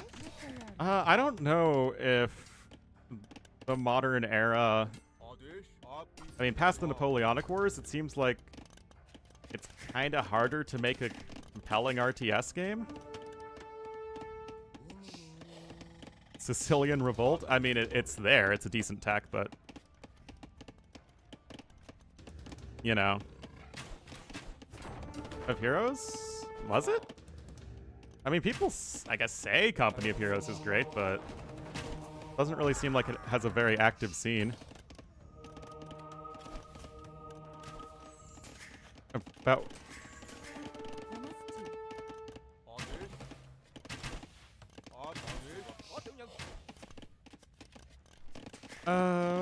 Yeah, Yo is still running into the likely insurmountable issue of Hera being ahead in eco compared to him for like this entire game. I mean, it might look like it's kind of close, but Hera was investing so much less into military, and his worker efficiency has just always been higher. So you can see that especially being ahead in food and gold collected just means he's getting a better imp time, and will likely just kill Yo with the timing.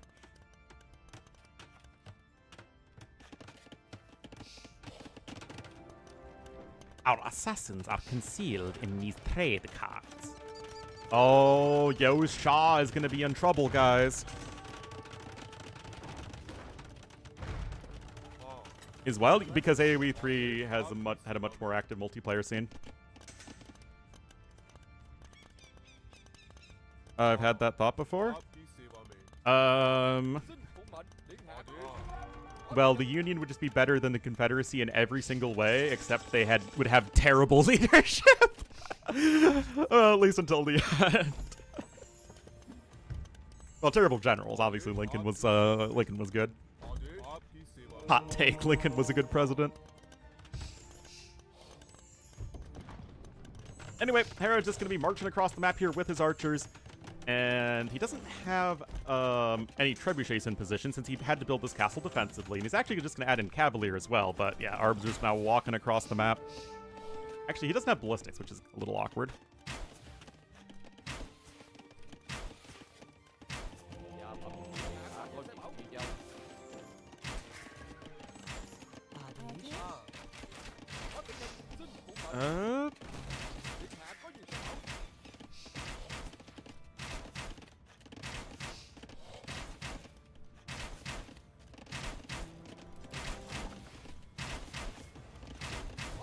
Casuals? Yeah. Alright, so Cavalier's in here for Hera, so he is at least making something of a transition over, as Gulams, I guess, are too good to deal with in the late game, but Yo is still far away from the Imperial Age. He's behind an eco. He's getting Grand Trunk Road. Ended slavery? To say that Lincoln played an insignificant part in ending slavery, I think, is not correct.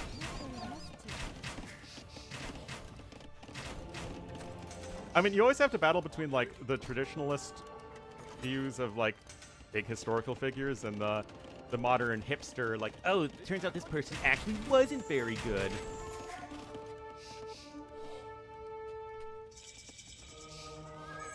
Eastern Theater? Yeah, but that was kind of the big one. But yeah, the South was steadily not doing all that well for in most of the Western theater. All right, Elite Kulam is coming in, guys. And I do think it's kind of weird that Hera just didn't really bother trying to siege up Yo. Now, is Hera still likely going to win this game? Yes, of course. But does this feel like the number one way that Hera could close it out? Wait, how is Hera winning this? Hera's been ahead the entire game.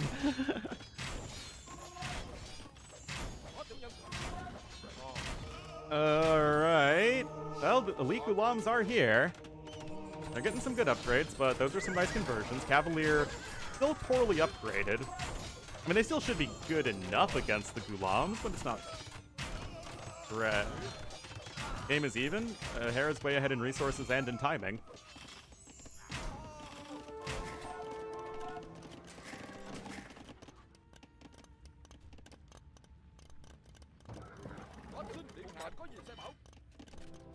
Was fine letting the concept die out.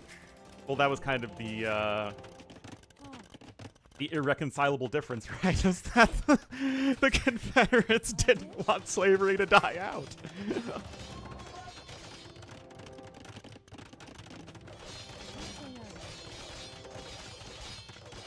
Yeah, I really don't know. Why is Hera going elephants now? What?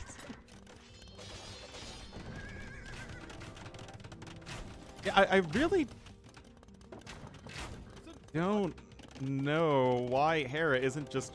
Again, he had so much opportunity to make trebuchets this game.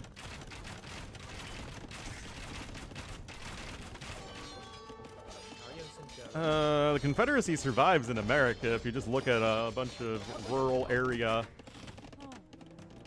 parts of the U.S. Heck, you can go not too far from me, and I live in a northern North state. Like the northern part of a northern state. And you can still find Confederate flags. Just insane. Alright, cool. So now Yo is coming in for some camels. Well, America was actually pretty darn hard on the Confederates up until, you know, the end of Reconstruction. But, frickin' Rutherford B. Hayes, man, had to get elected, man.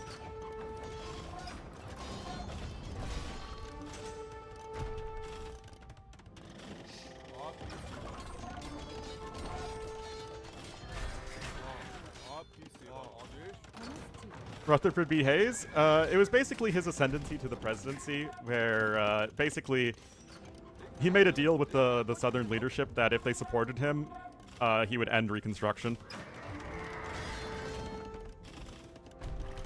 Worst president ever? I don't think there's one correct answer.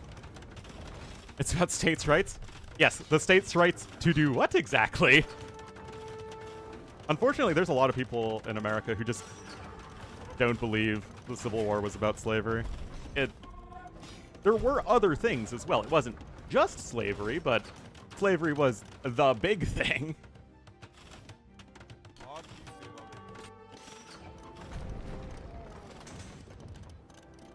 Anyway, guys,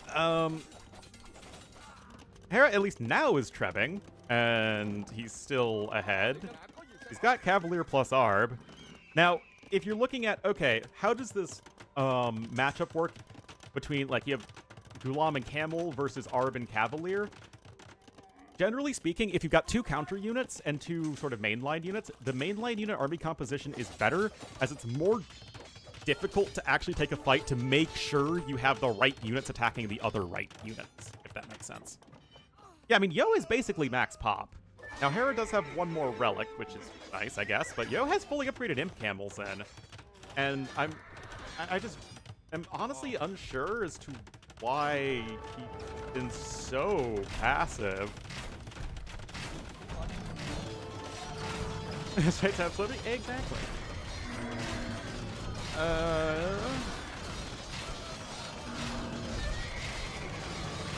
Imp camels are pretty good, but I guess it's still okay for Hera. Both Trebs are still alive as well. Yeah, this is what I was talking about, though, guys. One, indeed, you want a unit that deals pierce damage and a unit that deals melee damage. That way everybody can get in on the fight together. And two, the more generic army compositions tend to do better. Yo can't really go for anything, I think, and likely win this game. Even though he's actually ahead in resources. I mean, the imp camels are doing pretty well, and Hera's just not doing up many archers. I mean, that castle goes down.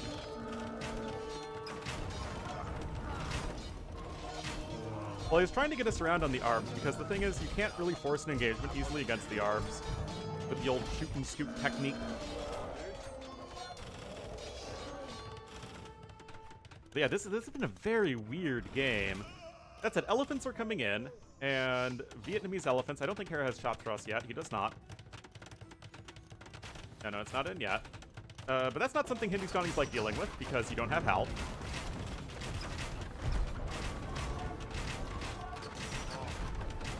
But yeah, it's not just me, right? I know I've only been sort of half paying attention to this game, because it's a random show match, and might as well hang out with chat, too.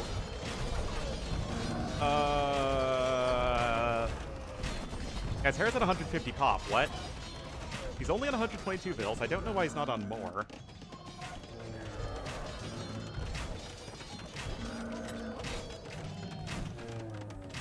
Yo has the score lead. Name camels are really good. No, for sure.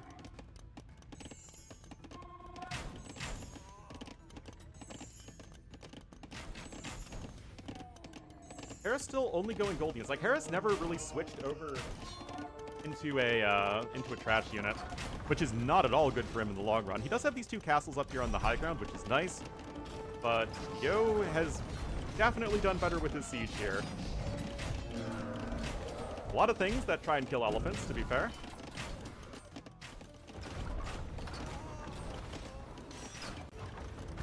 Yeah, every unit in AoE2 is 1 pop, except Karambits, which are half a pop. Okay, now Yo's got Hussars in, and they're already at fully upgraded Hussars here for Yo. They're throwing this game.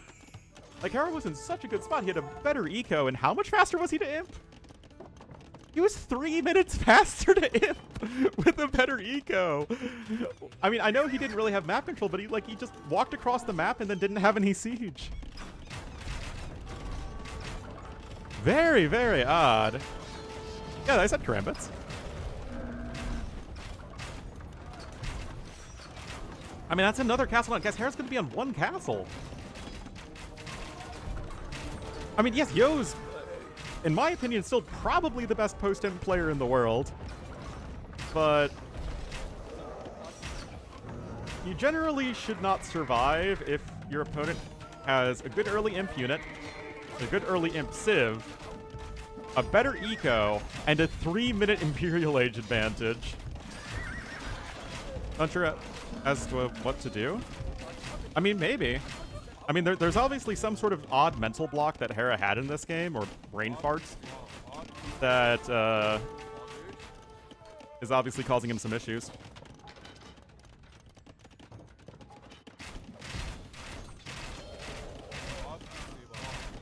AoE 3 does not have a monk. I mean, they have a healer, but there is no conversion mechanic in AoE 3. Okay, so here's the deal. Hera's actually running really low on gold. He does have the 1 extra relic, which is nifty, but he spends a lot of gold. Remember, Hera's never made any trash units this game. Yo has been much more judicious with his gold spending. Yeah, Hindustan Slack help. I mean, like, Yo is still largely playing this well, except Yo doesn't have the best unit in the game in the skirmishers, which you are going to need, at least to some degree, to deal with the Arbs. At least Hera does have Thumb Ring. But yeah, Yo still needs to make that switch happen. More Gulams are on the way, though.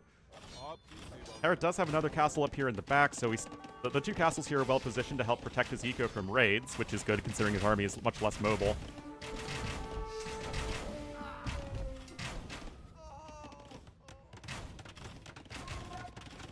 Not to do against Gulams? Which ones? It's been a very... I mean, like, yes, Yo has played very well when getting to imp. Like, don't want to take anything away from Yo here.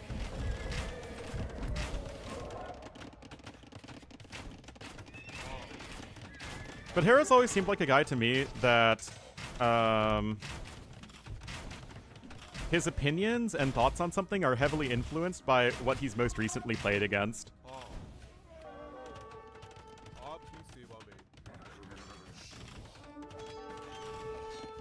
More engaging mechanics. AoE 3 water is horribly unfun to play. You can barely control your ships.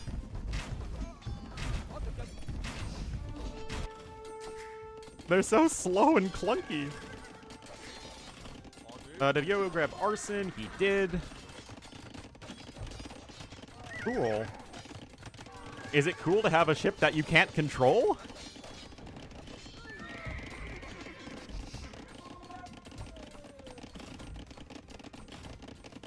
Well, Gulams are charging in here. Hera still has the higher army value, and he's still pushing here at the front, but guess what, guys? No siege. Of course, destroying the monastery with the relics in it, it's always nice, but again, Hera's got no gold.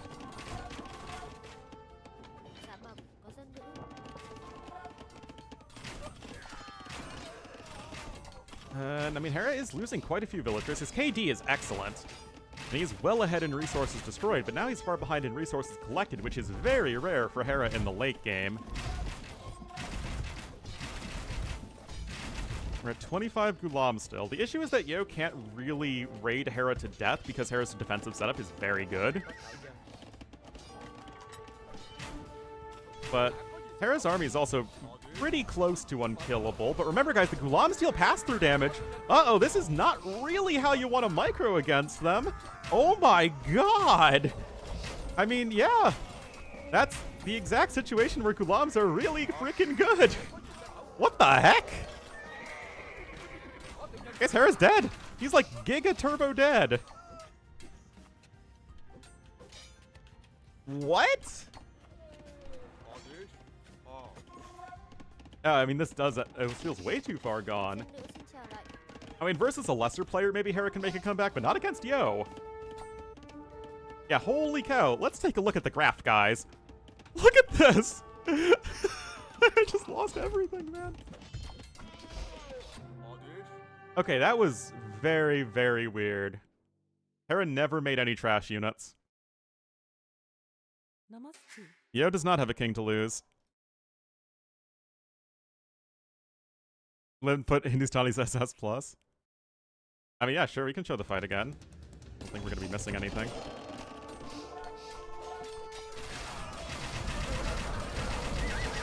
Okay, so here's the start of the fight. 34 Arbalasts. Remember, the Gulams have 15 attack with 6 bonus damage, and you get 50% pass-through damage. So these guys are just getting eaten alive. S-tier Civ. Hindustanis are either high A tier or low S tier. I think Vietnamese are high A tier, personally. But yeah, I mean, that was just nom nom nom nom nom nom nom nom nom nom nom. Yes, that was a immediately died. Well, to be fair, Hera took like the worst possible fight there.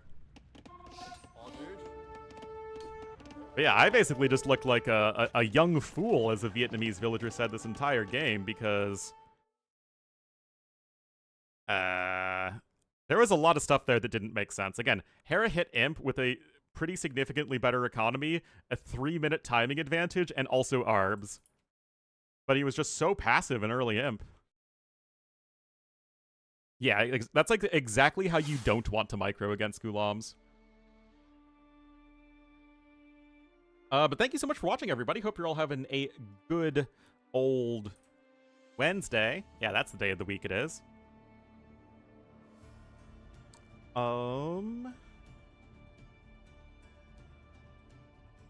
Remember that this is just a show match.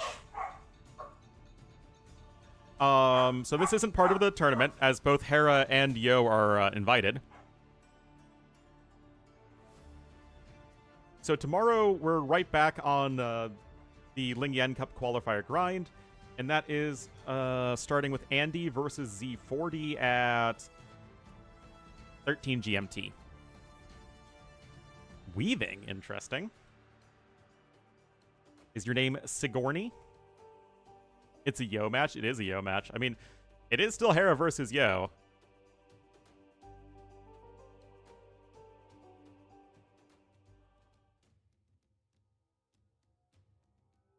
Week to Andy versus Z40 is. Aaron, I mean, it was a Sigourney Weaver joke. My humor is very highbrow.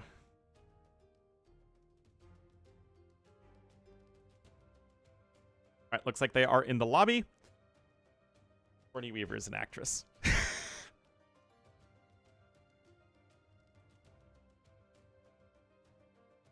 A very famous actor.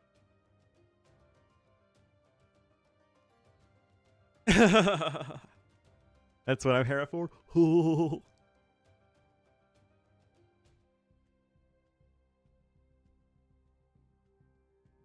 Alrighty, guys, I'm going to take a quick break. We're actually 4.5 hours into the stream. Be right back.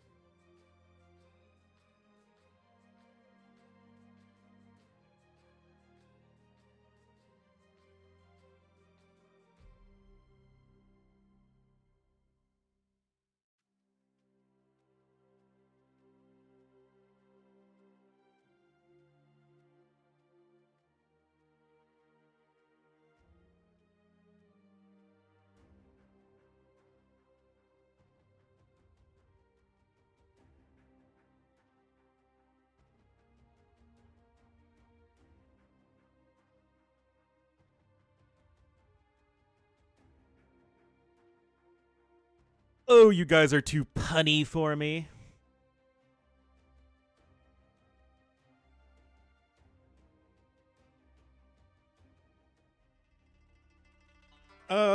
I think RTS games in general are popular in Germany. Which is kind of funny because the most popular RTS games are all American.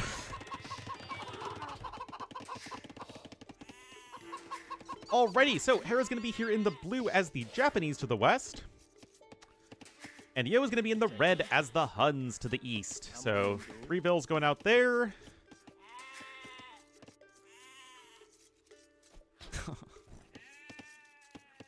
PC, I think console is like very much a US, UK, Japan thing. I think like everywhere else, PC is a lot more popular.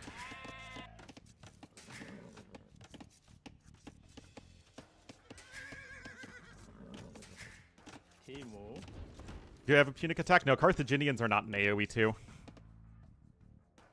Managing a factory.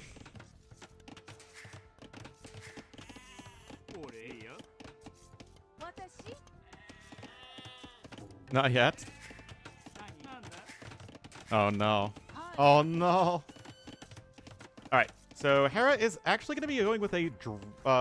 is this full Men-at-Arms? Hera's not usually a Men-at-Arms guy, but I mean, if you're Japanese, I mean, there's a safe to go Men-at-Arms with. Actually going to be going all the way up to 4, so this seems to be the norm these days, where players will go for the 4 Men-at-Arms. I think the idea is that if you're making a big early investment, like going for Men-at-Arms, you might as well go for it. Because 3 Men-at-Arms might just not be able to, you know, out-damage repair bills enough. And then, you know, you're spending at least, that's still a lot of resources. You're still spending enough resources to fall really far behind. So might as well just spend even more. The only difference to LingYuan Arabia, as far as I know, is that it's always chicken version. Consoles are doing fine in the EU. And I'm sure consoles are doing fine, but it feels like the big console market's always America, UK, Canada, I guess, as well, and Japan. All right, Men-at-Arms coming in, and Hera's going to be going forward. So, I mean, again, this isn't really a Hera thing to do. At the same time, there certainly is nothing wrong with going aggressive here with Japanese against Huns. Huns not a very good defensive civilization with the not having houses and all that. And Japanese one of the better civs at going for this heavy aggression. FIFA, that's true. Well, it is a defensive watchtower coming in from Yo, but as I always say, he who towers second towers best. So Hera should be able to find a pretty good angle for a tower here. Oh, I'm so glad, Escogriff. That's a lot of people. I mean, it's also me, except I never actually stopped playing AoE. There are 2 houses? That's true, guys. Hun house is OP. Alright, there's a Vil coming in over here. Now, will Yo see this? No. So, that is a good placement for Hera. Yes, it's all Arabia. Was surprising? Oh, my friends have very fond memories of Halo Wars. Yeah, that's really popular, but Halo is huge in America. All right, so Yo is gonna go after... Oh, he cancels it. Okay. Yeah, that wouldn't have been good if Hera lost all the stone there. Did he pick up Arson? No, he did not. So Hera just working with Japanese Men-at-Arms, but of course Japanese Men-at-Arms are still very, very good against buildings. All right, so Vil on gold, and so far, Hera's aggression not really doing all that much. Again, this just isn't really a Hera style at all. Now, he does have 1 Japanese spearman here to defend, but 4 scout cavalry will be able to kill them. And here we go. Scouts coming in. Hera gonna not lose a Vil. Oh, beautiful targeting there. Oh, 1 Vil's not really worth 2 scouts. 1 scout for 1 Vil is good. 2 scouts for 1 Vil feels much less good.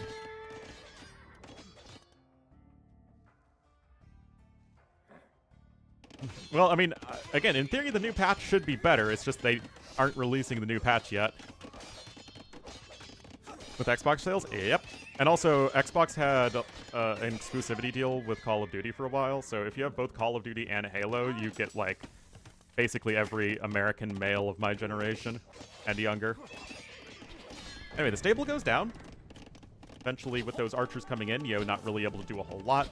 Get a few stone walls there here for Yo. And Hera, I guess he just assumes that Yo is walled on the other side. That is very much not the case. Hera just now picking up double bit axe. Good luck. Still, Hera's spearman positioning is quite good. That, yeah, Scout's not going to be able to commit there as the R2 spearman. Hera is at 4 farms at this point. Yo is on 7 farms. Yeah, Hera might have been trying to dive in there, but Yo... it's a lot of idle time for Yo right now. And the Bills are just going to have to go over to this wood line.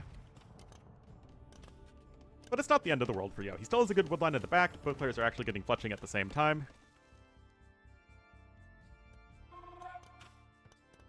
Beat 2 and swung back and forth. It's definitely swung back and forth, except these days it's really not often seems like PlayStation won the console war. Alright guys, super big fight here. Hera has double the army, but Yo has the better mobility, and he also has the villagers to help out, but you also don't want to be losing bills. That guy's getting pretty low, and he goes down. Hera does even up the villagers guild. He is ahead by 200 resources. Now reinforcements coming in. He's getting +1 defense, and now things are going to be looking a lot better for Hera, as Yo was, like, put off his eco for a little while. Okay, that's going to be a very sad archer, to be fair. And right now, it is all about these archers.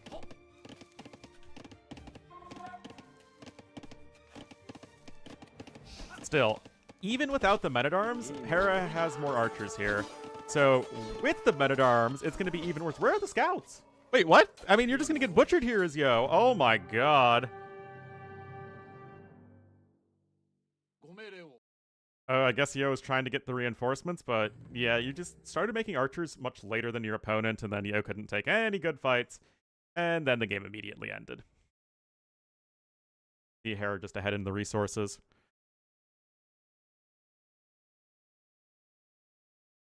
Hera up 2-1. This is a play all 5, so we still have 2 more games, no matter how you cut it, but... I mean, again, guys, it's the rule. It always works. Just go for skirms. Best strat ever. Ignore the fact that Yo went for only skirms and lost game number 1. Just forget about that for a moment.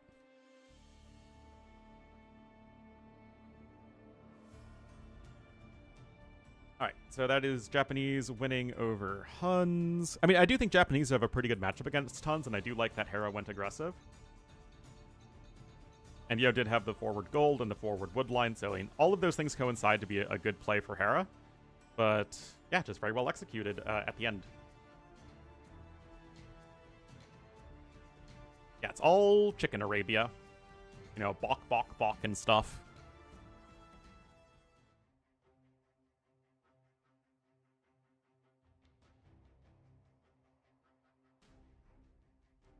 So, 2 more games.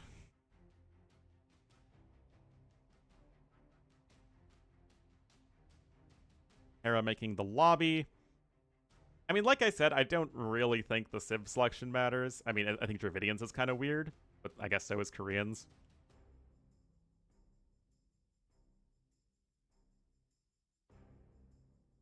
All about those chickens. But yeah, Persians, Armenians, Georgians, and Mulligans are all at least fairly good on Arabia, so should be good. Should be good. Men-at-arms Civs. I mean, he does have 3. Armenians, Dravidians, and Japanese.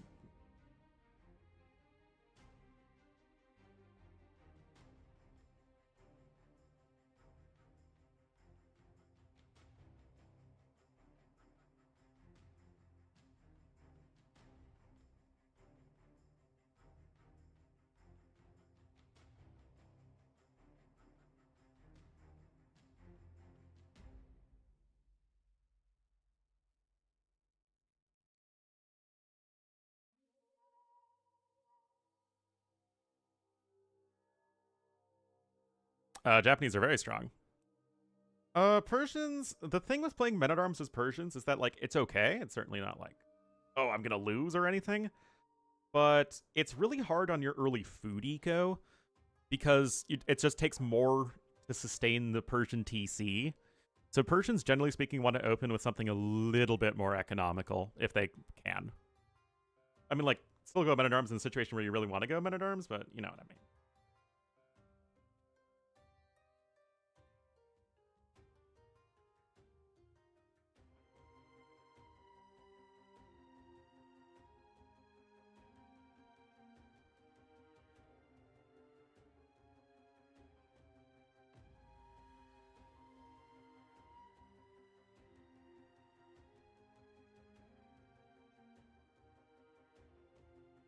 When you can psychologically bullying people into getting packs, that's wild.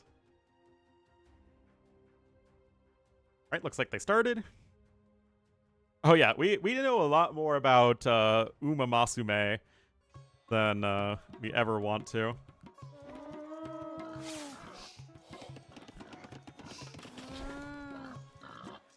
Alrighty, guys, here we are, game number 4 in this play all 5. Yo is going to be here in the red as the Georgians to the northwest, and to the southeast in the blue as the best Arabia Civ ever. It's going to be Hera as the Dravidians.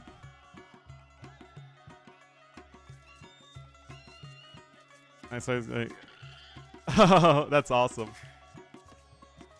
I mean, sometimes it doesn't matter if your Civ doesn't do something very well. If you catch your opponent off guard with it, it's pretty good.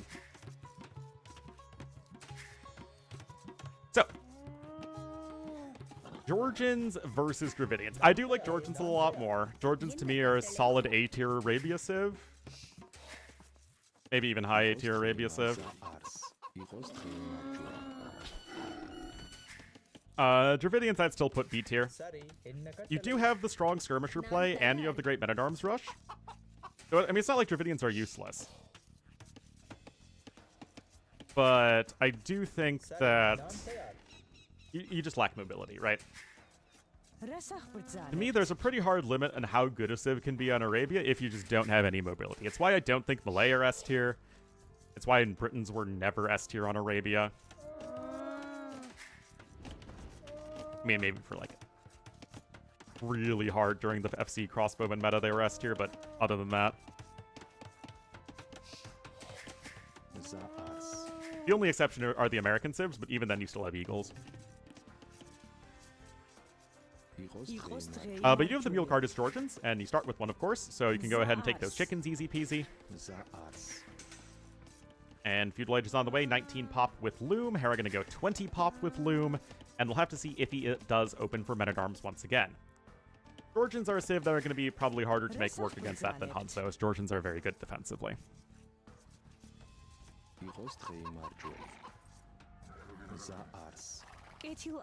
Yeah, I'm not sure where I'd rank Georgians on Arabia right now. I'd probably rank them... I mean, they're definitely lower than Chinese and Khitans, who I think are just the 2 best Arabia Civs.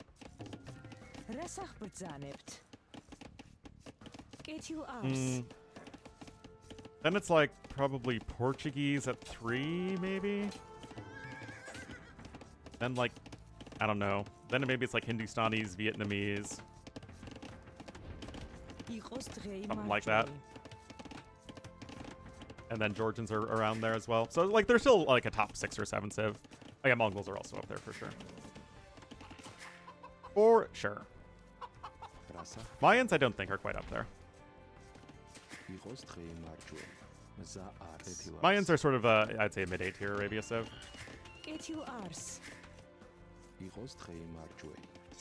Malay, again, I'd say mid-A tier Arabia Civ. Archery range incoming. Got... Indeed, that Men-at-Arm rush coming in here from Hera.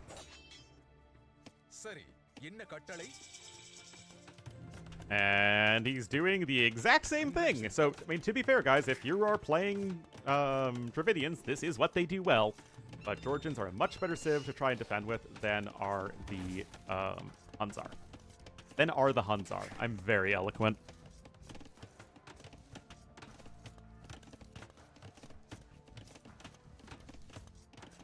All right, double bit axe coming in.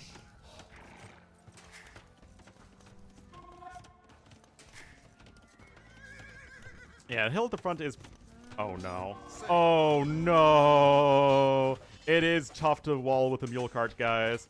Like, on the one hand, it's amazing. Oh, the blocking! Oh, boy. Still, you can only make one more archer as the gold is currently being denied. Hera is following up with the forward range skirmishers. This is absolutely what Dravidians do best. All part of the lure into the TC. Oh, yeah.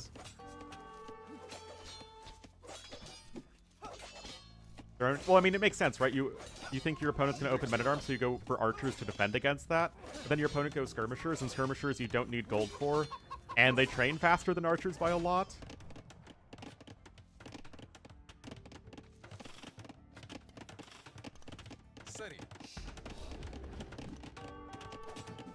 But now we're going to be applying pressure over here as Hera. And looks like Yo's going to try and launch a counter-attack. And those forgers could get denied. There's only 5 farms. But this still is a very strong start for Hera, who's just going to be able to outproduce Yo at this stage. Where'd the other mule card? Oh, okay, so he sent that mule card onto stone, so he would need to build another one if he wants to defend here. But I think that going for a tower-based defense with Georgians in this sort of situation does feel pretty good, because now that they don't have the scout bonus, well, the scout bonus is extremely weak in Feudal Age, it feels like Georgians just want to get to Castle Age as much as possible, and the more that Georgians can play towards Castle Age, where you can get Monaspa, you can get your Fortified Church going, all that good stuff, that's where Georgians really feel like they are going to become a super strong civ. Also Cav Archers. Basically, from Castle Age onwards, Georgians are an easy S-tier civ, but it's more about can you just survive the early game.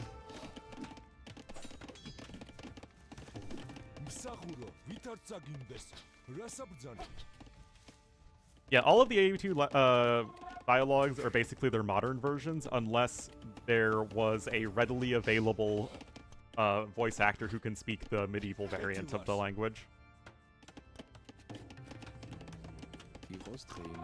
And wait, we still have 4 skirmishers over here, but Yo has skirms of his own. And he who skirms best will win the game, or something like that.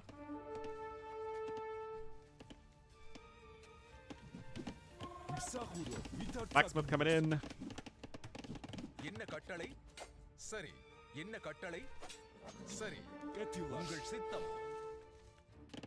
Artheus, yeah, that's kind of a weird one. Yeah, he who skirms harder skirms best. That's definitely how that would go.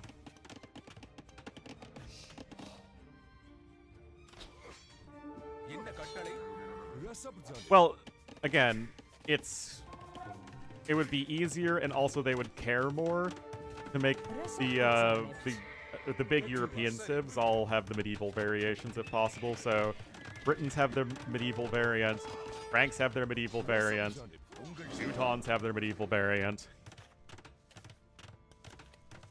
Yeah, I mean, the forward gold is pretty painful. Although, honestly, you could say that why isn't Yo just taking the back gold? You literally have a mobile drop-off site. Fletching's going to be in here for both players, but again, Yo hasn't actually killed anything yet, and he's lost all of his archers. And I fear that we're just going to be in a situation right now where Hera just out-micros Yo.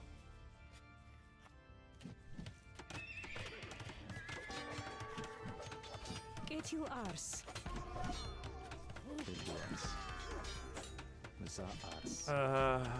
This still feels pretty bad, though. Hera's still getting more value. Those villagers are in the middle of nowhere. Oh, man. Hera has 6 men-at-arms at this point. Yo is basically out of archers, and this just goes to show how strong men-at-arm plus skirmisher is. Because men-at-arms, especially like good men-at-arms, will kill everything except for archers, and then the skirmishers kill archers.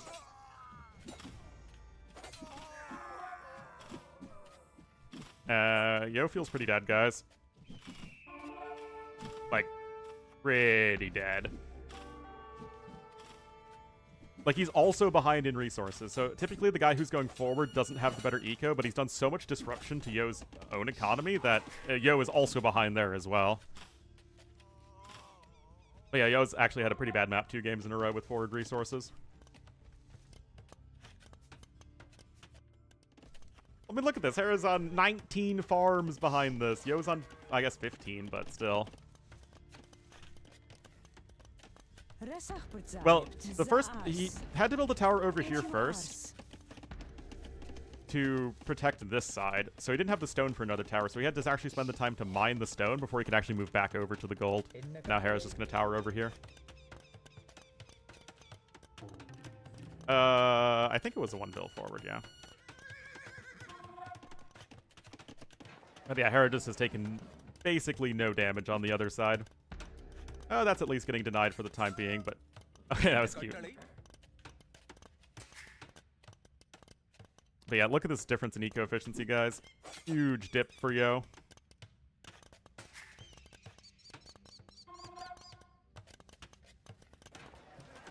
Anyway, Market can be in here for red, Market can be in for blue. Still, Hera's going to be much faster to Castle Age and still has the better army. Now, that said, if Yo can stabilize, if Yo can get to Castle Age, start to get the fortified churches down, really power up his eco, get towards a castle, then yes.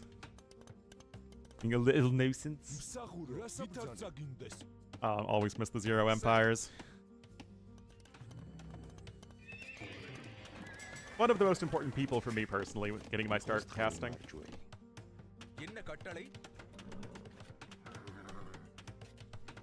Alright, Castle Age is coming in for both players, and actually Yo's only a few seconds behind. That said, Hera is still ahead in resources. But really the only thing that Hera's not going to be happy about going into mid-game is the fact that he's just playing Dravidians. OP Civ? I mean, I feel like I'm alone often, but I still pretty firmly believe that Georgians are an OP Civ. I don't think they're OP relative to the other OP Civs in the game, but they are certainly OP relative to most of the Civ roster.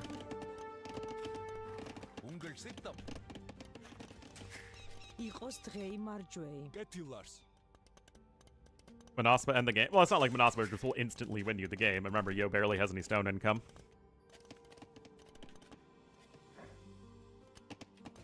The dev team? Yeah. I really don't know what kind of historical research they do, because they clearly do some, but in some ways it feels like they just read Wikipedia, so I'm not too sure. The game literally ends? Oh yeah, sorry, my bad.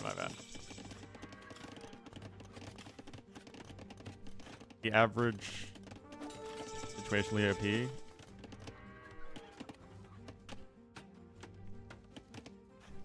Wait, what? Anyway, Yo now is going to find a way to get in and do some damage. And like I said, Georgians just have a significant mobility advantage. The fortified churches are going to come in.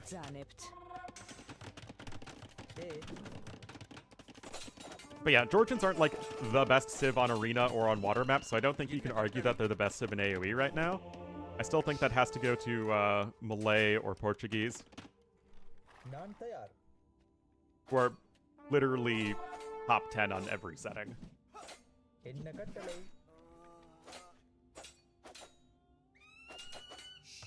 Building at the front. That is true. A lot of houses there can go down. And honestly, guys, great scout movement here from Yo. It was a rough feudal age for him, but Yo will be the first one to tell you that the feudal age is the weakest part of his gameplay. I love Alcatrazing so much. It's very fun to abuse bad pathfinding.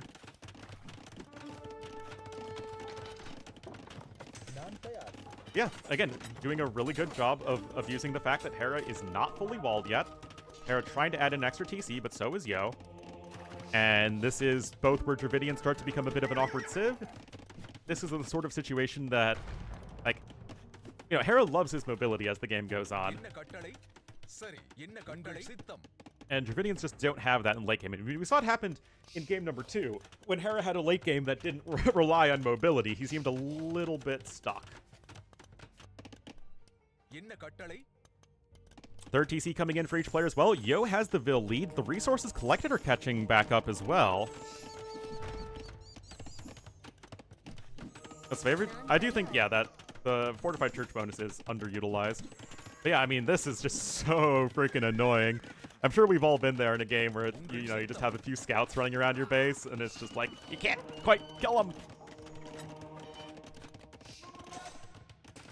I mean, Hera is getting himself set up. It's not like he's dead or anything, but the eco upgrades are similar, and as Yo gets more Fortified Churches down, which is exactly what he's doing, he's going to be looking better and better.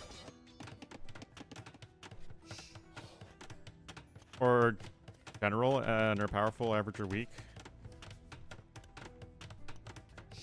Okay, yeah, I see what you made. To me, Georgians are like Hindustanis. They're either low S tier or high A tier.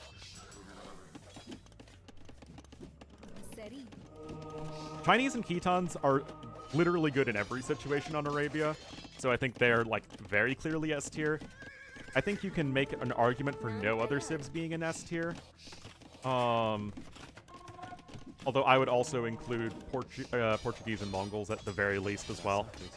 And then maybe Hindustanis and Georgians.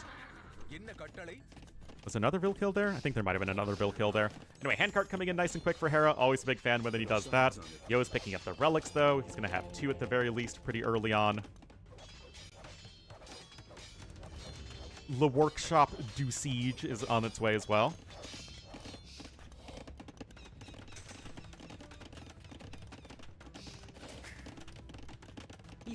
Makes it, yeah, for sure. And that's generally how I look at things. Like, when I make all of my tier lists, I very much value sort of, like, having that flexibility and being good at multiple things. Because in AoE, it's... Unless the civ is literally broken, like launch Khitans where you could just go scouts into Step Lancers in every situation and it's good, having a degree of flexibility is really important in Age of Empires because there are so many different situations. I'll tell you, yeah, but that's like actual French and not, you know, omelette du fromage, Dexter's Lab French. Yeah, but the Chinese eco is still so insane that it doesn't really matter. Now, good job here from Hera. He still finds a way to click up. Just not investing much military here in the mid-game. So is he going to be able to kill Yo with the timing? Because I think Hera knows full well that if things go late, it's going to be a big Sag moment for him.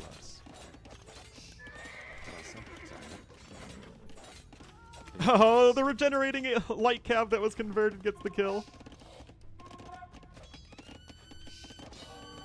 Can't touch the Vil bonus, and I don't think they ever should touch the Vil bonus. I think that, again, what I would touch with Chinese is the extra TC garrison space.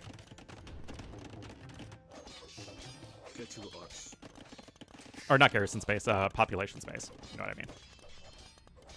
Because right now you can send too many Vils on food too quickly. Because you just don't need to build a house right away. Anyway, Yo has a couple of mangonels here, but Hera is making that switch over into the archer line. At least he's working towards a castle here, but remember, like this has me thinking of game number 2 again. Except in this time, Yo actually has the better eco, although he's much further behind in Imperial Age.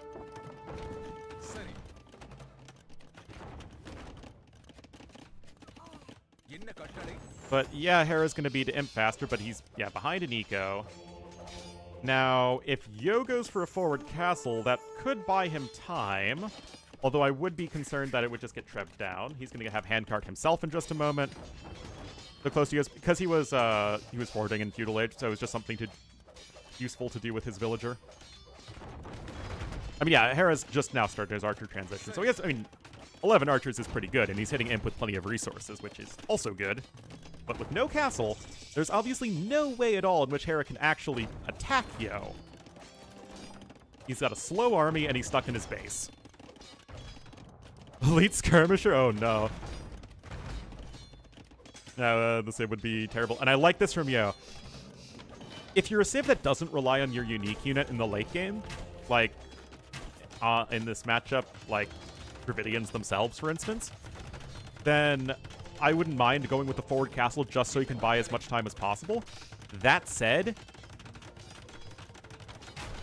Monospa feel like such a good late game option here. They're cheap, they're strong, they have like no downside. The downside of Monospa is that they're not as broken as the Latus. That's the biggest weakness of the unit. So they look balanced by comparison. Anyway, several units are going to die there for Yo, but more time is being bought. And remember, guys, in the long ago era of game number 2, when Hera simply didn't have the siege that was necessary to actually break Yo before Yo got to Imperial Age, Yo's ahead by around 20 villagers and has slightly better eco upgrades.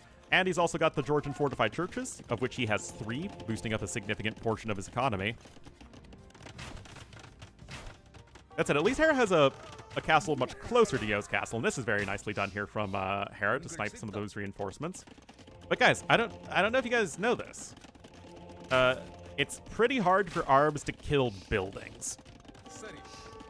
Because thankfully Obsidian Arrows is gone, and Saracens are not as ridiculous as they used to be. So, I mean, I have said this ever since, you know, I was casting in 2018, and we saw Viking, like, 1TC fast imp ARB pushes. It's just buildings. Buildings, guys. Just build stuff.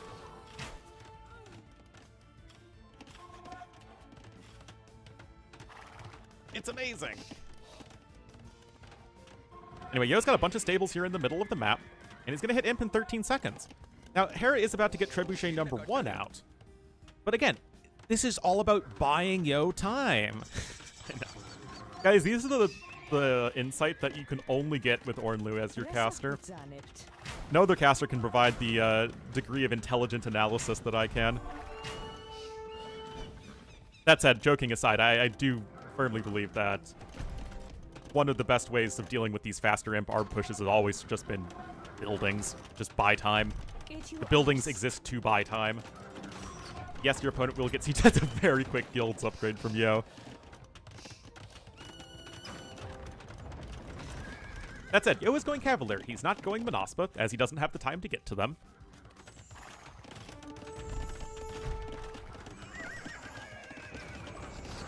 Crop rotation? Oh, absolutely.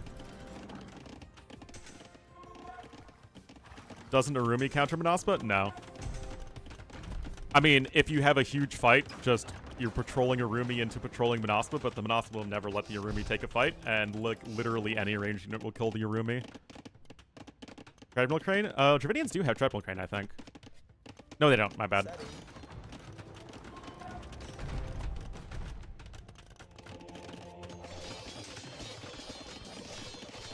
Of course, Yo going to try and utilize the counter-attacking potential, and we're once again in a situation where you have the archer player with a larger army, with the siege, sieging up here the castle forward, but even if this castle goes down, and it will almost certainly go down eventually, there's no real way to save it with the slower uptime, it's all about buying time. Although Yo will need to go ahead and get some sort of answer sooner or later to his opponent's army, because just Cavalier aren't going to cut it. You do have both Light Cav and Skirmishers on the way.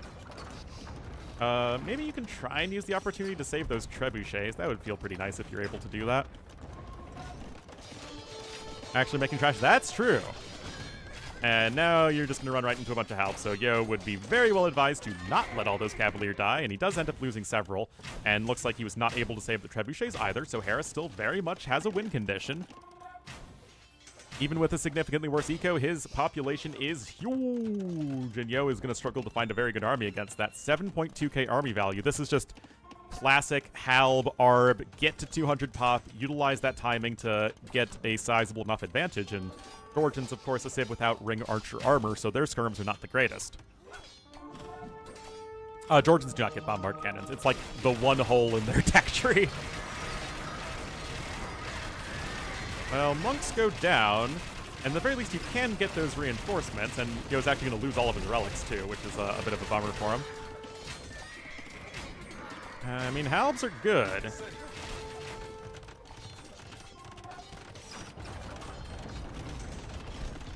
Infeudal was a mistake. I tend to agree.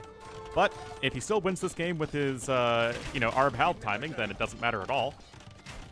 That said, Yo is just going to keep on falling back. He just needs to not take any fights until he's a max pop.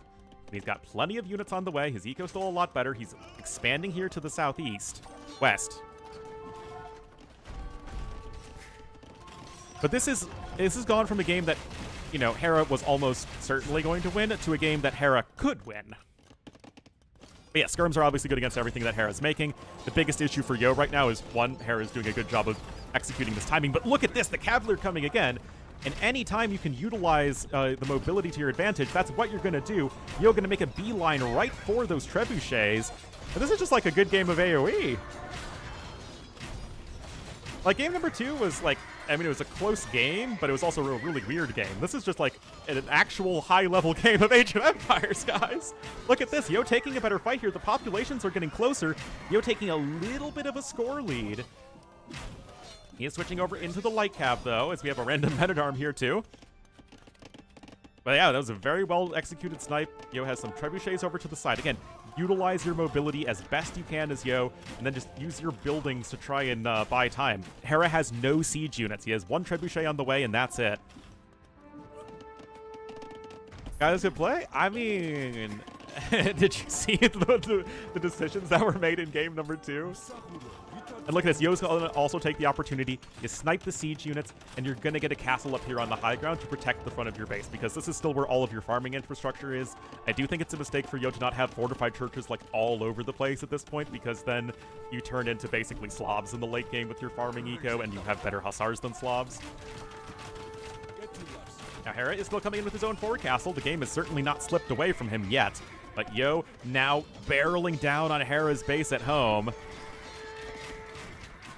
Yeah, the sneaky treb is cute. But, I mean, the sneaky treb punches a hole in the wall and lets all the cavalry run in, so it does make sense.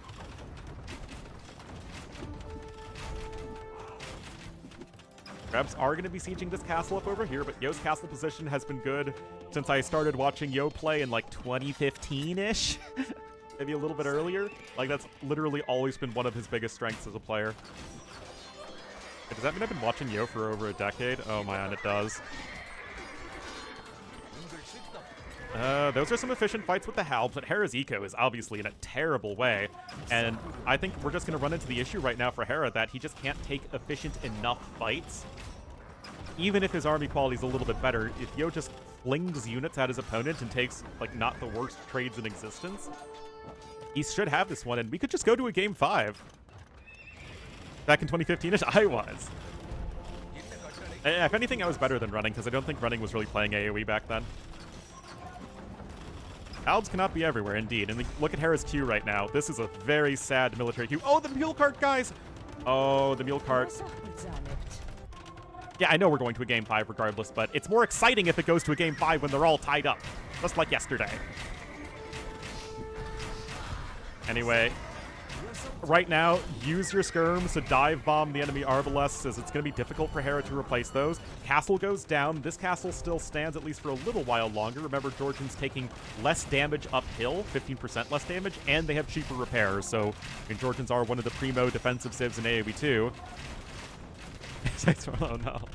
I didn't mean it like that. And now, again, using this cavalry, using the mobility. Was unmissable? Very true. Oh yeah, these are the sorts of AoE games I love, though. Good play on both sides, and it's just trying to utilize your civ advantages, utilize whatever map control advantage you have. Hera trying to use his timing advantage once he fell a little bit behind. I mean, this is just good stuff. And yes, I do think Yo has a better civ here, but I think that Hera still played very well, and he played to his civ's advantages, and gave him a real fighting chance here. But Yo just able to defend a little bit better. Yo's also getting Hussar to set himself up even better for late game. I mean, Hera doing a nice job trying to secure this gold, so I mean, again, Hera's still playing well. And I do think Hera made a mistake, and I don't think it was a throw from Hera, because if he plays this game again without knowing the result, I think he does that exact same thing. It's not a very Hera thing to just, like, go for it and commit super hard. I think Yo lost a bunch of vills here, though, which would be, yeah, 14 vills. That's the S word, guys. I hate to say it, but that is the S word. Anyway, 5 trebs for Yo. Letting the game get past 40 minutes. Well, it is true that every game that's gone to Imperial Age so far, Yo is going to win, and the games that ended early on are the ones he loses. Yeah, Hera's washed, guys. It's all over for him. No difference? Oh, yeah. Boot steal light cash. But GG, and again, as I hope I was able to explain to you with my my color commentary, that was a really high-level game, and yes, Yo has the better Civ, but Hera played Dravidians about as well as you could play Dravidians in this situation, and tried to kill Yo, and almost did, but Yo doing a little too good of a job buying time with his buildings and his counterattacking, and eventually was able to wear down his opponent. All right, that gets us into an exciting Game 5. Yo eventually getting very far ahead in the eco, training more units, smaller army count, but just able to whittle down his opponent. it's pretty darn lame. Way better fleshed out tech tree.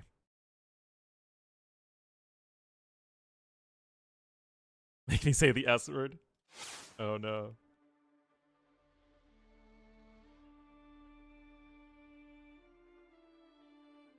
Maybe they're having a stroke, which is why they're taking a short break northern. Ever think about that? I mean, it was the number 1 pick versus the number 5 pick, so this is probably going to be Persians versus Malians in game number 5. Which will be the last game of the day, and then, like I said, tomorrow at 13 GMT, we're going to get right back into the LingYuan qualifiers.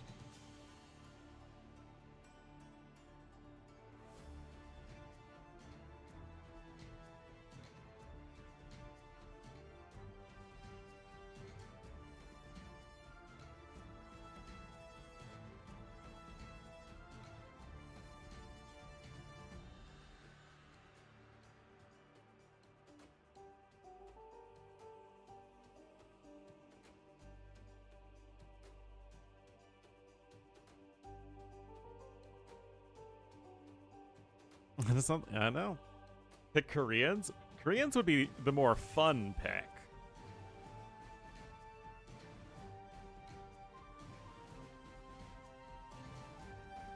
If Persians?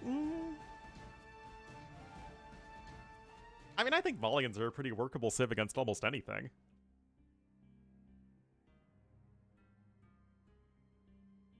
Are there really any super bad matchups for Malians? Really think of any.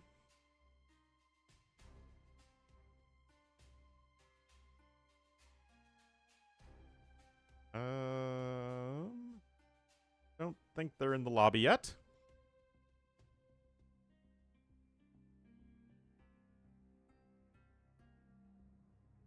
Terrible matchup for Malians? Why?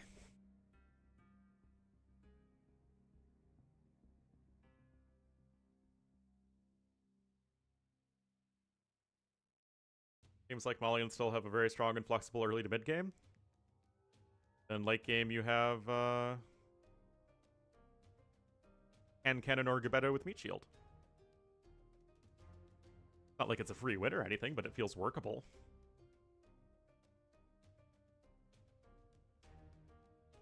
Alright, Hera just now making the lobby.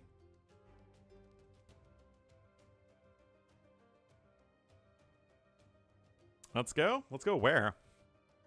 I'm not going anywhere. I'm still stuck in my room.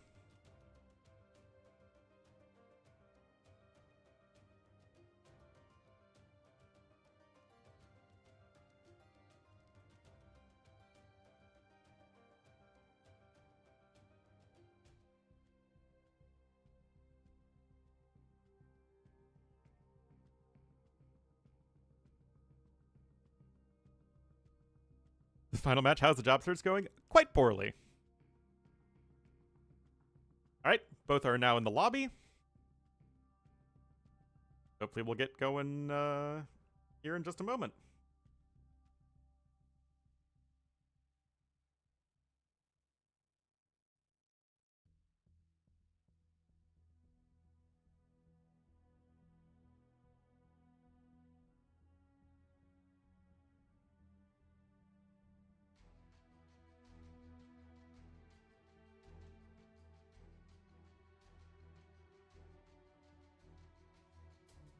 All the tariffs? Yes, because the economy is doing so well with all the tariffs. And there's so many policy-oriented, non-partisan government jobs. I mean, there are. I mean, I'm applying to them. It's just I'm not getting any responses.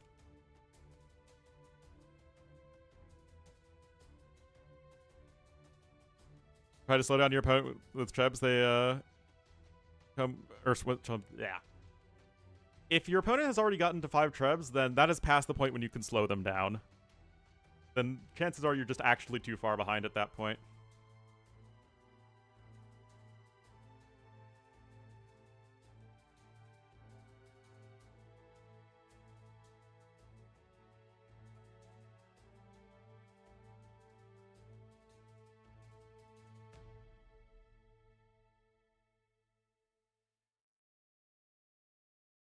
Already say goodbye to the castle? Yeah, that's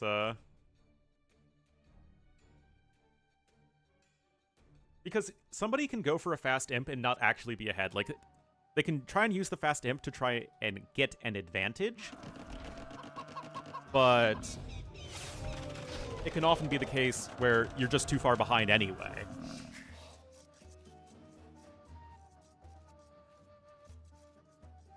So I fired him? Yeah. Alrighty. I told you guys.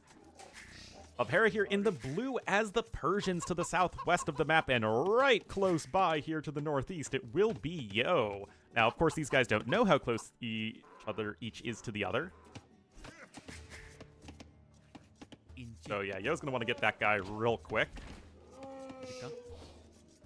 Hera at least has that elephant at the back. Is not a thing you should never do. That's a lot of negatives in one statement. But yes, it is still situational.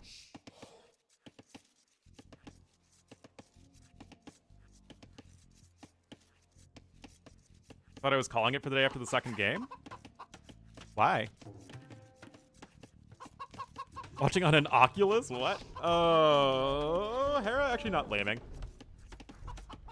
Yo does need to quick wall that villain like yesterday, though.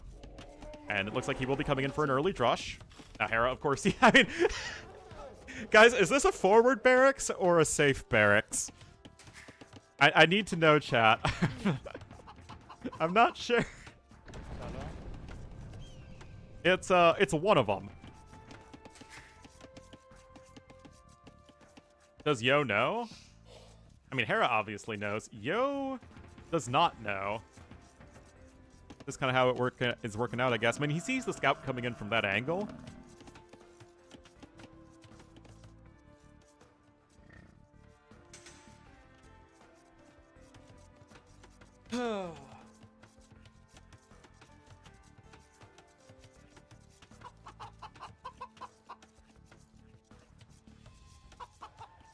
Sorry, the fan decided to come on in my room. Okay, so Hera's clicking up on 20 pop with Loom. Nothing too crazy about that. Wait, what am I looking for here? What am I doing? Yeah. So, kind of interesting that Yo would go for such an early barracks. And at the very least for Hera, he's taken almost all of his chickens at this point. Because as far as I can tell, this is just going to be a scout opening from him. This tree. Yeah, I mean, if you see the 3-tile gold here, it means your opponent has to be either over here or over here. And of course, it's over here. Still, Yo also clicking up on 20 pop with Loom, but Persians are still going to be faster, and Hera is slightly ahead in the resources. Wait a minute, what? Yeah, I guess you essentially click up with one extra vill as Persians. Oh, Yo's gonna need to get back home to the TC. But this could be pretty rough. Hera having a nice early game advantage here. Double bit axe is on its way. Yo coming forward here with the villagers. And Hera's just opening up with the stable, but he's already in a really good spot to annoy Yo. Oh, turn around, turn around. Yeah, very well done for Yo. But Yo is going to be going for the archers. You can see he's got the bills on gold there. Oh, actually, Hera can still win this, guys. Because they are actually both 2 hits to kill each other. Alright. So, Yo still doesn't know exactly what Hera's up to, though, as he's had some unfortunate scouting, as Hera just happened to scout in the exact right direction immediately.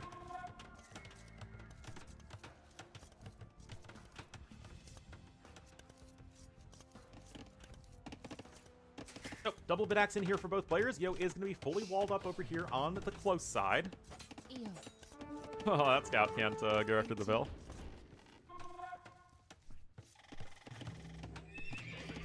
Oh, Hera likely to follow up here with some skirmishers, as skirmishers are good against both archers and spearmen. Who would have thunk? Anyway, good quick balls there for Yo.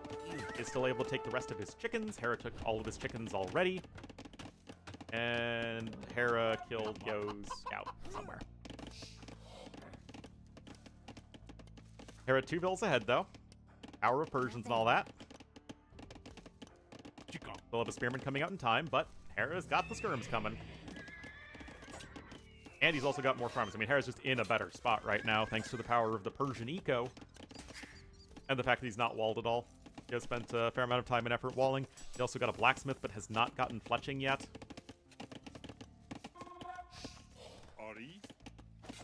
This could be really tough for Yo. Remember, Yo has won the games that have gone to Imperial Age, but this does not feel like a game that's going to go to Imperial Age. This feels like Hera could just take one decisive fight against Yo and just kill him. I guess you do get some extra pierce armor on your spearman, which is something, and fletching is now coming in for Yo, but Hera, he simply has more army and more eco, more everything. Yeah, he built an earlier axe and didn't do anything with it. Kind of odd. Yo did get one kill there, actually, and is almost with fletching, and the tower will be in time. Which is something, I suppose, but Hera's, I mean, he's just cruising behind this in terms of eco. Look, he's already 200 plus resources ahead.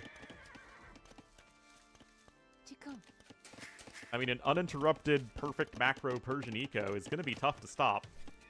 Now, note that Hera actually isn't investing as much into army as he could, but it's still more than what Yo has been able to do, because Yo was slower up and hasn't even been able to sustain constant archer production. Now he's got scout plus skirmisher, so he's got a better army composition. That spearman is probably not going to do a whole lot against the skirmishers.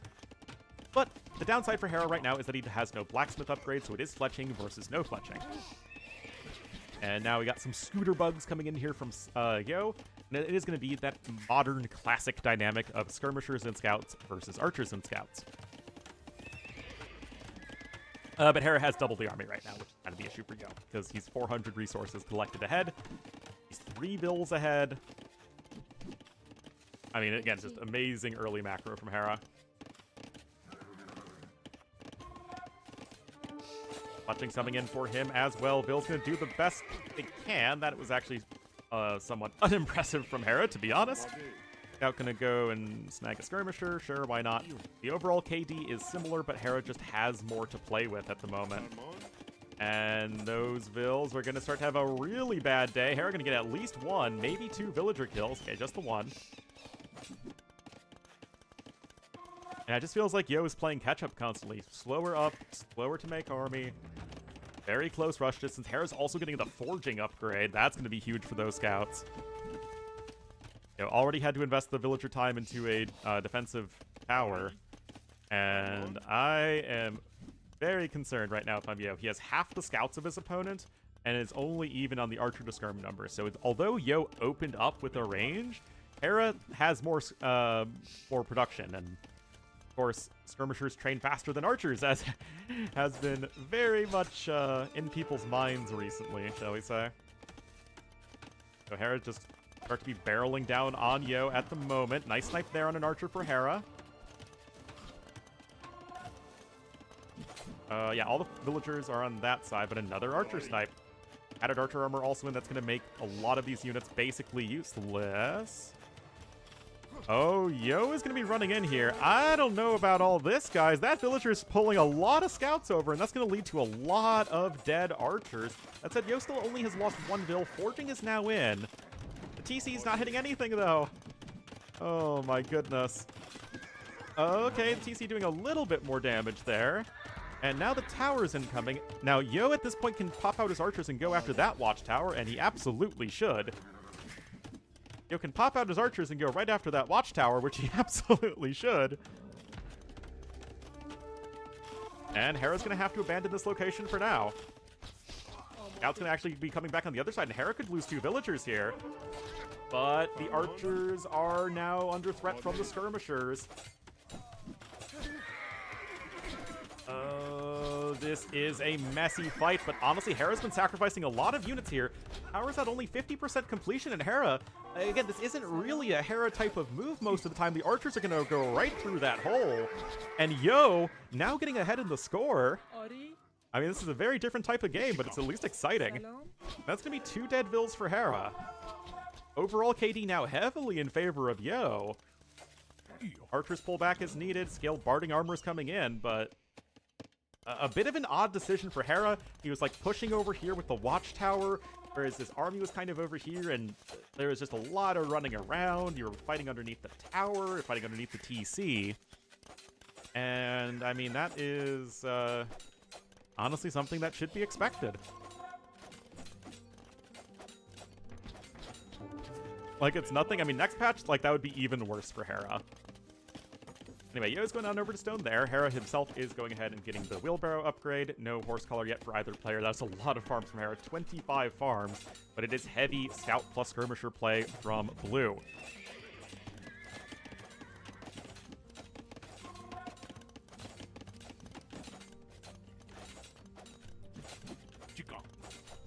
Horse scouts coming in.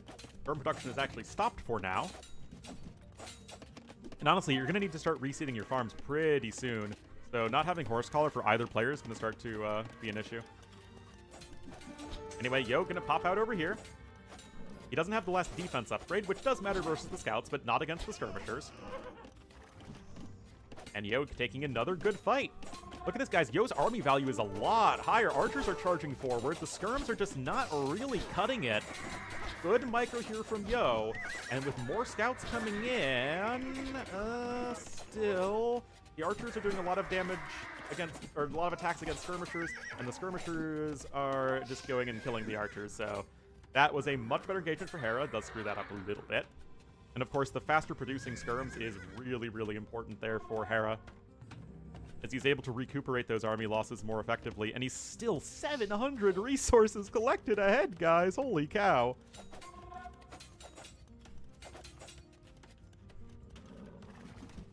Wow, that was Bloodlines versus not Bloodlines. Man, I thought Yo would do better there.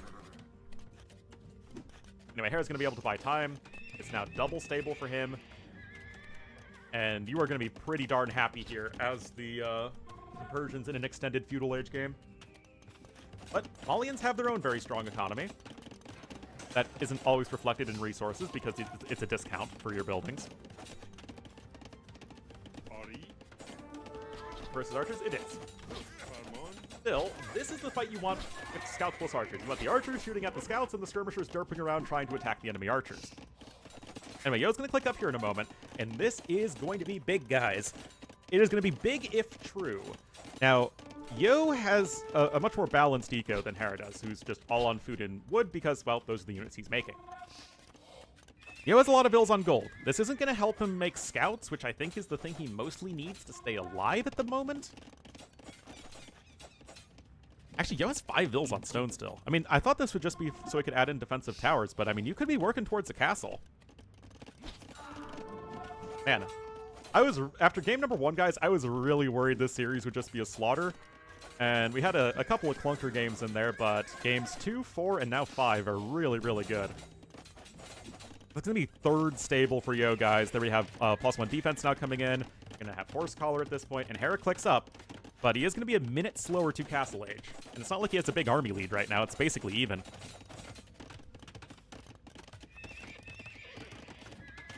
House there is certainly in a good spot.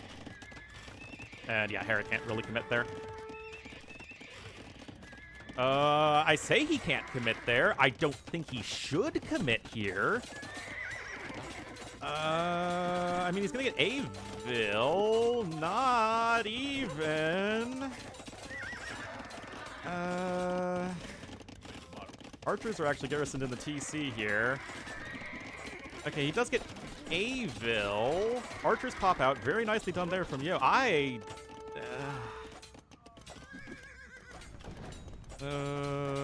don't know about all that, guys. It does get, I mean, he's gotten actually quite a few Vil kills, but now Castle Age is in. Knights are up on the way. But Hera is running out of army, and he is running out of army fast. Well, the TC missed a ton of shots because, you know, TCs before the next patch. I wonder how much Hera's going to get nerfed by the fact that he's so much better than everyone else at making TCs miss shots. Okay, so Hera's still got 5 vills, I think, when all is said and done there. But now, I mean, look at that resources collected difference. Holy cow. Yo only has 2 knights, as he's had a lot of idle time. But even though Hera has a negative KD, the fact that his resources collected are so far ahead at the moment is going to be quite good for him. Anyway, happy Castle Age here to Hera. Players have identical eco upgrades. Yo's going to be on 3 TCs, but it's not like you can actually produce off of all 3. But if Yo's just going on 3 TCs and can get like a defensive castle in, and of course he's not too far away from one of those guys, then things could be maybe a bit trickier for Hera. The issue is that Yo has 9 archers that are going to be basically useless in a second with +2 defense coming in. So might as well get whatever value you can, and that is at least 1 extra Vil snipe. So, I mean, take all the Vil snipes you can get, I guess. But yeah, with +2 defense in, you're only dealing 1 damage to those knights, and it's going to be very difficult to ever take a good fight here. That said, these are both camel civs, and Yo is going to be going for those units, as Hera is only making stable units. I mean, they're both on 3 stables.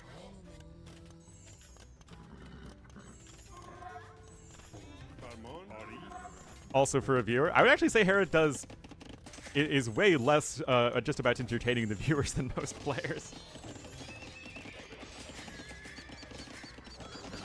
I mean, Hera does not do the Viper masterpieces. But he's certainly treating Yo with respect, right? So I can see what you mean. Like, he's not just going, I don't care about this game.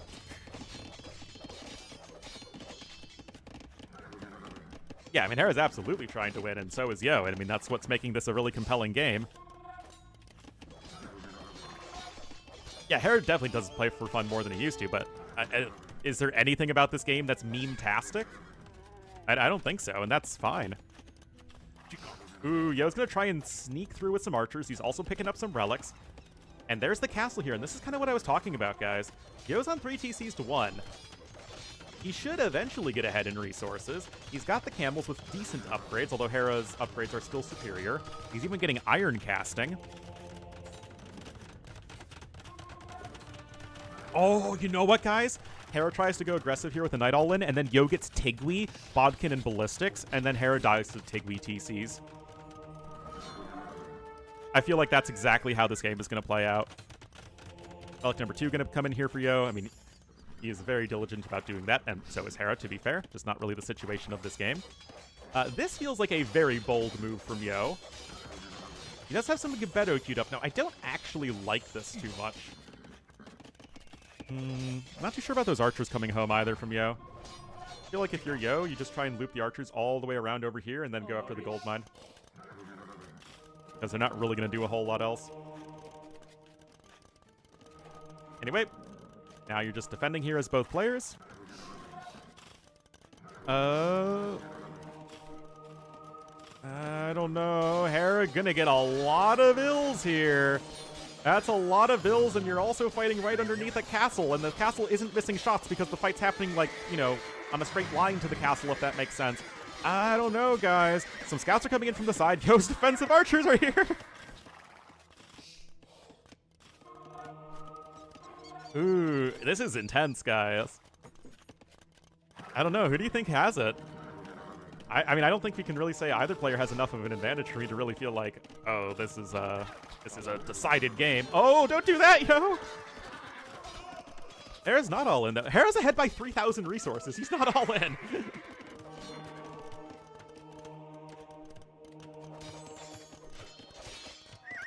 Oh. 1 TC. Yeah, but again, Hera's still ahead in villagers and way ahead in resources. He's fine. Double monastery. Now, guys, if you look at the Persian monks, it's a little bad. No sanctity, no atonement, no redemption. To my mind, Persians actually have the worst monk tech tree in the game, because Persians are the civ more than any others that wish they had a better monk tech tree.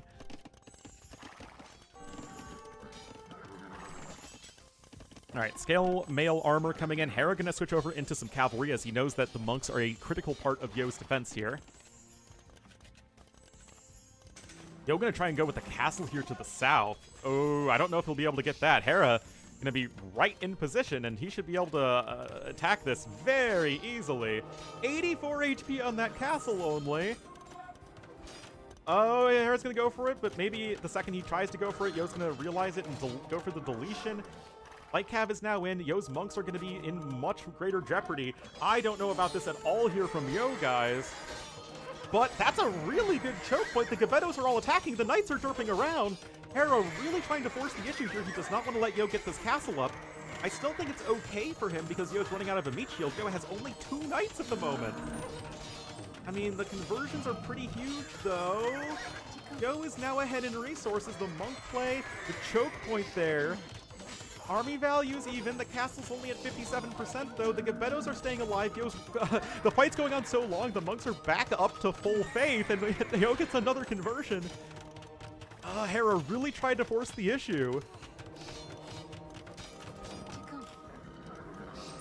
Wow, Yo getting that castle down. Siege Workshop coming in. I wouldn't hate some walls from the side of the map. Especially like maybe a university over here as well. Gebet Yos for sure. But now it is a much more difficult position here if you are Hera. I mean, I guess he's going to go for some conversions, but that's obviously not exactly great for him. He's still ahead in resources, and he is at least on a second TC. Hera still has 6 knights on the way. Oh, Gebettos are awesome. I do think they need a 5 HP nerf. Nerf Gebettos by 5 HP, and I think Mulligans are literally a perfect civ, and I would give them no other changes. I think Gebetto's just a little too tanky for what the unit's supposed to be. Gebettos have 10 attacks, so they're basically ranged knights. Anyway, Yo with more monks coming in, and no atonement for Hera means he cannot even try and convert the other monks. And the Rams are coming in, and Yo's actually going to come in with castle number 3 in a moment. Hera might actually be thinking he's going to try and posture for Imperial Age. Oh, look at this, guys. Yo is gonna make like a rodent and go for it, man. Yeah, Hera, no way you can try and click up to Imp in this sort of situation. He's gonna be charging forward. That's still a lot of knights, and those quick balls are not. And Yo is going to need to abandon this location for now. Hera gonna be taking a much better engagement this time. Yeah, I mean, if this castle goes up without a hitch, then Hera's probably just dead in the water. But castle did not go up without a hitch. Wins against Hera. I think that Yo has more win conditions as a player against Hera than some of the other top players these days. Just stylistically. So I feel like Hera... Like, the series are probably like a little bit more uneven, that Hera is either going to look like he absolutely wrecks Yo, or Yo just gets a series like this. Yeah, I think that's exactly it. Yo can usurp wins. No, he's not going to usurp Hera. Anyway, another fight moment. Yo is not too far behind. Again, Hera's had a more efficient eco like the entire game, and it hasn't been especially close. But, I mean, it's not like, you know, the versions aren't going to be an early imp civ here. That's a lot of healing, though.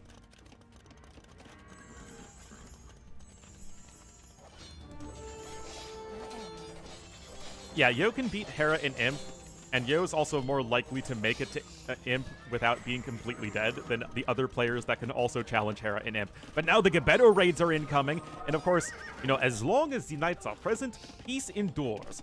But the Hera cannot be everywhere at once. That's a lot of punks, man. Persian monks are known as punks, by the way.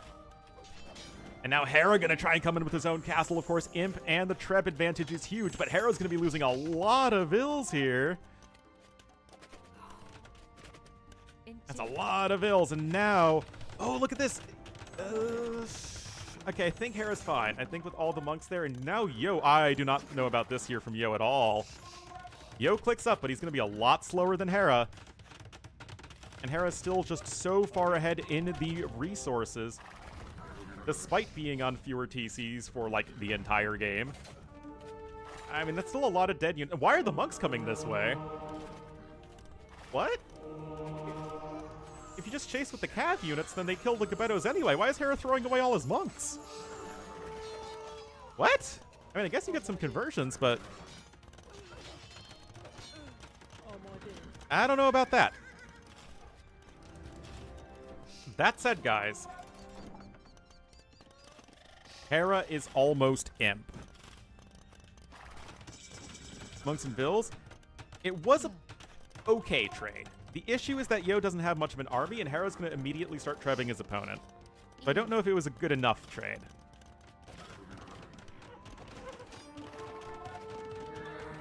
Anyway, Gebettos are still Gebettoing. Monks require ballistics. You need to calculate the staff waving. Yeah, I'm not sold on this for Yo, guys. Cavalier is going to be in here in just a moment, as Hera's macro is still just so freaking tough to stop. And Yo, without any camels, I think is really going to struggle here.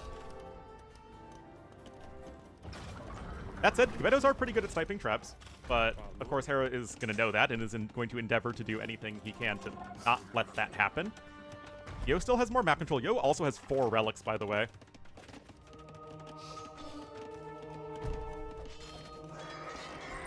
Anyway, Yo has a lot of stone income. And Yo just a few seconds away from Imp. Yes, I do. I'm a really big fan of the fast chem potential, and I think that might be what Yo is doing here. Except he doesn't have a university, so that is a bit of a moot point. Anyway, the Gebetto numbers continue to climb as Yo is just, microing his little heart out versus the player in the world who probably has the best micro. Or at least, at very worst, top 3. That said, Cavalier trying to come in on the other side. I don't know. Hera's really keeping up the pressure. That castle is getting lower than Shouty. No, Gebettos already have full accuracy. Okay, conscription coming in, but you're going to be down to 2 castles in a moment. And Hera's on 3 trebs and counting. And yes, Persian monks do have block printing. It's like the only thing they have.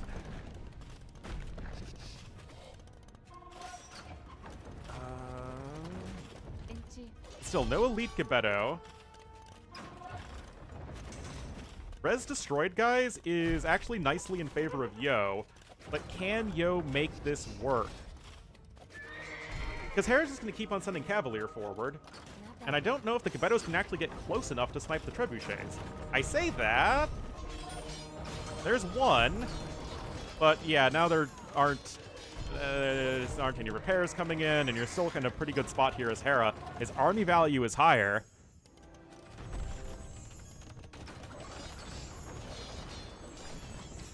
And there's still elite Gebettos coming in.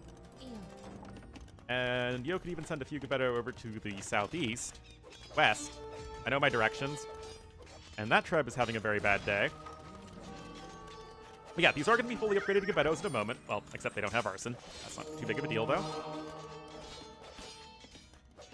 Hera wants a castle here to the east of the map, but he has no idea, as Yo has just been keeping him on the back foot for so long. Scores are still really, really close, and Hera's going to be losing more vills, although Yo has a ton more idle villagers at the moment. Yeah, that's not happening yet, Hera. Oh, that's a beautiful snipe for Yo. He has Devotion, remember? I'm pretty sure. Yes, he does. He has Devotion. Gebetto's going to be flying around there to the west. It is not often we see that low of worker efficiency for Hera, and Yo's also going to try and switch over into the light cav. What a fantastic game to end this one. Both players absolutely going all out here. Nice kills there for Hera. Yo's still ahead in population, though. Also, all the relics are right here for what that's worth. And Hera's still just ahead in the resources. That said, no castle over there anytime soon. Hera is on 2 trebs. But other than ejecting the relics, which absolutely has value, and a decent bit of it, in fact, it's kind of tough, because Hera hasn't transitioned into anything that isn't a gold unit. Now, Yo hasn't either, but Yo has 4 relics and all the map control, and also he's kind of teching into light cav. So Hera's gold is much more limited by comparison. That's stone, that's not gold. And wait, where's Hera? Okay, Hera can try and take gold over here, although that's still likely going to be a bit exposed. Still, 4K army value to 2.3K. No, this is stone. That's not gold.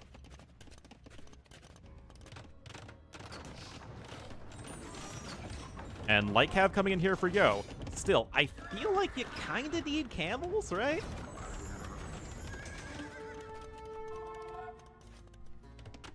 Right? I mean, that's going to be another castle down for Yo. Remember, Yo's taking a lot of stone on the map, so, I mean, he's still going to have 2. But Hera's actually going to buy another castle, and those gold miners are having a bad day. Guys, Hera's running out of gold, and he just isn't making that tech switch. It's honestly pretty similar to game number 2. Why is it that Hera either only goes trash units or doesn't make any trash units? There's no in between. Now, Hera can still take gold over there, but, I mean, Cavalier are obviously very gold intensive. Yeah, Yo's got a castle up over here to the east. He's still taking plenty of gold himself. Hera only has 29 on food. That's a good castle for Hera as far as pushing the side goes. I'm still not entirely convinced. And Yo, around 1,000 score lead.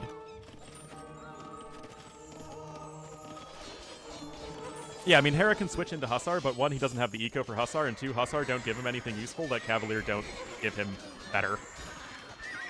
Geppetto doing their Geppetto-y thing.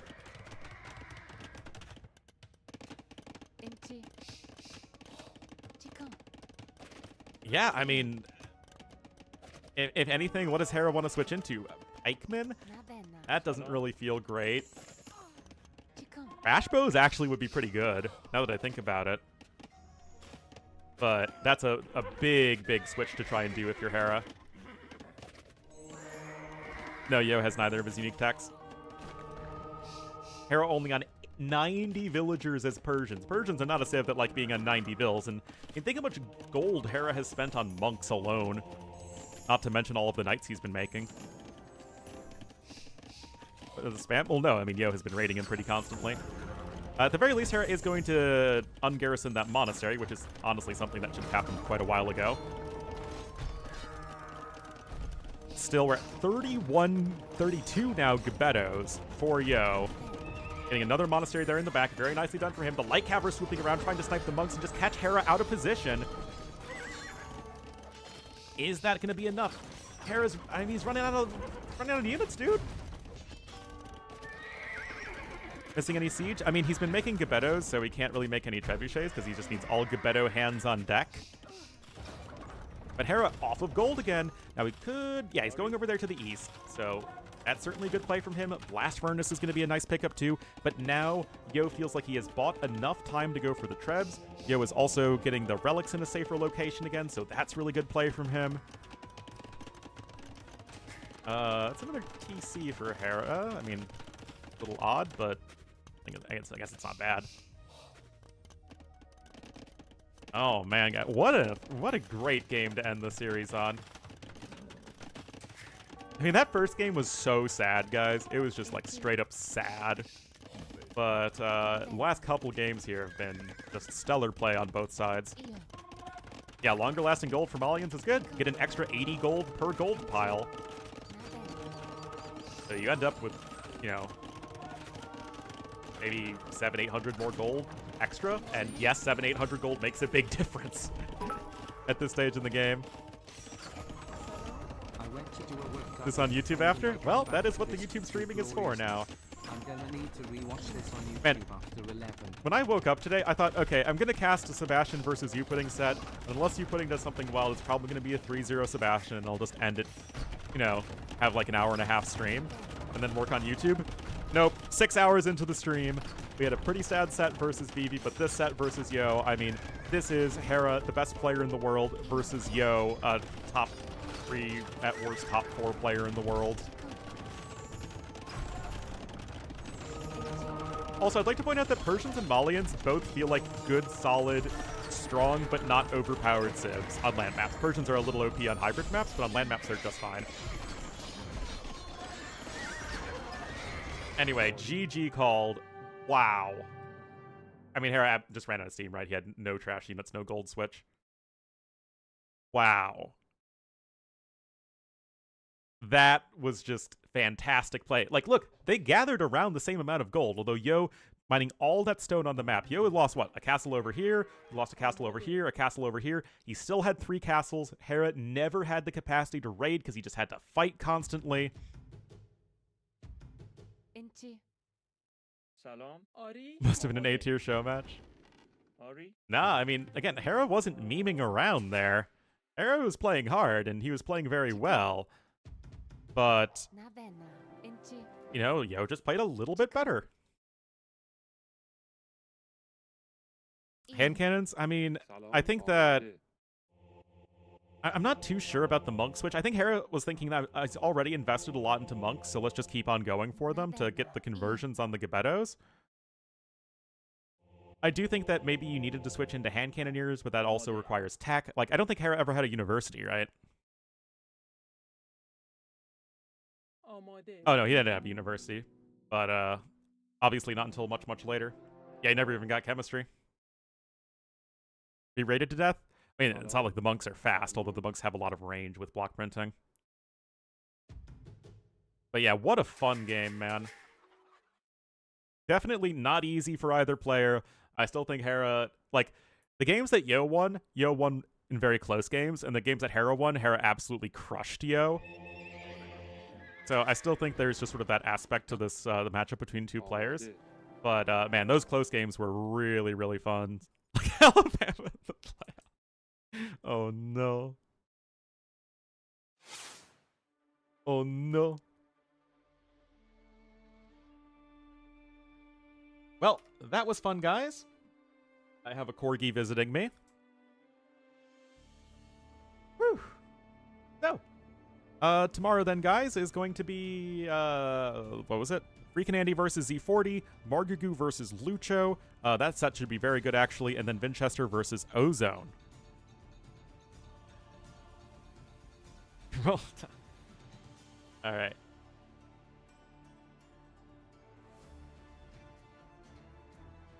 See you guys tomorrow.